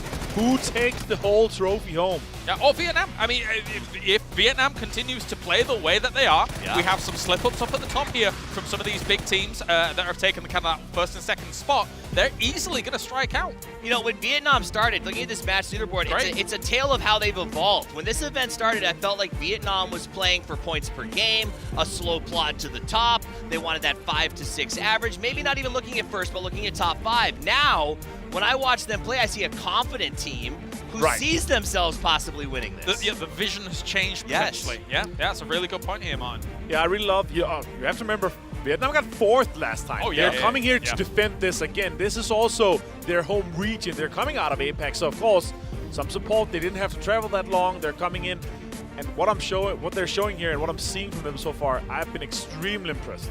Absolutely. Very good stuff coming in from them. But LFP here once again, putting his name up in lights for another game. You saw that in the kind of post-pan camera when he was there, showing his shirt, number one. Well, and that's it too. Remember, they were talking about, hey, it doesn't matter who's the MVP. We're all a team. We want to get a champion, except for LFP. LFP stood up and went, I'm the best. No one is better than me. To be very clear, everyone, I believe in me. And that's the kind of confidence that separates the best from the rest. And LFP is proving that he's the best that Brazil has to offer. And again, there's never a dejected face. Even when they were having games that were a little bit rougher, we would go to them and all of a sudden, you know, they're constantly still laughing with each other. They're enjoying this tournament a whole lot. In fact, we had a delay before this game. There was that problem with the PC sound. When the game started, you could see the feed. Sparking was screaming to get his team fired up, and this is why. Brazil and the UK pack it up to head to Miramar, and it is a dead heat. You got to be a little bit concerned as UK after the Miramar games they've had so far, now being tied with a Brazil that did well on the desert here, Martin. Yeah, but the lead is well down to Finland. This is shaping up to be a two-horse race. We were kind of hoping for it to be multiple teams. I will say, though, Vietnam, Korea is also jumping into our triple-digit club. And Finland, Vietnam, and Korea are now extremely close in points, too. Interestingly, Finland also did well on Miramar. Finland did well on Miramar. China, we actually saw, made a lot of big moves on Miramar yesterday. They played very aggressively there. So I'll look for those two teams in particular to try to gain some points here on this one. Right. The question mark for me, and I hate to say it, because the team that I thought would be on top is slowly falling down under, and that's Australia. Yet again, another game that, it's hard because the circles are so bad, but I need more. I mean, there's too many deadly animals in their country, so you know, eventually you're going to have one of them, pounced out at you. Yeah, it's tough. And there's two, snakes in the compound that defended that well. T-Bone and Michael. There's a little bit of help from Brazil, but still, they tried to get a three-man rotation over to where UK actually ended up playing in the late game. They could have been three guys alive in a top 3 situation with a lot more utility, and with Vietnam playing passively like they did, they could have pushed aggressively onto the tower and potentially actually make it into the top 2 if they had survived that push onto UK. And it's hard to sit here and judge a lot of these teams because I think with the circles that we've been getting, most coaches, most players, most teams are going to say, you know, you can't count this as a heavy loss because you can't count on these circles. You can't train for them. The problem is at this event, every circle has been like this. It's been absolutely wild. Apart from maybe our kind of central Erangel, but other than that, pretty tough. Let's take a look at some of our teams on the chase. China at the moment, I think they are slowly and continuously stepping up, slowly moving up the ranks here, and you still have to be scared of China. You know, they don't look excited. I think they're trying to keep calm, get ready for the transition to 2 more games. The reality is, though, that the China that was here yesterday does not seem to have showed up in our first 3 games. I will say this, though. They are currently, hold on to your horses, 56 points behind first place. That is true. First place. That is true. That is 2 fantastic games, 3 fantastic games with the 2 other teams at top, UK and Brazil, having to have bad games for them to be able to catch up. So, which they've had. UK's done it, had bad ones on Miramar. Brazil's thrown twice. It can happen. From a chase to a stumble, though, for Germany, it's not quite hit the mark here, Martin. No, I'm sad to say, but I was hoping for more for these guys. It's been rough so far. Paints the most kills together with us are 5 each for them, but they are not going to catch the top 5. Yeah, I think the main issue is that coming in, there was a lot of criticism around this team. How are they going to fare and stuff like that? So far, we're kind of seeing that occur. A little bit unfortunate. I mean, they don't have as much Tier 1 experience as everyone else. They have none of them have LAN international experience at this level.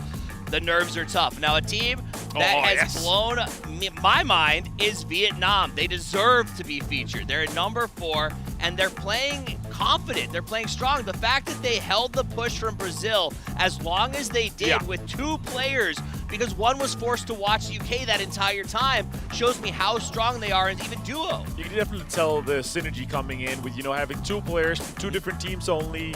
You have the IGL, like, it's so common for these guys to play. You also see it here in our kill proportion. It is extremely close for them. They're blending extremely well, and I love to see how well Vietnam is doing right now. And also, they are in 4th right now. They got 4th last Nation Cup. Yes. If they're able to hold on to this is just like top 4 for them is definitely a success story. Oh, absolutely. We said we wanted to see them get 4 to the final. We saw it happen twice so far today. Let's see if it keeps going. Another team that we need to see thrive is Korea. Now, you can see, literally, even today when they interviewed the fans here at the arena, they're like, we're cheering for Thailand, but also Korea, because we love these players. The world loves these players.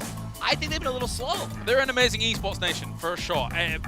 Yeah, it's when you look at South Korea, you expect top 3 guaranteed. Yes. Excellence. Yeah. But it's not happened just yet.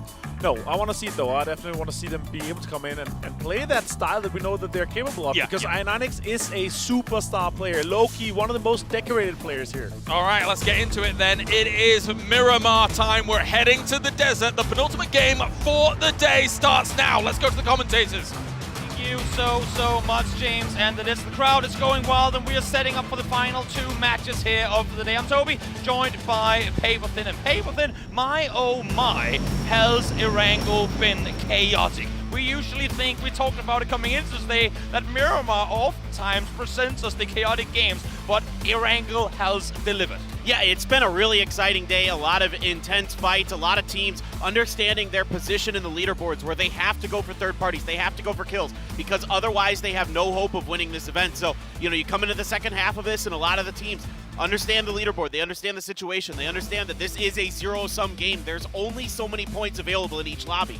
I'm looking at the leaderboard. Of course, Brazil, UK tied right now. I'm looking at these Brazilian players, and I know that they all have teammates waiting at home for them to come back and join their teams with their waving banners. But I'm not gonna lie to you.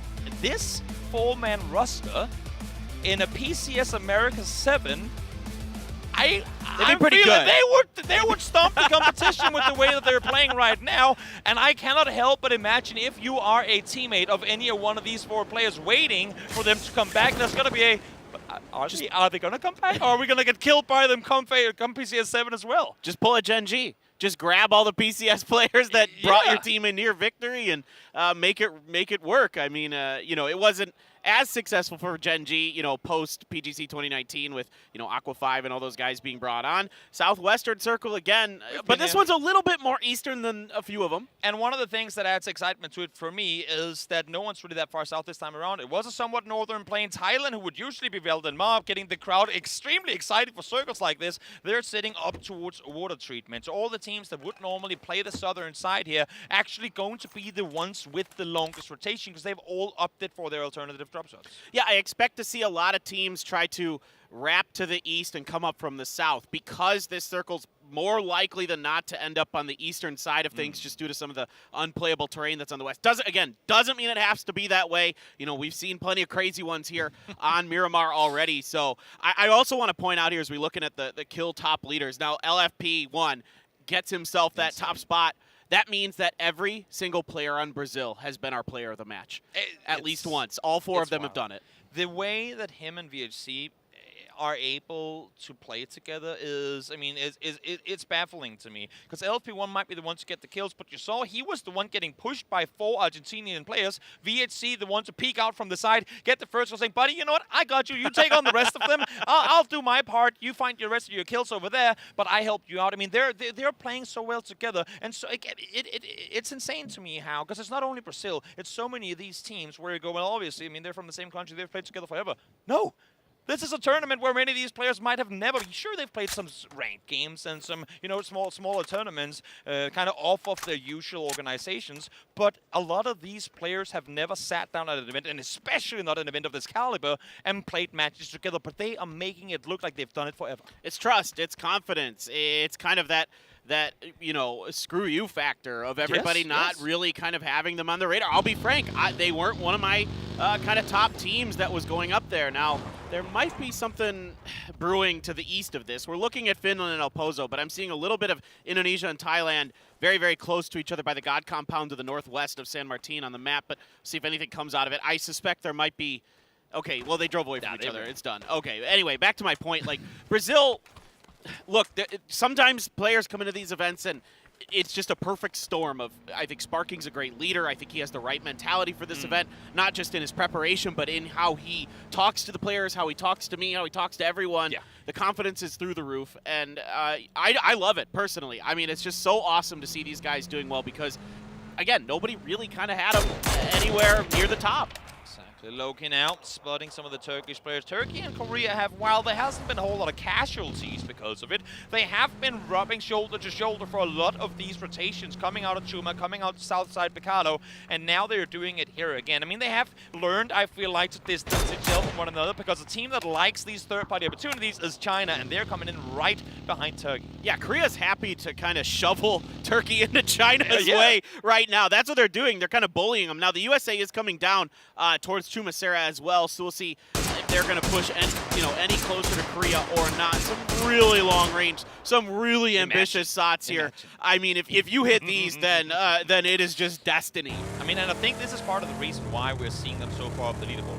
If they see a target, doesn't matter if he's standing right next to it, if he's 2 kilometers away, you shoot him in. Why not? What if you hit him? What if you damage his vest? It's going to be 1 or 2 bullets for you. Doesn't matter if you force him to try and find the new vest, or even better, if he doesn't find the new vest and you're taking a fight to him later, that could be the condition that grants you the win. Or even if you do a little bit of damage to the car. Maybe you get lucky and hit a tire once and do some pre-damage to the tire. I mean, all kinds of things that a lot of people kind of would look at this, maybe if you're not like a very veteran PUBG Esports fan and go, why is he going for those shots? There's tons of reasons. And yes, he does give up a little bit of information of his position, but they aren't going to stick around there for very long. It doesn't matter too much, and even if teams know they are currently, I mean, this is the position that Brazil won the game from Miramar yesterday. They are in a position that everyone coming into this circle from the northwest side has to expect at this point, 5 or 6 minutes in, that there's a team up there already. So even though they shoot from there, that just confirms what they were already expecting. Yeah, exactly. I mean, that's the other thing. A lot of these teams have very well figured out these maps at this point. Yeah. They know what positions are good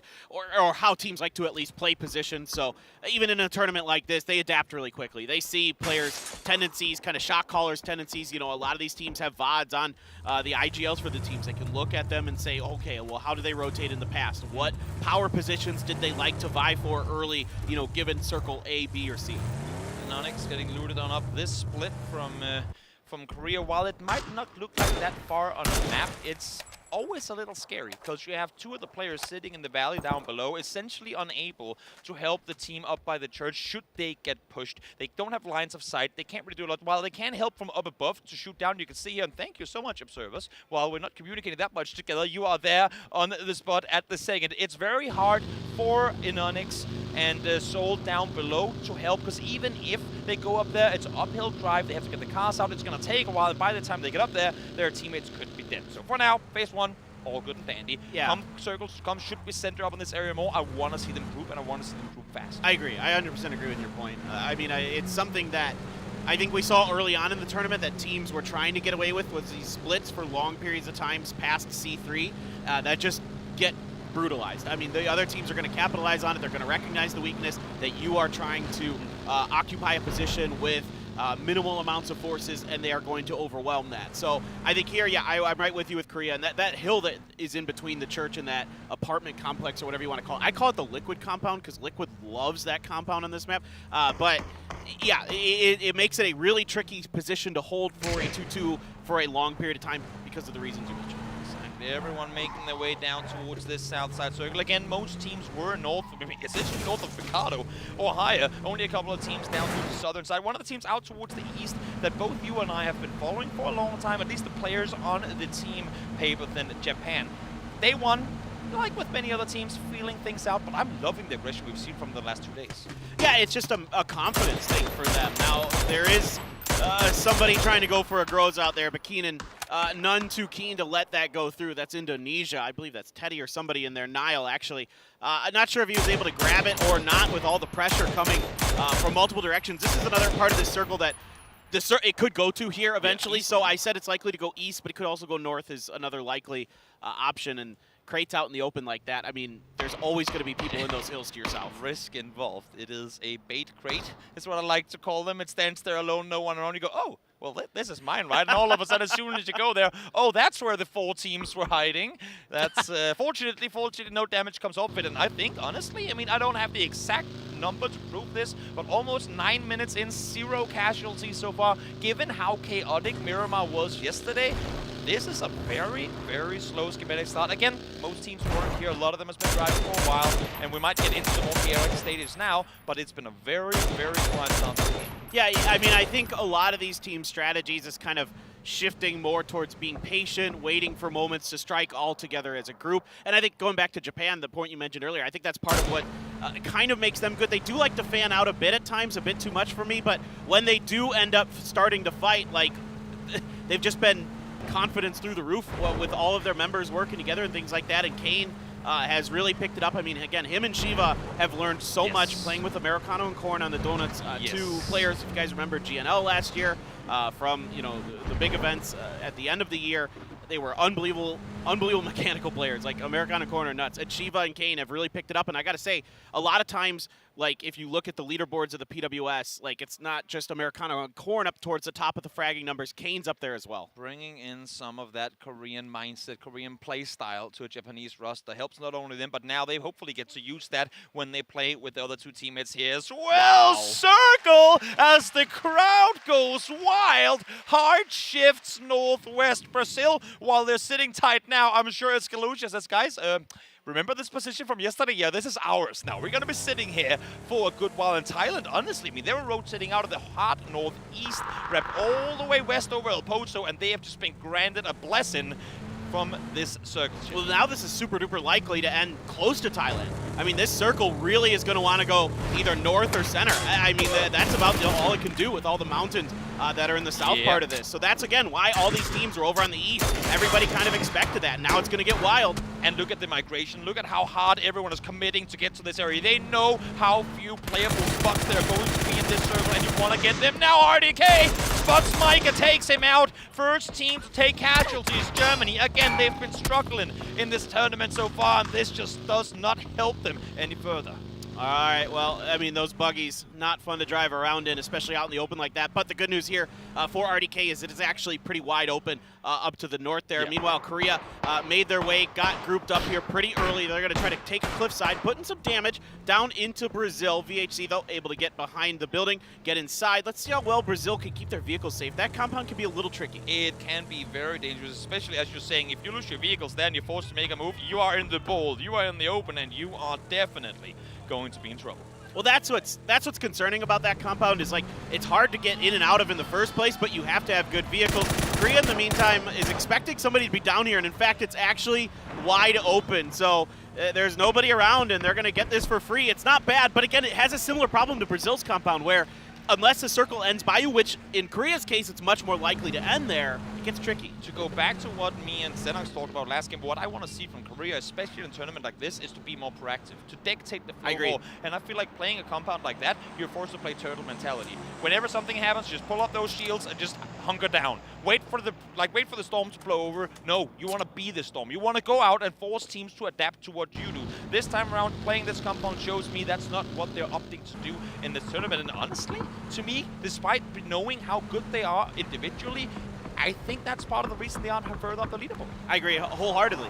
And the thing that people have to understand is the decision was made to roll with Lash as the IGL. He's the most experienced IGL on that roster by far.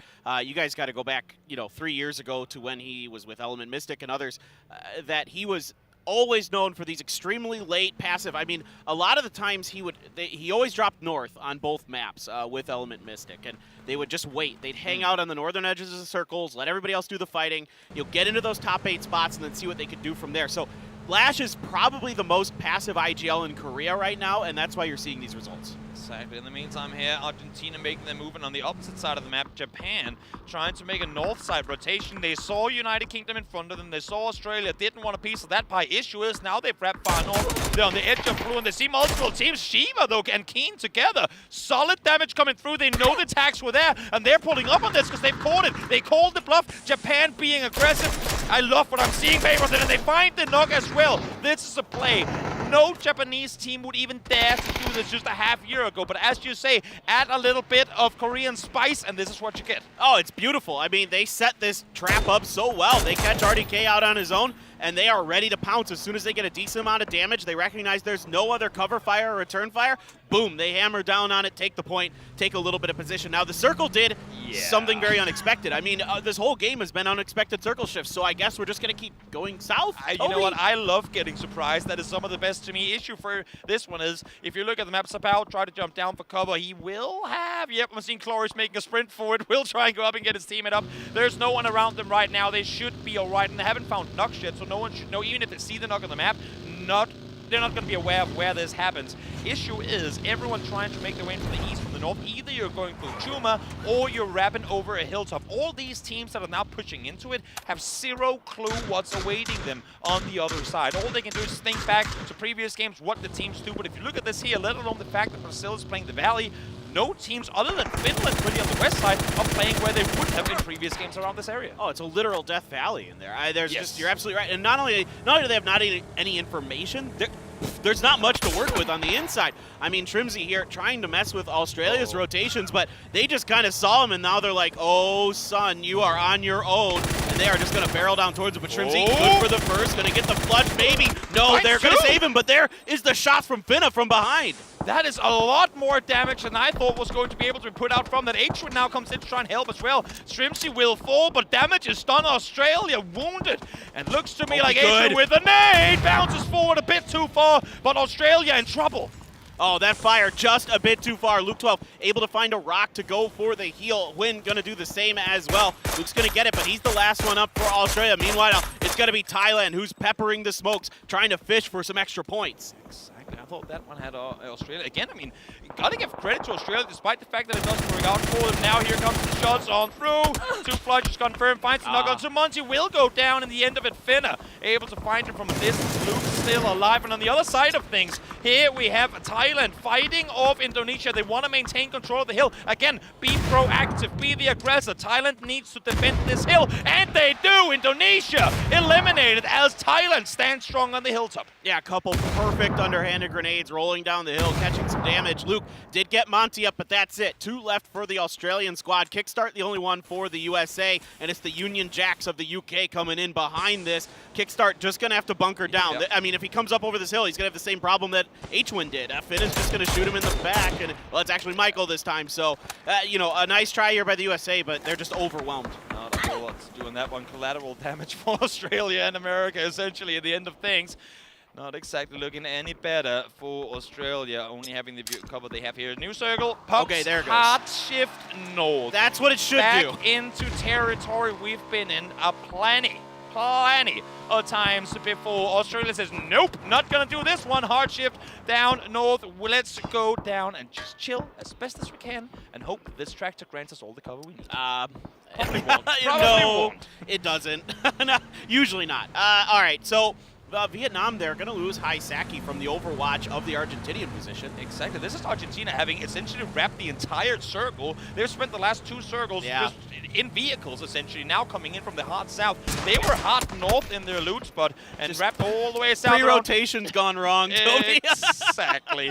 T-Bone thought he had it, not going to happen. He's going to fall. A little more space given to Canada and China now trying to make a wrap north of trouble. They're going to be backfilling on this fight. Oh, this is a great position for China to really hammer down some damage into the UK. Vard trying to drive out and away. T-Bone down and out. Grenades up and over for Michael. Not sure if it caught too much damage, but the UK scrambling to find some kind of defensive position. Canada's going to be decently hot on their heels. The problem is that China's position, they're going to be able to watch a fair amount of this fight. Exactly. Where does China get in here from? Are they just going to go straight into UK or going to rat out towards Canada? Either way, one of the two teams will be rewarded from it. Finland maintaining their split for as long as they possibly could, but now realizing the full push from Taipei came through. Smart disengage from the two Finns. Yeah, I mean, that's something you got to do right now, because if you get a little too aggressive, there's a lot of positions that people can see you from. There's a lot of high angles all around this circle. So you got to be pretty careful with your positioning and when you're going to go for those shots. People will punish you pretty quick, just like Xiaolu found out. You know, he thought he had a decent opportunity to go for some damage, gets popped in the head, has to go for the heals. Easy does it, though. And yeah, even trying to get away, he's getting shot in the back. I assume he's going to go for a vehicle back there. And Xiaolu is very, very much isolated from the rest of the three teammates. He tried to be the overhead view, but he can't really do that right now. His bike is all the way down. As you can see, the tire is in the top. Janko finds Polly. Damage comes through. Crowd goes wild as Thailand continues to dominate from the hilltop up towards the north. Thailand's looked pretty good today. I mean, they've had China's number too. Oh no, the tire just popped here on Argentina. Get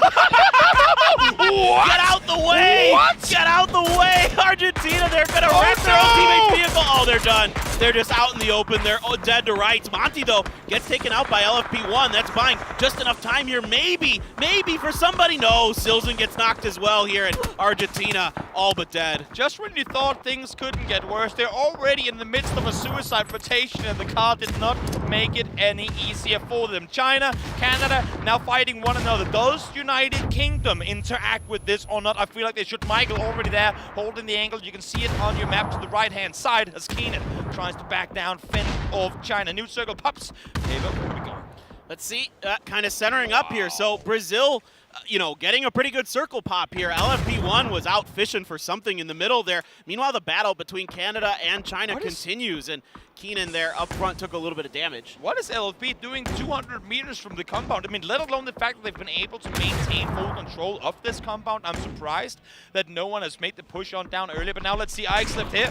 Peeking on forward as Canada approaches from the other side.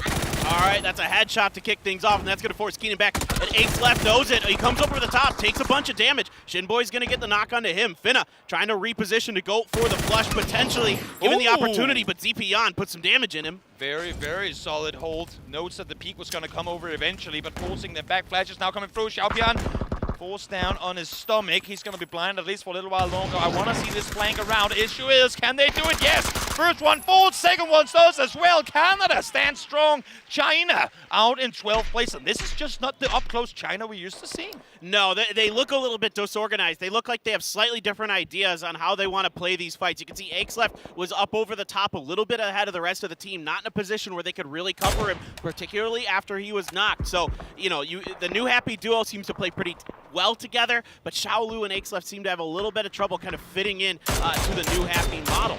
Exactly, it's that split-second miscommunication that will be the death of you, especially when we play at a caliber that we do here. Turkey, United Kingdom, Canada, Thailand, Japan, Finland, all teams that have to find a way into this next circle, but also all teams that have teams scary close to them. Thailand now committing down the hill towards Japan, who has Finland just on the other side.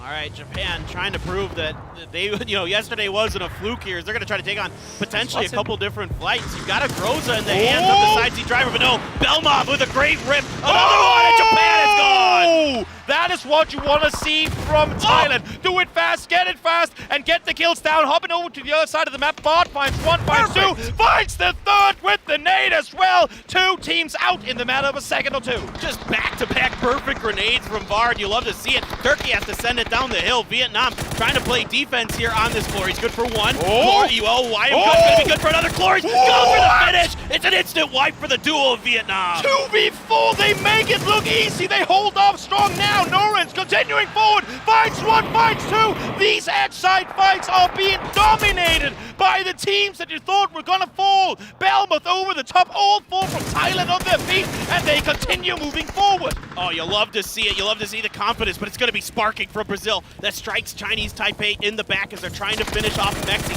Mexi going to get the headshot, but it's going to be the drive-by from Mao Rush. It's going to finish him off. Now Thailand makes their push. They have to push forward, push forward. You know exactly where they are. Lock those nades in there. Get those kills confirmed. First one a bit more. They have to spread up close. First one will fall. Yan Lee finds Wilma. All right, well, Nurin's here trying to save his team, and it's going to be good enough there as JQ comes in to finish off Chinese Taipei. Now you've got to worry about the teams in the center because you're going to have to come down this hill. Thailand has a pretty rough road ahead of them, to be honest. They're going to have to make some pretty impressive maneuvers. I'm so glad they're spotting no. Korea. Oh my god, the tax Escalucia is styled in. They're feeling this. We're going to see Thailand double digit and for the third game in a row into placement points as well. They're getting things going, and there you go. 10 kills for Thailand. Well, Korea was trying to find an angle into this next circle. They have a similar problem that Thailand could be facing here, where they were trying to find some way to get in where they were obscured, and Onyx going to get caught out in the open. And yeah, the Thai There we go. Absolutely loving this, as they should. This is the game you want to see. 10 kills already for the home team crowd. They have the rich down below, but how does Brazil respond to this? Brazil heard the fight between Vietnam and Turkey. They know they still have more threats down south. Thailand should hop down now, play that rich side, and set up shop before all these other teams come in. UK first wants to make a move. Oh, Michael almost run over, but lives with the scare. Yeah, there's a few crates there as well. Korea trying to get into the circle, but that position is still outside of it, and there's people watching it, hampering that movement. Meanwhile, somehow, some way, Luke 12 still behind this tractor because everybody else has been fighting for the positions on the outside of this circle. And now, you know, Thailand knows that Korea is going to be in their way. They're going to have an opportunity to do some damage on the way in. As you said, wanting to do as much damage as possible. And you know what? Even though he doesn't get the tax, now he does. The tire pop alone could be all they needed to move further forward. Somehow, as you said, Luke able to actually get into decent placement points, everything considered. But though, there to take him down. UK, I mean, this is just back and forth. UK, Brazil, UK, Brazil. Now UK up to 10 kills again. Yeah, and I mean, this is a good game for Brazil here. What a shot from Sparking. Belmont as well, and Thailand is ruining Korea's day. It's just Seoul left. Believe me, noise-canceling headsets or not, Thailand is feeling the crowd. They are embracing it, regardless of how this game ends, regardless of what happens as Belmont finds one more, making it 12 for Thailand. The crowd will cheer all day based on this game alone. Yeah, this could be the game that really gets Thailand going. They have 4 up. They have a decent position in the circle. Yes, Brazil holds the compound on the southern side. The circle shifts away from them. They're going to be in the same problem that everyone else has, where they're out in the open. Thailand, you cannot hard focus. You cannot hard focus UK over on the other side, because as we're speaking, Brazil is starting to eye their way up north. They have their cars, they have the cover, but they cannot allow for Brazil to make a play on the west side road. And it's once again Seoul for Korea trying to stake out any points that he can. Now, they know he's there, but there's a bit of a rock, and the car is helping as well. So for their side there, that now that vehicle's blown up, and that's going to push Seoul out of the open, and the circle is good for Thailand. I like to think as myself as an unbiased caster, but with the crowd going this You're allowed to be biased with in this everything moment. going, I cannot help but cheering for Norrens and the boys. They just got the circle. If there is a game to win Thailand, this is going to be the one. But you have 2 of the top teams, make that 3 of the top 5 teams going up against you. You have the prio spot, and I feel like the first fight you're going to have to take is to take down the super machines, which are Brazil. Yeah, and look at the cover that Brazil has from this current position. Now, this is outside the next circle, but there's some trees and other things that they're going to be able to harass the Thai position with, do some early damage, try to see if they can push a little bit further forward. You can see a bit of a reposition coming out. Now, Thailand knows there's still somebody from Korea on the other side. They're keeping eyes on it. And, you know, Thailand's going to have to hit some really good shots to keep kind of their territory safe. Whether or not they hit those shots, the fact that they're continuing to suppress both Korea and UK, allowing for 2 of their players to focus down towards Brazil, it's all going to come down to who makes the first move. The move is going to be for the field. How does Brazil play this? I would assume to see Brazil play for the center position, but knowing how aggressive they are, I could also imagine them just full speed sending it straight into Thailand. More shots fired now. BHC the one to find it, but Seoul, as of all players, the one to find the flush. Seoul, of course, from that angle, still waiting out this as long as he can. And Vard stuck behind that tractor now as they're going to make the move. That's right into Escalisa's sightline. He's doing some decent damage. Sparking in the driver's seat on very low health. But out in the open are 2 members of Brazil right into their sidelines. How are they still going? They get him back into safety. How are they still alive? Nate's now coming forward. Watch out. This is far from over. I said there was a way that they would push up that hillside. Brazil playing with no fear in their life. I'm not sure how they managed to stay on their feet, all of them, but this is scary. Brazil has made landfall right below Thailand. Yeah, exactly, and now they might be able to get a few knocks and buy the time for the reinforcements of VHC and LFP1 to come on in. Solo's got him out in the open. It's actually Belmoth who's going to get it. Who's going to get the point out of it? Belmoth able to confirm. 13 kills and counting as the Thai players stand strong. Belmoth does fall down. One more comes in, but that's Galusha immediately there with a response. Haven peeks and goes down as well. Just one left. Sparking finds the first one. Still fighting, but barely any HP remaining. Escalusia even hit the headshot onto Sparking before Sparking got him, and now they're throwing the utility, trying to get the flush as well here. Nuren's thinking about the res, but there's still Soul looming on the backside, using those smokes to slowly work his way up, trying to see if he can take advantage of this fight. 2v1v1. Thailand has a chance to get all their players back on their feet. Sparking is not done yet, though. This is getting dangerous. They managed to get one res in there, but Sparking is pushing forward. He's insane. He's hitting unbelievable shots, and now he has the confidence to push this on his own to try to shut Thailand down. Gonna get one. Can't get the second. Escalisa stands strong. 16 kills, 1 versus 1. Here comes the final player. First rush comes through. Belmoth has to back over the rest. Can't come into it. Second one comes through. Soul has been alone for so long. That nade looks good, but backs off. Oh, he doesn't have any more frags. He's going to have to get it done with the gun. He knows they still need to go for the flush. He knows he needs to get in there. Belmoth going to get the heal up. The rest take you on very, very low health. Now Belmoth waiting around the vehicle. Soul, can he do it? Soul tries to peek, doesn't get the first shot. Oh, he's got it. Oh, he's you. Thailand's going to do it. And the crowd goes wild. Thailand with the win. Coming over the top, fighting team after team after team. Thailand wins the game and the crowd goes wild. That's huge. It's huge. Big kills, big damage for Team Thailand. Confidence throughout all of it. And they just put up a 17-kill game of their own. They're going to tie that record of the most kills in a game. That, if there is anything, they're sitting bottom 3. If there is anything that can turn that momentum around, that is not only getting a 27-point game, but the reaction from the crowd. They're sitting on the back row. They saw all of this.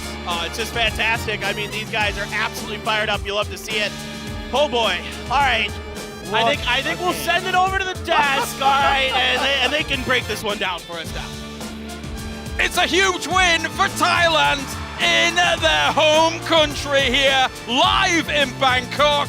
We get our first Miramar of the day, and Thailand converts. Toffees, what a moment. An incredible game. Not only did they win, but they won in style. The crowd lost their minds. This is a team that's been up against adversity. They lost Pushus. They called up Belmoth. He stood his ground in that match, and Thailand earned every inch of that game. Goosebumps all over the place, guys. It's just something else if you're able to take a win like this in your home country. I'm so happy this home turf advantage showed up to be what it was for them. That was wild. I mean, the thing is that even in those last moments, some of those last shots from Thailand going towards Brazil, you can guarantee they can hear the rumble of the crowd. Some of those shots a little more shaky than usual. You can see the pressure was there to a certain degree, but that's it. Thailand gets themselves their first win here on this stage, and it's got to feel absolutely amazing. And you know what? This might push them into the top 8 after having such a rough first couple of days. And it's amazing how they're able to push through, how they're being clever about it, and also being 4 guys alive all the way to the end, Toffees. And it wasn't just one putting in work, the whole team, including the sub who gets called in. They played together for the first time on day 1, and here they are getting the win on day 3. And I love the honorable mentions as well. They're taking out Pushus, shirt, jersey. You know, I remember you. We have you right here with us. It's fantastic to see. No, definitely, definitely. What a game. Actually on the edge of our seats here for this one, especially when it gets down to this. There's a moment where I'm thinking to myself, Soul could win this because Soul's that good. You know, Soul, I don't know if he thought they'd stick the res. He threw some grenades. Close. He thought maybe they'd force the 1v1. They stuck it. They dodged it. Every time Soul threw a grenade, you could hear a collective gasp among the audience. But once they got that second one up, it was a 2v1. They played the split very well, and they came away with a win. But look at the travel. There it is. They had to work for this one. Etched on the scoreboard. There's Thailand, #1 for this. Plenty of mollies, plenty of nades thrown as this is going down. And again, it felt like, they were, Martin, they were going from fight to fight to fight, and some great trades coming out from them. And they're winning their fights individually, playing clever together. And also, guys, with this win, it was 17 kills. It's the best game we've seen in Nations Cup so far. Yeah, I mean, that's a great point. It is the best game, and they played it so well. And honestly, for me, I know that Belmont doesn't get a lot of talk. He came in the last second, but he played anchor so well in that game. He held Brazil. He got a couple of very important knocks, and everyone on that team felt like they were in the right place at the right time, and the vibe was just perfect. And also, we were here in the arena, and we were hearing it. The circle was about to pop. Oh and my God. We hear it north. North, and it pops north just as they needed to, and they're able to close it out, guys. I've never heard a bigger cheer for a circle shift in my life. Well, it's because this entire event, the circle has been the villain. Everyone hates it, except now in the moment of need, it rose up and became a heroic rescue for Thailand. Yeah, amazing stuff. 17 kills going that way as well overall. A great game. Exactly. The best game so far here for Nations Cup. And then being able to go this far, go the distance here, and go out against, it's Brazil, it's Korea, 27 points here. United Kingdom, though, they are still latching on 15 points. Okay, you can worship your UK in a second, but the reality is Thailand didn't win against the bottom of the board. They went head-to-head with a 4-man Brazil. They dealt with Seoul on the push. They dealt with UK coming in. They played the best, and they made the most of it. That's right. Yeah, 27 points. The numbers do not lie, as this will bump them up considerably on the scoreboard. It's going to bump them from 15th place to... It's the wrong one. To Belmont. I was hoping to Belmont. This is why you're not the host, Martin. But I told you, this is what I was talking about. This is a substitute who had not played with the team until 2 days ago. 6 kills, becomes the player of the match, and represents the team so well. Yeah, but he should be coming in with the synergy. They are from the same. Correct. You have Shaq.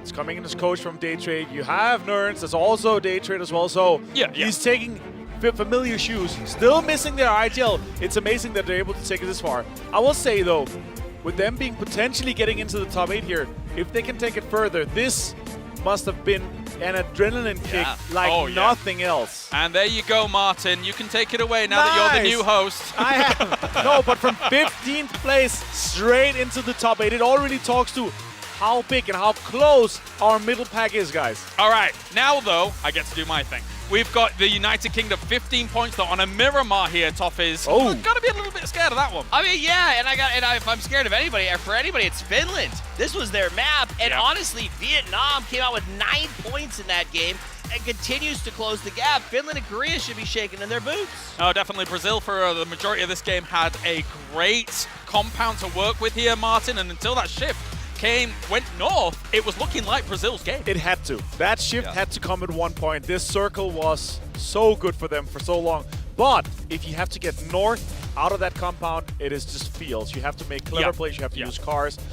They managed to get there, but Thailand took the home. All right, well, the penultimate game of the day results in a Thailand win, and the crowd goes wild. Personally, to be honest, I want another Thailand win. That'd be very interesting to see. We're going to go to a short break, ladies and gentlemen, and when we return, it's the final game of the day. Don't go anywhere.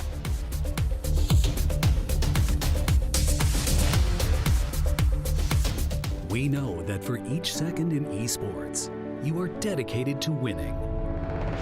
Over a decade, XL Series has evolved alongside with gamers. We strive to make every product detail perfect so that you can perform at your best. Elevate your skill and maximize your potential with the ultimate gaming monitor. Zowie. Strive for perfection. Focus on winning.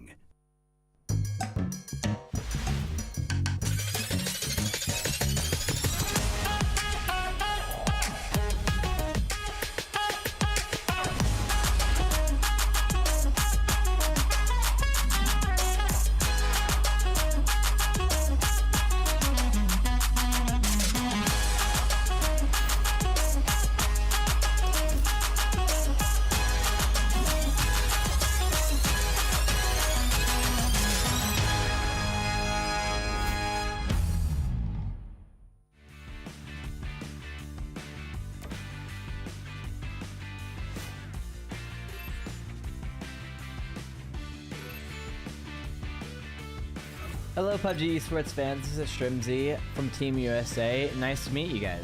What's up, esports fans? Bro, I'm not saying PUBG. PUBG. Yo, what's up, PUBG Esports fans? This is Team USA. Milo, leave me alone. Look at the dog. Hey, what's up, guys? This is Kickstart. I'm representing Team USA, and I just wanted to say what's up. I think bringing together some of the best players in the US is definitely going to be exciting. I don't want to give away too many of our strategies, but yeah, you should just definitely watch and be prepared to see what we're going to do.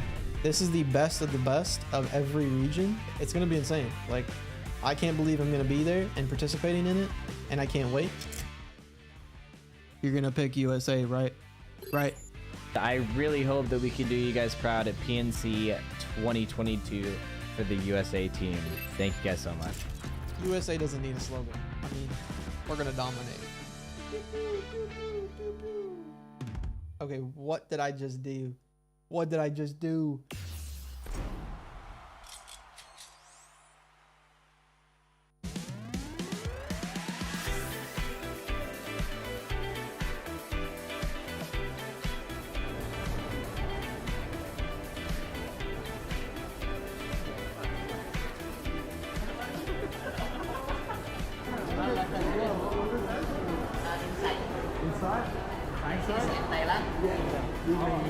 We heard that it's your first time joining the PNC. Yes.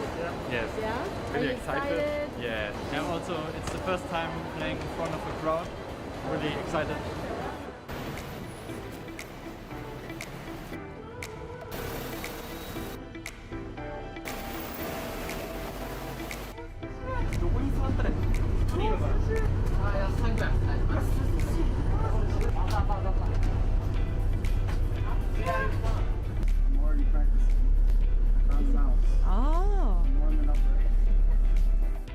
Rasanya sangat excited kita bisa mendapatkan invited ke slot PNC kali ini. Tetap dukung Indonesia.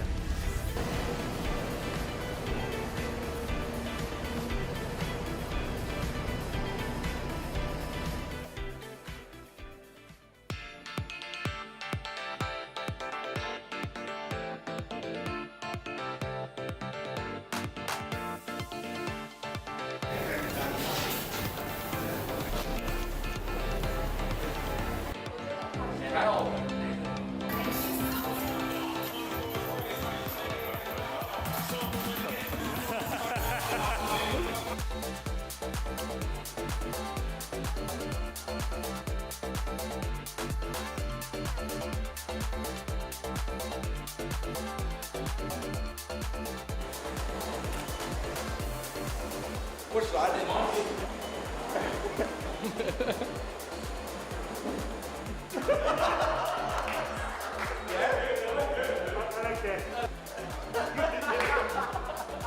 Well, obviously, I'm pretty nervous, not too experienced, like based on what happened earlier.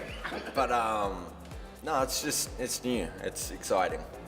만나고 싶으신 선수는 혹시 없으신지? 글튼이 형. 너 동생이다. 글튼이 형. 자주 봐서 반가워서. オーストラリア代表のティグルトン選手、一人のファンとしてとても好きだからです。Hey, yo! Oh, Team Australia. You want to take pictures?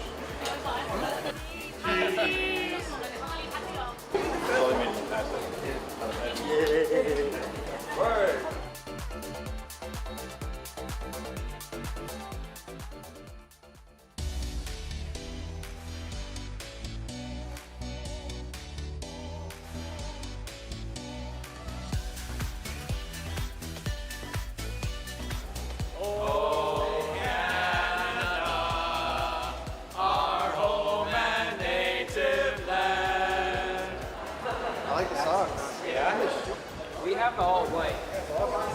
We love to hang out with like all the teams, you know, get to know them, get them a couple drinks, and maybe have them reveal some strategies to us.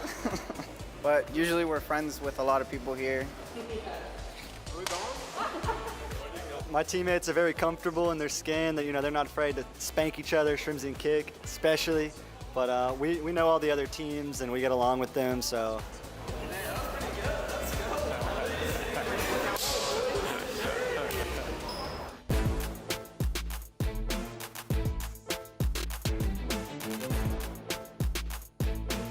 Gangsters, bro. Gangster. Hell yeah.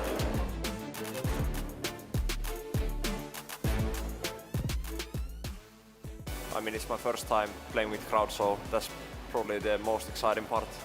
ก็อยากให้ทุกคนเข้ามารับชมที่สนามจริงนะครับตั้งแต่วันแรกจนถึงวันสุดท้ายเลยนะครับก็ฝากติดตามด้วยครับวันที่เท่าไหร่วันที่ 16 ถึง 19 ครับที่ไอคอนสยามทูไอคอนฮอลล์ชั้น 7 ครับ Buat tim-tim lain, siap-siap ya Indo bakal ngasih kejutan. Sorry that you're gonna lose, because we're gonna win. Go Canada, go. We are ready for you guys, and be careful of my team.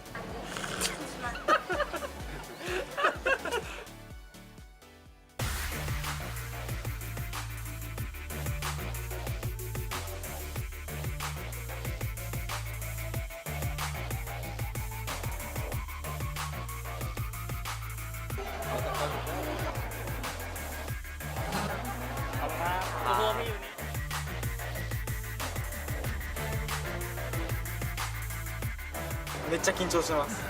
人それぞれ設定が違うからあれですけど、まあ多分大丈夫だと思います。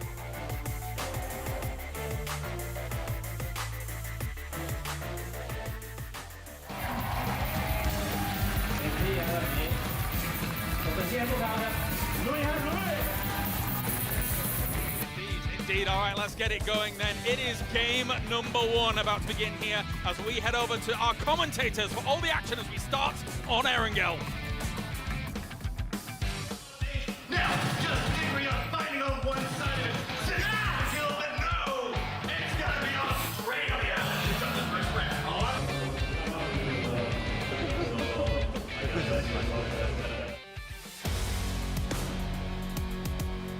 Diferente de todos os campeonatos que eu joguei, esse aqui é muito especial. Tá representando nossa seleção, nosso país. É muito emocionante e eu só consigo ver coisas boas na nossa frente. Mükemmel bir gurur veriyor. Elimizden geleni en iyisini yapmaya çalışacağız. Başarılı oluruz. Và thể hiện cho mọi người thấy là bọn em đều xứng đáng để đi cái giải này. I'd say good luck to everyone that's competing. Obviously, this lobby is super talented. At least you enjoy the event. You know, even if you don't place where you want to place, I hope everyone enjoys the event.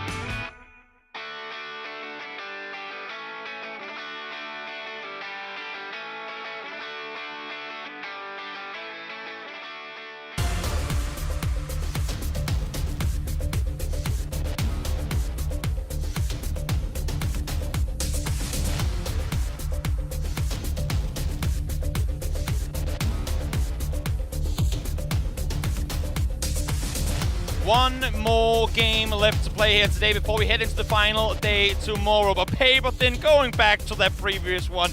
Wow! Thailand defense, they've been here through thick and thin, and they finally get themselves a win. And not just that, but 17 kills to go along with it. Oh, it's just a huge game for them. I mean, confidence is now flowing. You can kind of see it as the day has been rolling on. You know, they've been taking fights aggressively. They've been making pretty good decisions all across the board. They've been, you know, frankly, really, I mentioned it briefly in that last game, but really holding China back at times. And so that's got to be a confidence booster. You know, everybody expected that team to be the best in this lobby, and they're not, and you're a big part of that. And there's no doubt about the fact that it's the fans helping with it too. No matter if they get 16th or if they won here, they are there, they're cheering, they're there supporting all the way through. Just fantastic to see, fantastic. But with that set aside, we still have one more game left to play, 5 more matches tomorrow. For Thailand's sake, they just jumped half the leaderboard in one game. I mean, that just goes to show you how kind of densely packed it is underneath the top. The top is pretty heavy right now. There's two that are pretty good, but Toby, I mean, look, everybody else has got to start putting up points if they're going to catch up. Yeah, exactly. We got one more game left to play today, so let's hop straight into it. Let's hop back over to Miramar.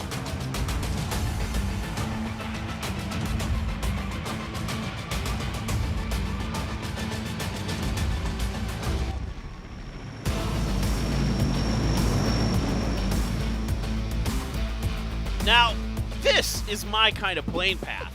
I'm sorry. I'm drawing a circle. Yes, I see it. Drawing a circle and with our my observers finger. have it in view now. There, I'm not going to mention it. I don't want to spoil it. But it's so unlikely. It's unbelievable. But I think it's like one in like a couple thousand games that it ends on those islands. Coming into, I mean, in this break, you and I both kind of concluded that regardless of who wins the tournament, regardless of how close it's going to be, with obviously 99.9% of the fans being Thai fans, we won't get a more hype excitement than that win we just witnessed. Having said that, should this next circle go to a certain place, I like to think that we might get an equal amount of excitement. Then I hope all the fans just understand how unbelievably ridiculous the game is going to be. I mean, the only way we're going to get it any better is if Thailand just starts popping off and winning, you know, 3 or 4 games over the course of the next 6. So we'll see if they can get it done. But look at their drop here early. I mean, Nurens is way out there, and I think Thailand is maybe suspecting that this might be a prison island or something.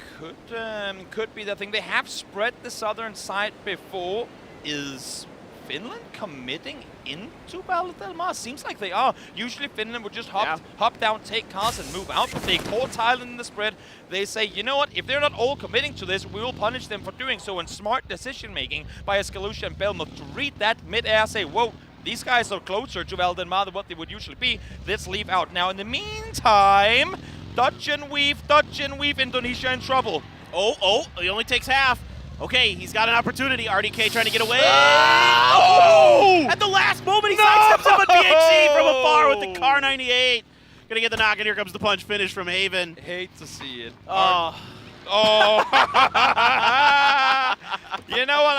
I'm not done looting yet, buddy. Let's go for a ride. Well, you know, this is the players honestly don't mind this. By the way, he picks up. Yeah, just you know, end it. Wow. Pick up, but this is actually safer for Haven. You could sit here and say that's BM. No, it's actually pretty safe, but just in case. Just in case.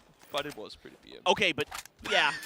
I mean, I'm all for it though. I'm all for it. If there's there's many ways of BMing in esports. This one right here, especially. I mean, you heard the crowd. It's just good entertainment. It is good entertainment, and I like to think part of the reason why I did that was, you know, one of those where you hit me, I'm gonna hit you back. He made him look like a fool in that buggy. He's dodging and weaving RDK.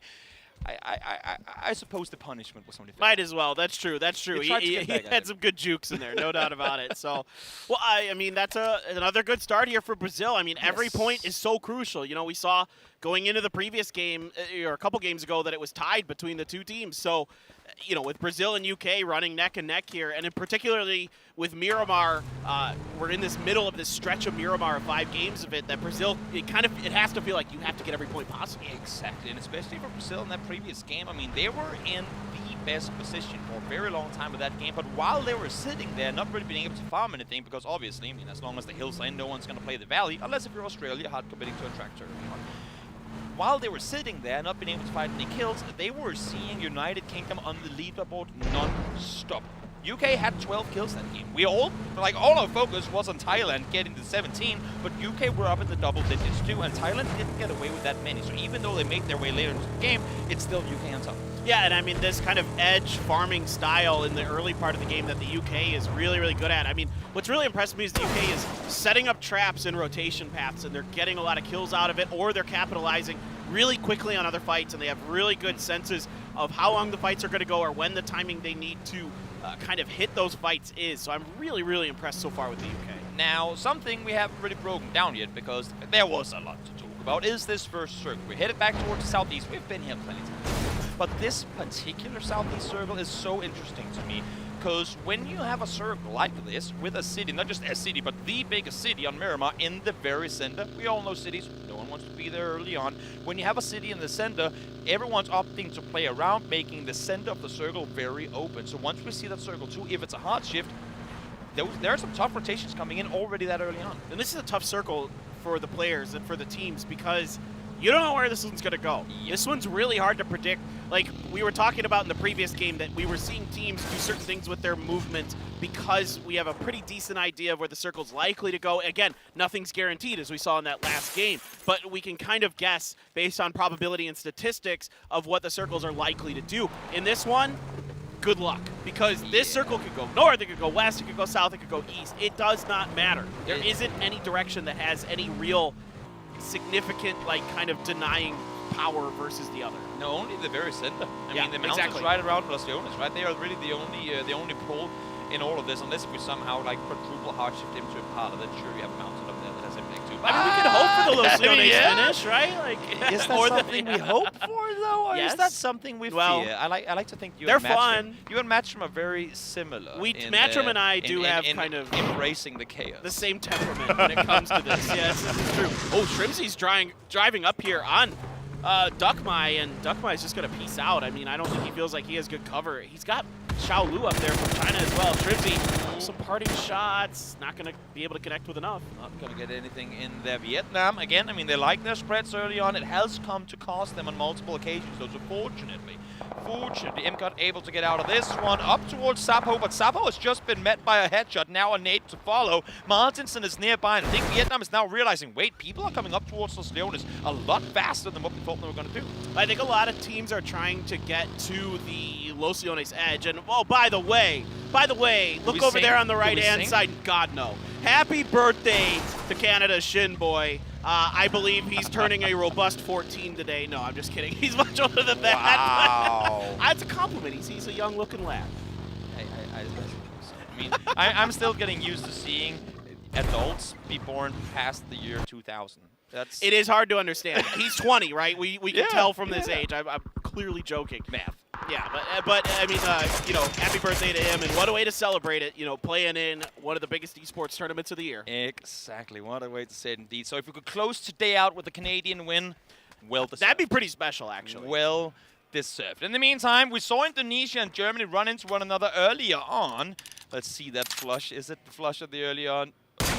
No, it's the hit. He got the knock, right? The knock from there. That's a great shot. Let's see, already 2 knocks with bolts. He had the first one on RDK, tried to make his run away from there, and now kneel down as well. Fortunate, he does get back on his feet, but Brazil right next door. I mean, that's just a great opportunity. You know, it's success is opportunity meets luck, right? Yes. And that's a perfect example of it. He gets the Kar 98, he gets the 4X, he's got RDK out in the open. Everything just falls his way. Brazil is a team. I was just going to say Brazil is a team that when they see an opponent they don't necessarily fear, they will aggressively push, but Indonesia has a response. Back to back for Teddy here as 2 for Brazil. Let's Galusha in the meantime finds soccer as well as the crowd cheers once more. Yeah, there's a kill off screen here, but Niles in trouble. That building, very dangerous, but the grenade doesn't get in, so that's going to be him able to get the res off. Teddy's going to try to push onto this knock, see if he can get some damage done. Stuns are going to come in. LFP around the corner, though.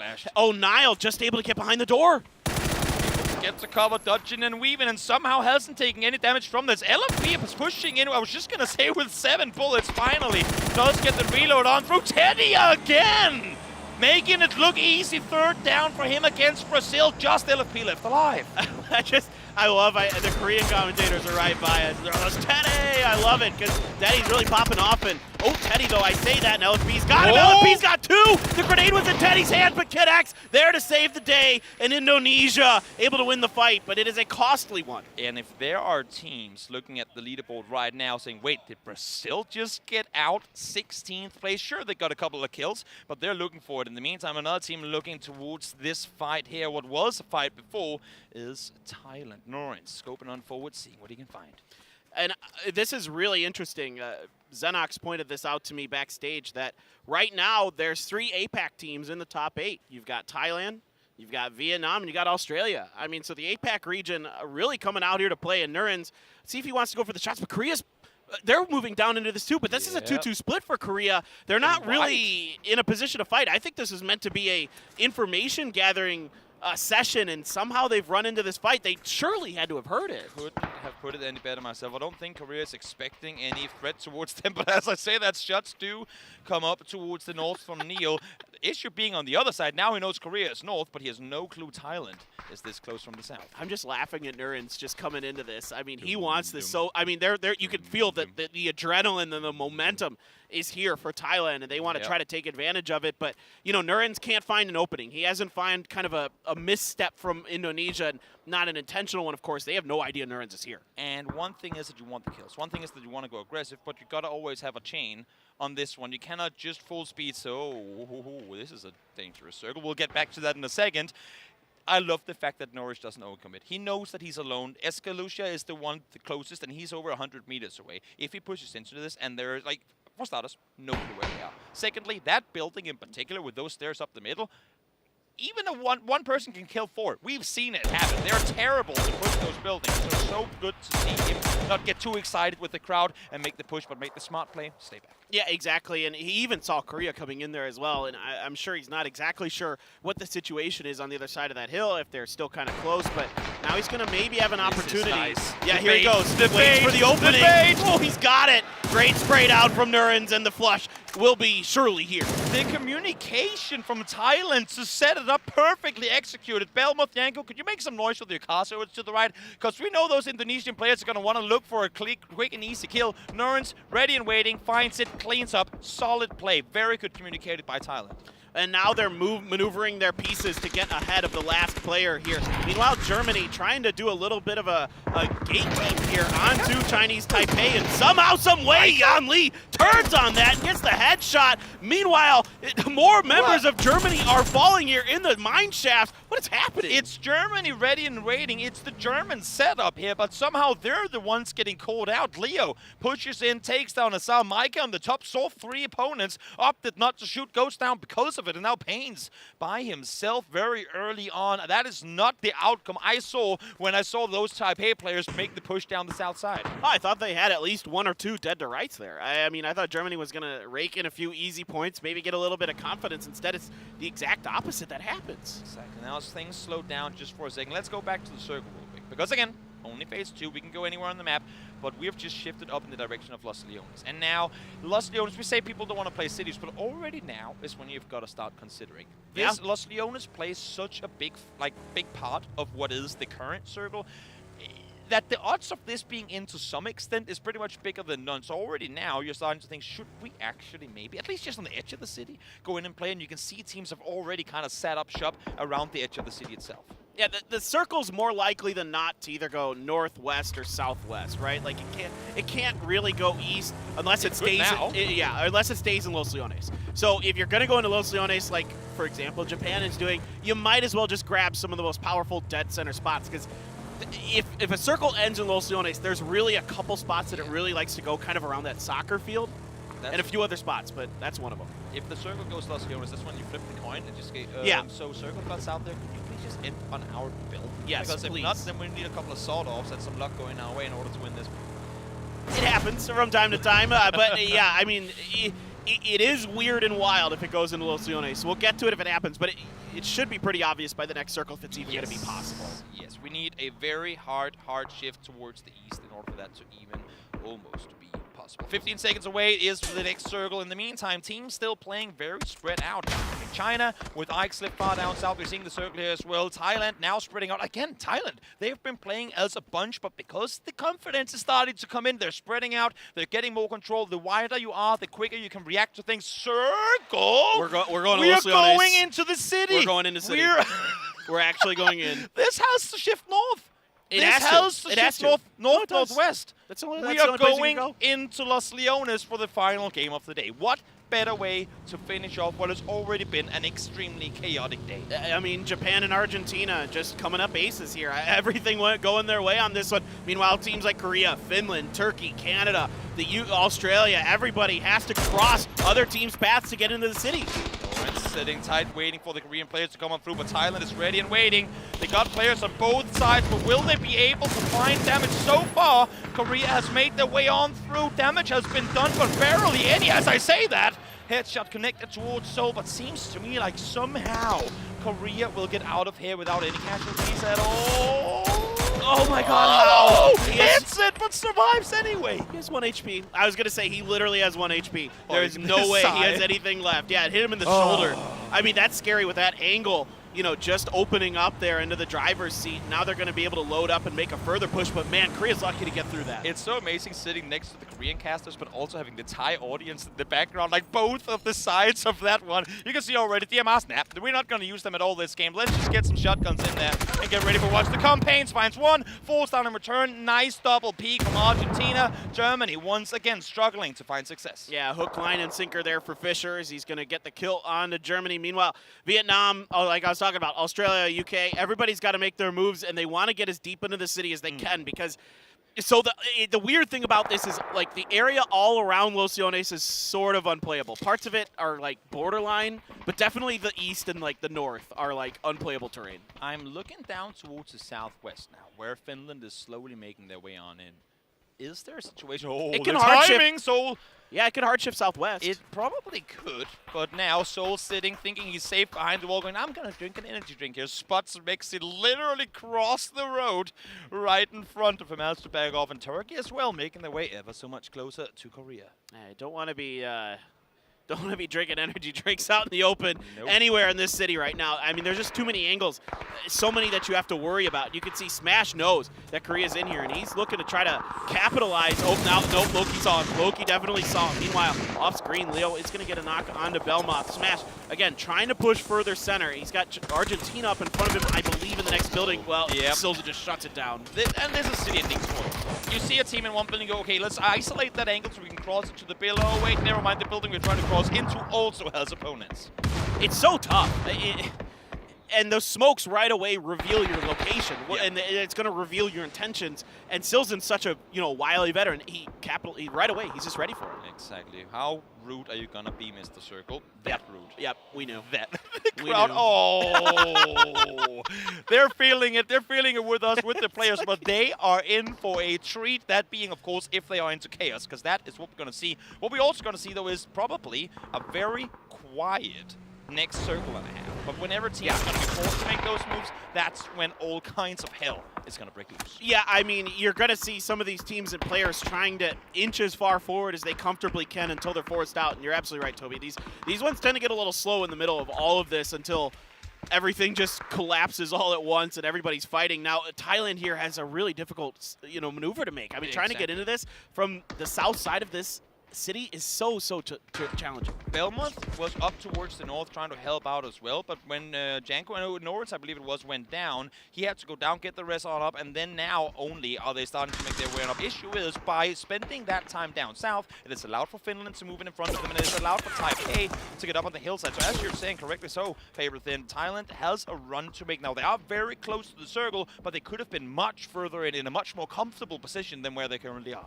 Yeah, I mean, it's a stress test that you have ahead of you in terms of just, okay, well, now there's another team in front of you. That's just another layer that you have to blast your way through to try to get into this game. Meanwhile, if this works, I'll be amazed. If I mean, the funny part, are they gonna try to fight this? Okay, the funny part is the monastery is like open, and they're actually gonna be able to get in there. So this is gonna be okay for them. Maybe just barely. Leo took a whole bunch of damage. He's able to get inside though.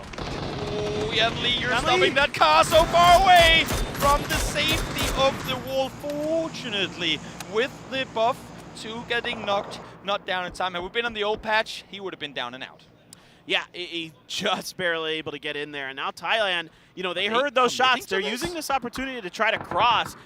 It's going to be dangerous no matter what, so I guess better now than never as they need to kind of make this push, because this street is going to be likely out of the next circle. I am loving this No Fear Thailand. I mean, we've seen it in the past. We've seen them on their respective teams all play aggressive, but it's as if they needed something to kind of get a little bit of a kick to start off this tournament. Many teams did. Japan started off slow. They went aggressive. Thailand did the same thing. They just pulled off a 17-kill win.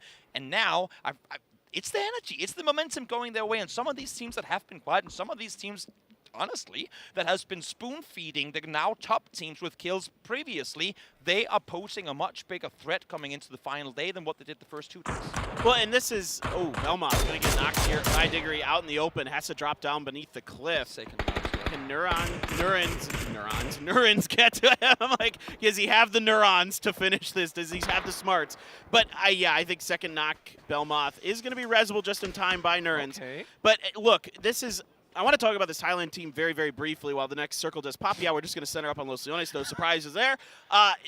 This is a different Thai team than a lot we've seen in the past. They're not as wild as, a Buriram or something like that. You've got, Nurins from a very disciplined day trade team compared to most in their region. You've got Escaluzia, who's been around since day one of PUBG Esports. I mean, I was casting Escaluzia back in the Africa TV PUBG League in 2018. The guy is just an absolute genius when it comes to, working inside of this game, being able to find ways to, play, have that longevity of a career. Well, Finland on the edge now, all inside the circle as they back off from the building. Again, we're seeing so many of these 1 HP survivals. Taipei trying to help out Thailand at least a little bit, and technically they're doing so and forcing them back, but Thailand know that they have to take a fight. Jankov currently all alone up front, fighting both Taipei and now Finland as well at the same time. Well, this is going to be a meat grinder very, very soon.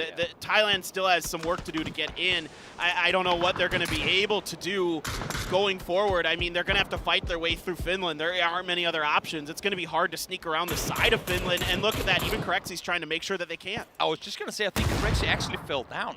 So did he? if they fight up front now, Corexi might wrap around, but if they fight up front now, they are going to be 3 up.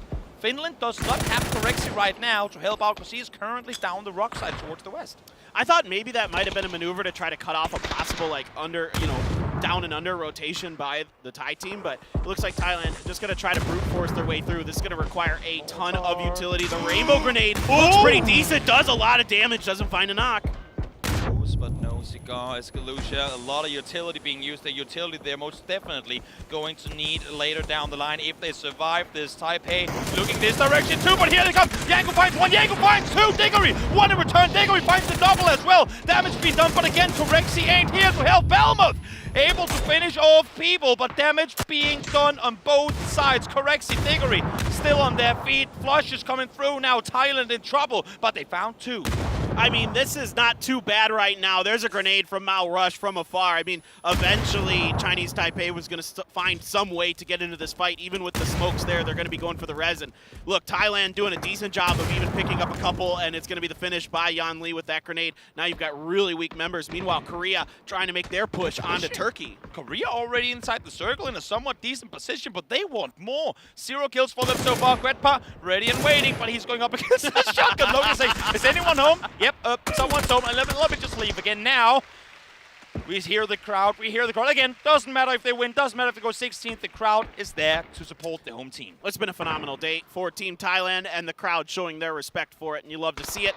Circle going to go somewhere inside of this city. Literally can go anywhere. All right, we're just going to keep centering up. I'm telling you, Japan, just had the divining rod out. And there's something about this Japanese team inside of these cities that they just have such a good sense and presence of how to not only, get inside early and kind of figure them out, but they're such a tenacious up-close and personal team.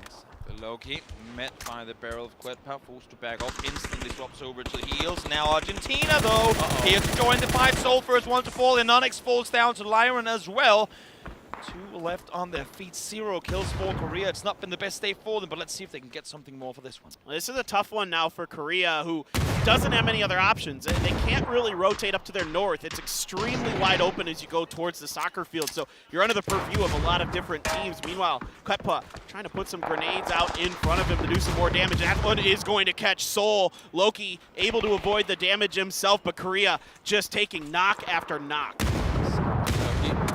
To maneuver their way further forward. But in the meantime, up towards the north, we got UK and Australia fighting. Our focus has been on the southern side for the last 10 minutes, but now the northern teams are fighting too, and Onyx does find one. UK in trouble, as well as Vietnam and Australia battle them hand to hand. Oh, good maneuvering here by Turkey to avoid that grenade. That one could have been devastating. Australia hot and heavy here. Just Flood and Monty still on their feet. This one's going to get wild, folks. Buckle up, because there's going to be a lot going on in the kill feed. There's going to be some flushes. Vietnam has a pretty good spot there, but they're a bit spread out, so they're going to have to rely on some individual star plays to lock this down, and Japan helping out clear out some of the bottom side of the circle. Observers, good luck, have fun. This is indeed, as you say, Faber, going to get intense. Turkey fall in 11th Flood trying to see what more he can find as Tickleton gets taken out as well. Taipei wanting to cross over here. They had a play on the other side, Leo, but he fell down. Rush is inside though, so smokes deployed. Let's see if they can make the crossing. Yeah, meanwhile, Korea has been able to kind of recover, still have all 4 up somehow after suffering at least 3 knocks that I remember. Kane's holding this angle around the wall, but I think for now, Korea can just kind of bunker down, wait this out, see if they can get a little bit of circle luck to come their way. Holding the angle. They know they're here. I mean, they've heard the footsteps. They're sitting, ready, and waiting, hoping that this next circle is going to force them to cross on over. Flood, again, these 1 HP survivals just exactly gets away from the bounce off the nade. Oh, close. Second one gets him. Glories. 9 billion IQ math to bounce that one off the back wall. Finds it. MCUT goes down in return, though, to an 8 from Fex. Yeah, now Fex trying to find the follow-up inside of the window. It's going to be launched. I don't know if it can get close enough. It's been enough time that you can probably crawl away into the hallway and go for the res. Indeed, that's what's happening here with Sapao. Let's look at this circle. Draw a line down the middle, east to west. We have 9 teams alive. China has half the circle. Yeah. China has the entire west because that south side field is unplayable and China gets it their way too. Now, in circles like these, that is by no means a gifted win because it will get up close, it will get chaotic. But wow, no one able to play the West at all. You're absolutely right. It's really hard to judge how this one's going to likely play out just based on the fact that, again, it's a city circle and there's a major crossroads in the middle of this. You've still got the monastery with nobody in it because they left. Korea trying to make the cross, but Isaki has such a good high angle on top of this. Loki knock trying to crawl through, grenades flashing around him. Isaki backed off with some shots, so Korea here, I don't know if they can get to Loki. This is going to be really tough. Smart decision making by Hasu to not overpeak that one because he's alone. I mean, they're in a 1-3 split essentially right now, and if he goes down, there's no way he's going to get back up on his feet. So Vietnam bagging off for just a second while they see what happens. Argentina, in the meantime, now realizing that they have got Taipei pushing up towards them. Fex finds Sabao with the shotgun, peeks out, gets the flush as well. Yeah, and now you're going to see some of these shotguns that teams have been scrambling to find on the inside of the city start to really pay off. They're really dangerous in this. Haisaki, I mean, this is, Korea fans remember, you know, Pio has done some magnificent things from up on this spot. Let's see if Haisaki can mimic it. Well, at least he can get all the info, that's for sure. There's a team there, there's a team there, there's a team there, there's a team there. And these players go, sure, but we need your help down here right now because they're getting taken out by the second. United Kingdom continuing to push forward. Xiao Lu finds Kickstart on the other side as USA tries to cross the road. You just got to farm kills, bro. That's all this is about. City circles, just farm the kills. Let's see if he can pick up any more as USA scrambling to get across the road. Already 1 knocked, almost 2. Haisaki gets vision onto H-Win, but he's actually going to get the knock there. The follow-up, lots of points coming into Haisaki's hands. USA thought they were in a 4v4 with China, but they're in a 4v4 because Haisaki is doing all the damage from above, making it easy. Finds 2, Xiao Lu there to help out as well as USA falls in 9th. I really like what Vietnam's doing in this. Mao Rush just going to push through the fire, and he's going to get the knock through the fire and the flames. Mao Rush is able to get Silzen. Argentina doing a good job here. Even though they do go down, they're able to get a few extra points. Yep, solo player now looking life-saving. Private Haisaki. It's going to be a tall order for him to get out of here alive. Nate, underhand all the way down to the bottom. Will he find Vex? Yes, he will! Underhand, no vision. Still gets it. United Kingdom out in 7th. Yeah, there's no parachutes in this mode, so good luck coming out from that one, Isaki. And again, I'm totally fine with what Vietnam did with this because these city finishes are just too chaotic. You might as well just go for the kills, go for the points that you can, and try to see if you can crawl back. I mean, Brazil and UK already out of this, so a lot of the teams below them looking to gain some more ground. No sender to take here at all, at least not the way it looks like now, and especially not as long as Haisaki is still alive. He can see everyone. Every single time people try and peek outside, Haisaki is up on the roof. Issue being now he's already dropped his DMR, and he's down to just 15 spare bullets. You can see Adam down below looking up towards the top. Again, wanted a Canadian win. That is Shinboy's birthday after all, but they cannot make a move before they know that the uphill, or up-house spread, I should say, is dealt with. What if you, like, throw your backpack underneath you while you're dropping? Will that, like, counteract the momentum? No, of course not. Japan is the top of this building above Korea. Korea's just been kind of sneakily getting in and in, and they're kind of letting all the teams in front of them fight while they just backfill. Ike's left. I don't. Exactly what happened there. The rest, he is crawling backwards, so hopefully just shooting at the rest is Haisaki. going to be coming through in a second. Haisaki trying to stay put as well, but the shots that you can see are coming through. He's trying to block the bullets, but it's not really going to happen. Kane in the meantime finds Loki, and Haisaki actually will be able to take down Ikeslip. So China, who has not really been seeing a threat until America came across before, lose one off of an unfortunate error made by Ming. Yeah, now Loki should be able to be rezzed. He was able to get around the corner just in time before the grenade came down. Soul going to be holding the angle. Kane threw that fire just to buy a little bit of time for himself. This could be a really sneaky maneuver. He's going to come down around the backside. Is Kree going to be ready? No. Oh, he gets a lot of damage. Didn't get the knock, though, with that shot. Soul has that double barrel.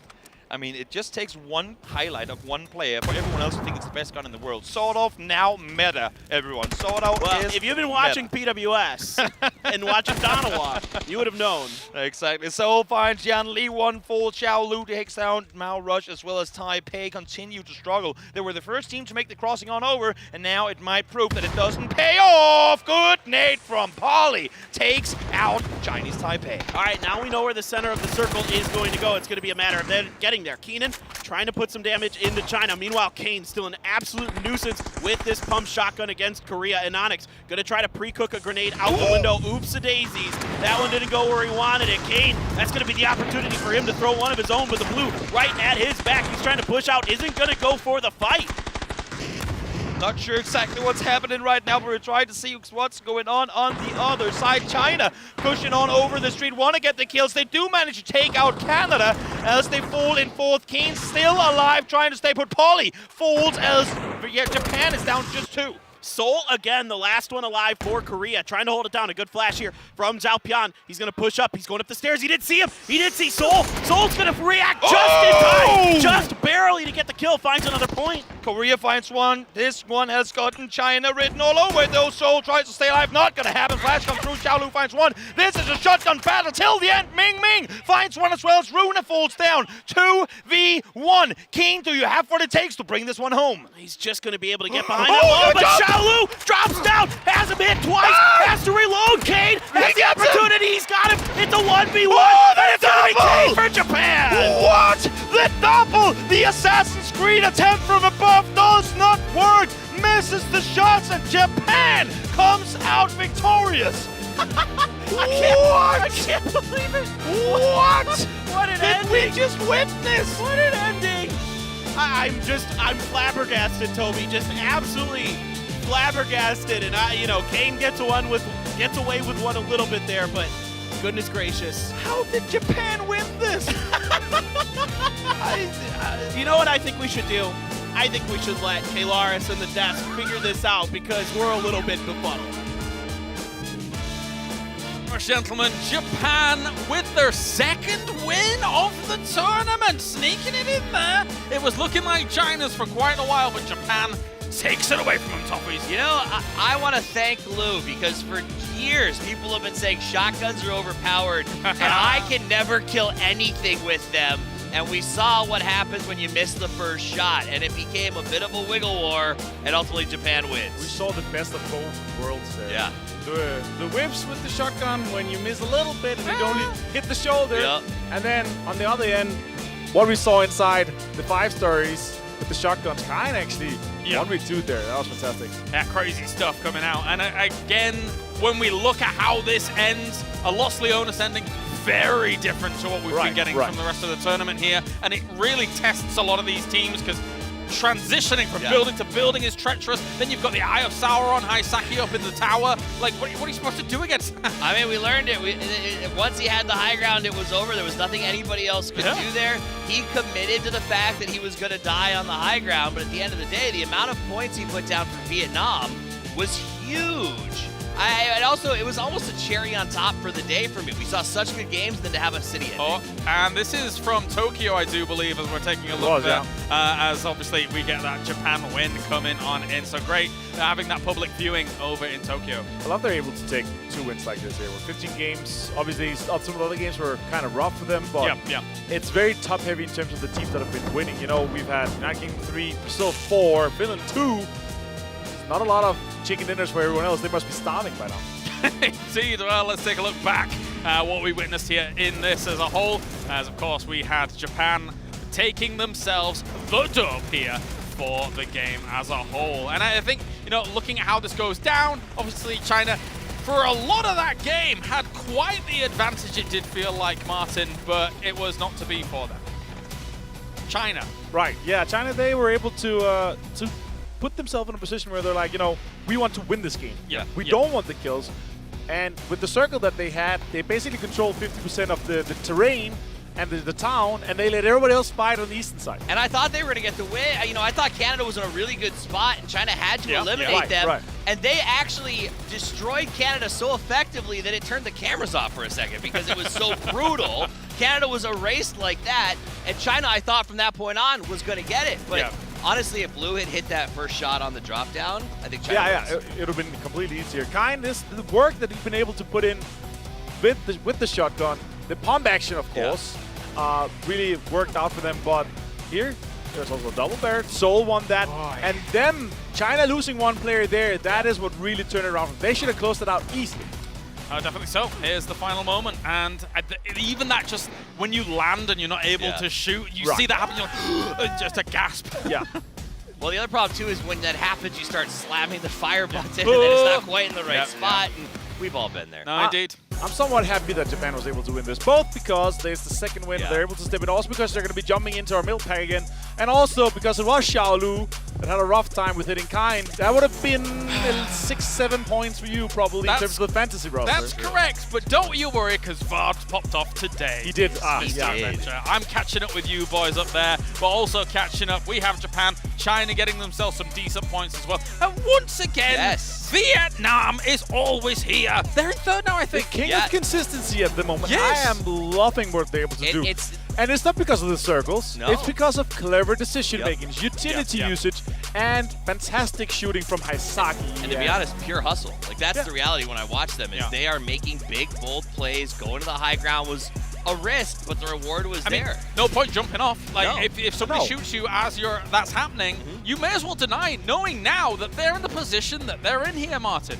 Yeah, and I will say this, though. Urban endings are some of the hardest, if not the hardest to play, because you cannot predict the circles. You cannot predict where it's going to end. You have to play smart. You have to position yourself all the way through every single circle. China was able to get a little bit of the western shift to their advantage, but the rest had to fight in the east. And the transitions from building to building, heavy utility focus is super important there. Yeah, and it's also one of those things that's impossible to train. I mean, the reality is you can't, in any pubs, in any practice, in any scrims, you can't set it necessarily to end there. So every moment that you see these sort of urban endings, a lot of these players, this is where veterancy comes into play. Martin, your thoughts coming in?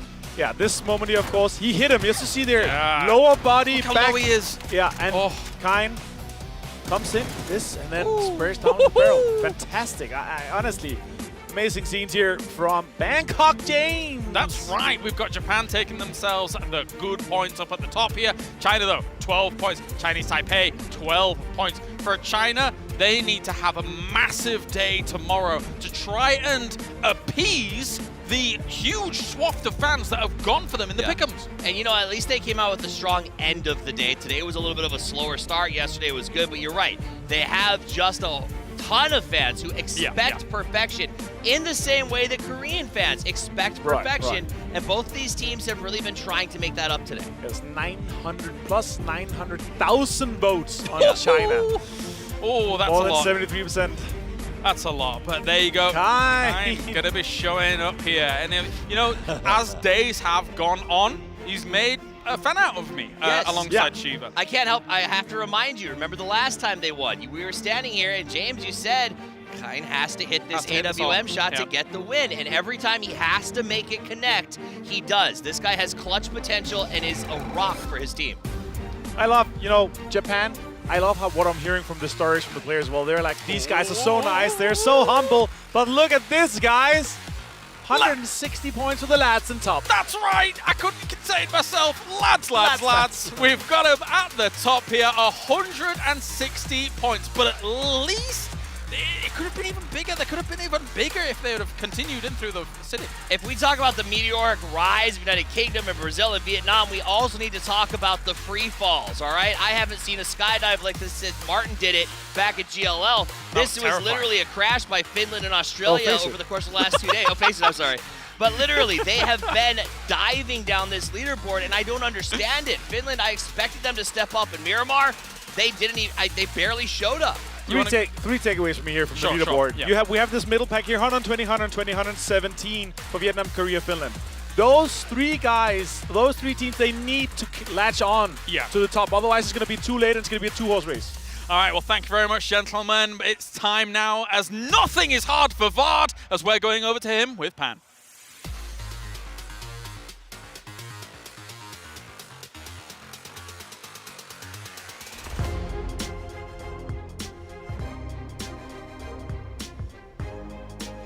เอาละค่ะและตอนนี้นะคะต้องบอกว่าเราก็ได้ทราบแล้วว่าวันนี้ใครที่ได้คะแนนอันดับหนึ่งของตารางนั่นก็คือ United Kingdom and ตอนนี้ต้องบอกว่าหนึ่งในสมาชิกของเขาก็อยู่กับเราทางด้านนี้แล้วนะคะนั่นก็คือ Ward Hi Ward Hi Ward โอเคต้องบอกว่าอยากทราบเหมือนกันคือวันนี้ก็ได้คะแนนเป็นอันดับหนึ่งของตารางเนาะว่าเขารู้สึกยังไงนะคะ So, how are you feeling today that you got the first place of the day? We're feeling fantastic. Like, it feels amazing being first place, but we still have 5 more games tomorrow, so we just need to stay composed and try and close it out tomorrow. ค่ะก็คือรู้สึกยอดเยี่ยมมากเลยนะคะแต่ยังไงก็ตามยังเหลืออีก5เกมนะคะดังนั้นเขาก็พยายามเล่นให้ดีที่สุดค่ะสุดยอดมากนะคะแล้วแน่นอนค่ะเราก็อยากจะรู้นะคะเพราะว่าด้วยการเป็นผู้ชนะเนี่ยกลยุทธ์ในการเล่นคืออะไรนั่นเองค่ะ So as the well performance today so we would like to know a little bit more about your tactic that you play today We've just been trying to keep it basic, really. We're not trying to overcomplicate anything. We're trying to just play like straight into the zone and just play slow and just take our time, really. Not rushing anything. ค่ะก็คือจริงๆไม่มีความลับใดๆนะคะพยายามเล่นแบบให้ง่ายที่สุดหรือว่าเบื้องต้นที่สุดค่ะแต่ว่าพยายามจะเข้าไปในวงนะคะแล้วก็เล่นต่อไปเรื่อยๆค่ะอ๋อโอเคนะคะแล้วก็ทีนี้ค่ะแน่นอนว่าคือแบบมีความสูสีมากอยู่ด้านบนของตารางมาตลอดระหว่างบราซิลกับ UK เราก็เลยอยากรู้ว่าอะไรที่ทำให้ระหว่างUK กับบราซิลเนี่ยมีแบบการเป็นคู่แข่งที่ดุเดือดขนาดนี้ So what are the things that make Brazil and UK a kind of equivalent competitor? I'm not actually sure. Like, we've just been playing our own game, and I would assume that Brazil have been doing the same thing. I'm not really sure. ก็จริงๆก็ไม่แน่ใจเหมือนกันนะคะมันก็อาจจะมีบางอย่างที่คล้ายๆกันแหละแต่ว่าคือเขาก็ไม่แน่ใจเหมือนกันว่าจริงๆแล้วมันคืออะไร โอเคได้อยู่นะคะจริงๆก็ต้องบอกว่าจริงๆมันสถานการณ์ข้างหน้าด้วยเนาะด้วยแบบหลายๆอย่างแล้วก็ทางนี้นะคะก็อยากจะถามเหมือนกันว่าด้วยความที่อยู่อันดับต้นๆของตารางอะไรที่คิดว่าทำให้ตัวเราเนี่ยอยู่เหนือกว่าคู่แข่งคนอื่นๆนะคะในอันดับต้นๆของตารางนั่นเอง So as we can see that your score are quite at the top of the scoreboard. So we would like to know like what are the things that make you become the better than the other top team? I just think we have really good synergy. Like we've all been friends for like a really, really long time on this team. We know each other well, and we just get along, and we just play the game and have fun. ก็คือเอาจริงๆนะคะก็คือเป็นการที่พวกเขารู้จักทีมของพวกเขาดีค่ะแล้วเวลาเล่นนะคะก็คือเล่นด้วยกันแล้วก็แบบหวังที่ความสนุกส่วนใหญ่ก็คือไม่โฟกัสที่ชัยชนะแน่นอนแต่ว่าความสนุกก็เป็นส่วนหนึ่งที่ลืมไม่ได้เลยค่ะดีมากและนี่ก็คือทีมเวิร์กนะคะแล้วก็แน่นอนพรุ่งนี้วันสุดท้ายอยากรู้เหมือนกันว่าพรุ่งนี้เนี่ยจะมีอะไรเซอร์ไพรส์เราหรือว่ามีอะไรรออยู่ไหมจากทีม UK ค่ะ So tomorrow will be the end of the match so are there any surprise you would like to show us tomorrow? No, we just hope to keep doing the same as we've been doing throughout the whole tournament, really. ก็จริงๆก็ไม่มีอะไรนะคะแต่ว่าก็อยากที่จะทำให้การเล่นในครั้งนี้ดีขึ้นไปเรื่อยๆแล้วก็ดีเหมือนเดิมค่ะโอเคนะคะดังนั้นก็ในวันพรุ่งนี้เราก็ติดตามกันได้นะคะกับ United Kingdom Thank you very much Ward Thank you Woo yeah ค่ะแล้วก็แน่นอนนะคะเนื่องจากว่าวันนี้เนี่ยเราก็ได้เห็นแล้วนะคะต้องบอกว่าเราได้เห็นจริงๆว่าทีมไท ทีมน้องไทยของเรานะคะทุกคนเนี่ยก็คือมีความตั้งใจแล้วก็สามารถที่จะทำต้องบอกว่าวินได้นะคะในวันนี้เนี่ยคือ1เกมที่เราได้เห็นกันนะคะดังนั้นวันนี้เดี๋ยวเราจะได้ไปพูดคุยนะคะกับน้องๆนะคะทีมไทยกันด้วยซึ่งเดี๋ยวเราเตรียมตัวกันเลยดีกว่าแล้วก็เดี๋ยวเราไปคุยกับน้องๆกันนะคะก็แอบตื่นเต้นเหมือนกันนะอยากไปคุยกับน้องเพราะว่าจริงๆเป็นกำลังใจให้น้องมาตลอดเลยคือเราจะคอยบอกเสมอเลยว่ามันยังไม่จบพรุ่งนี้ยังมีอีกตั้งวันหนึ่งและมีอีกตั้ง5เกมคืออะไรก็เกิดขึ้นได้เสมอนะคะคือน้องเนี่ยขึ้นมาจากอันดับที่15แล้วก็แบบแค่เกมเดียวน้องสามารถไต่ขึ้นมาได้ถึงอันดับ8คือแบบสุดยอดมากๆจริงๆนะคะจ้าเอ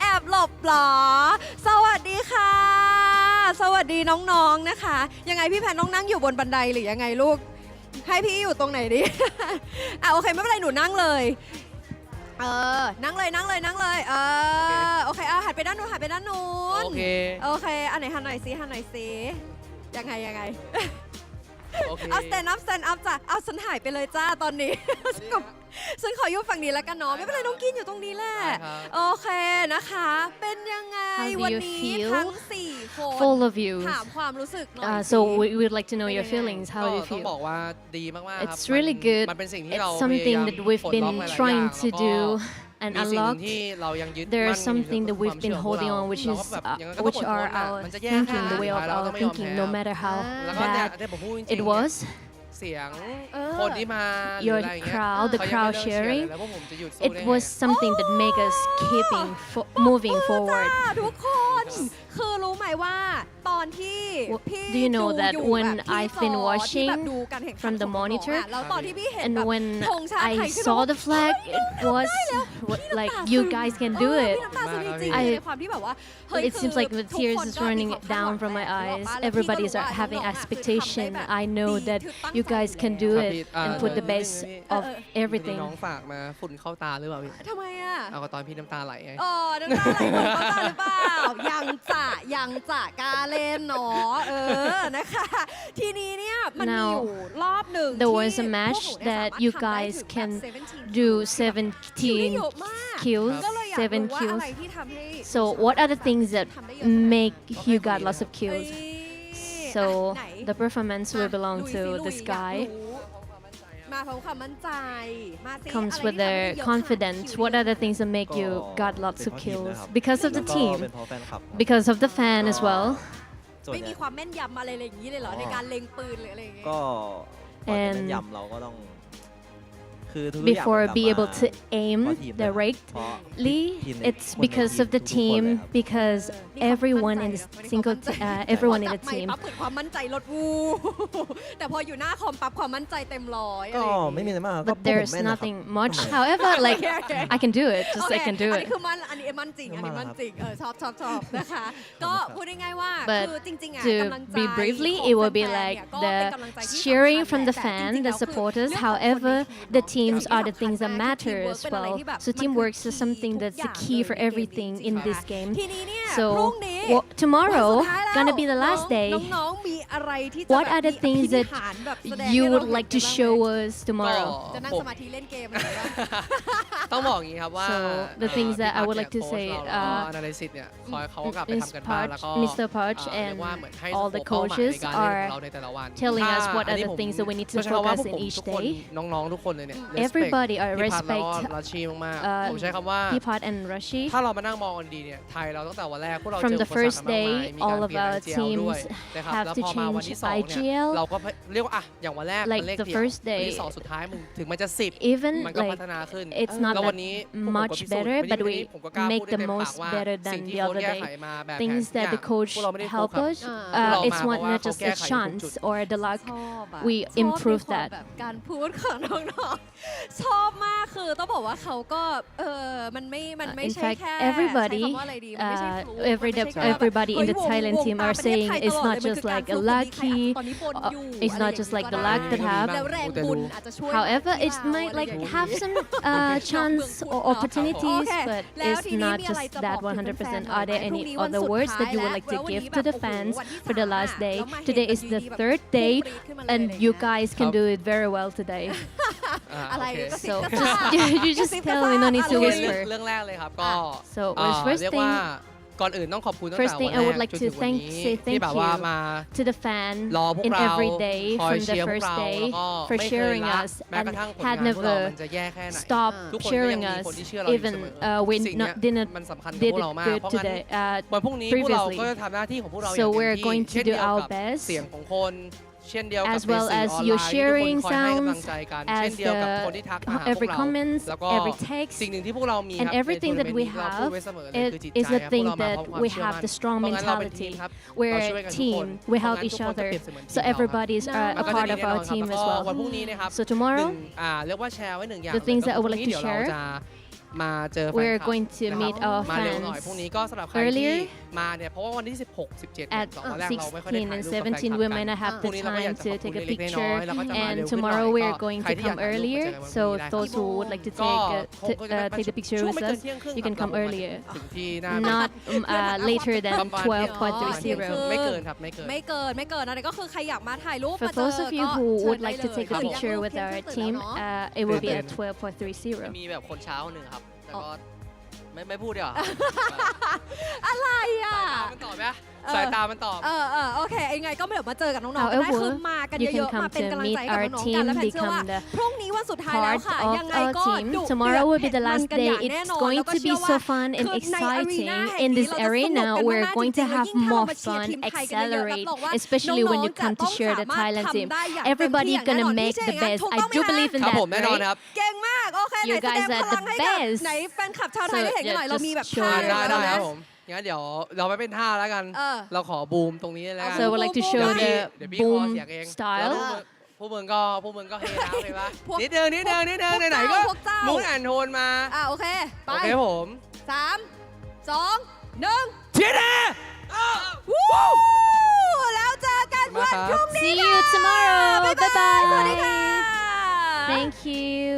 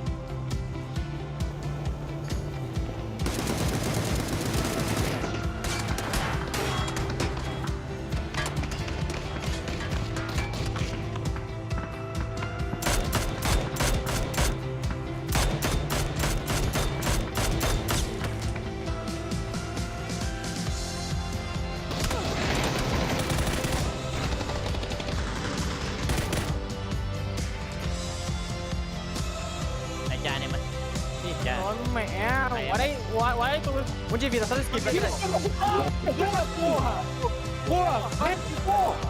What? เร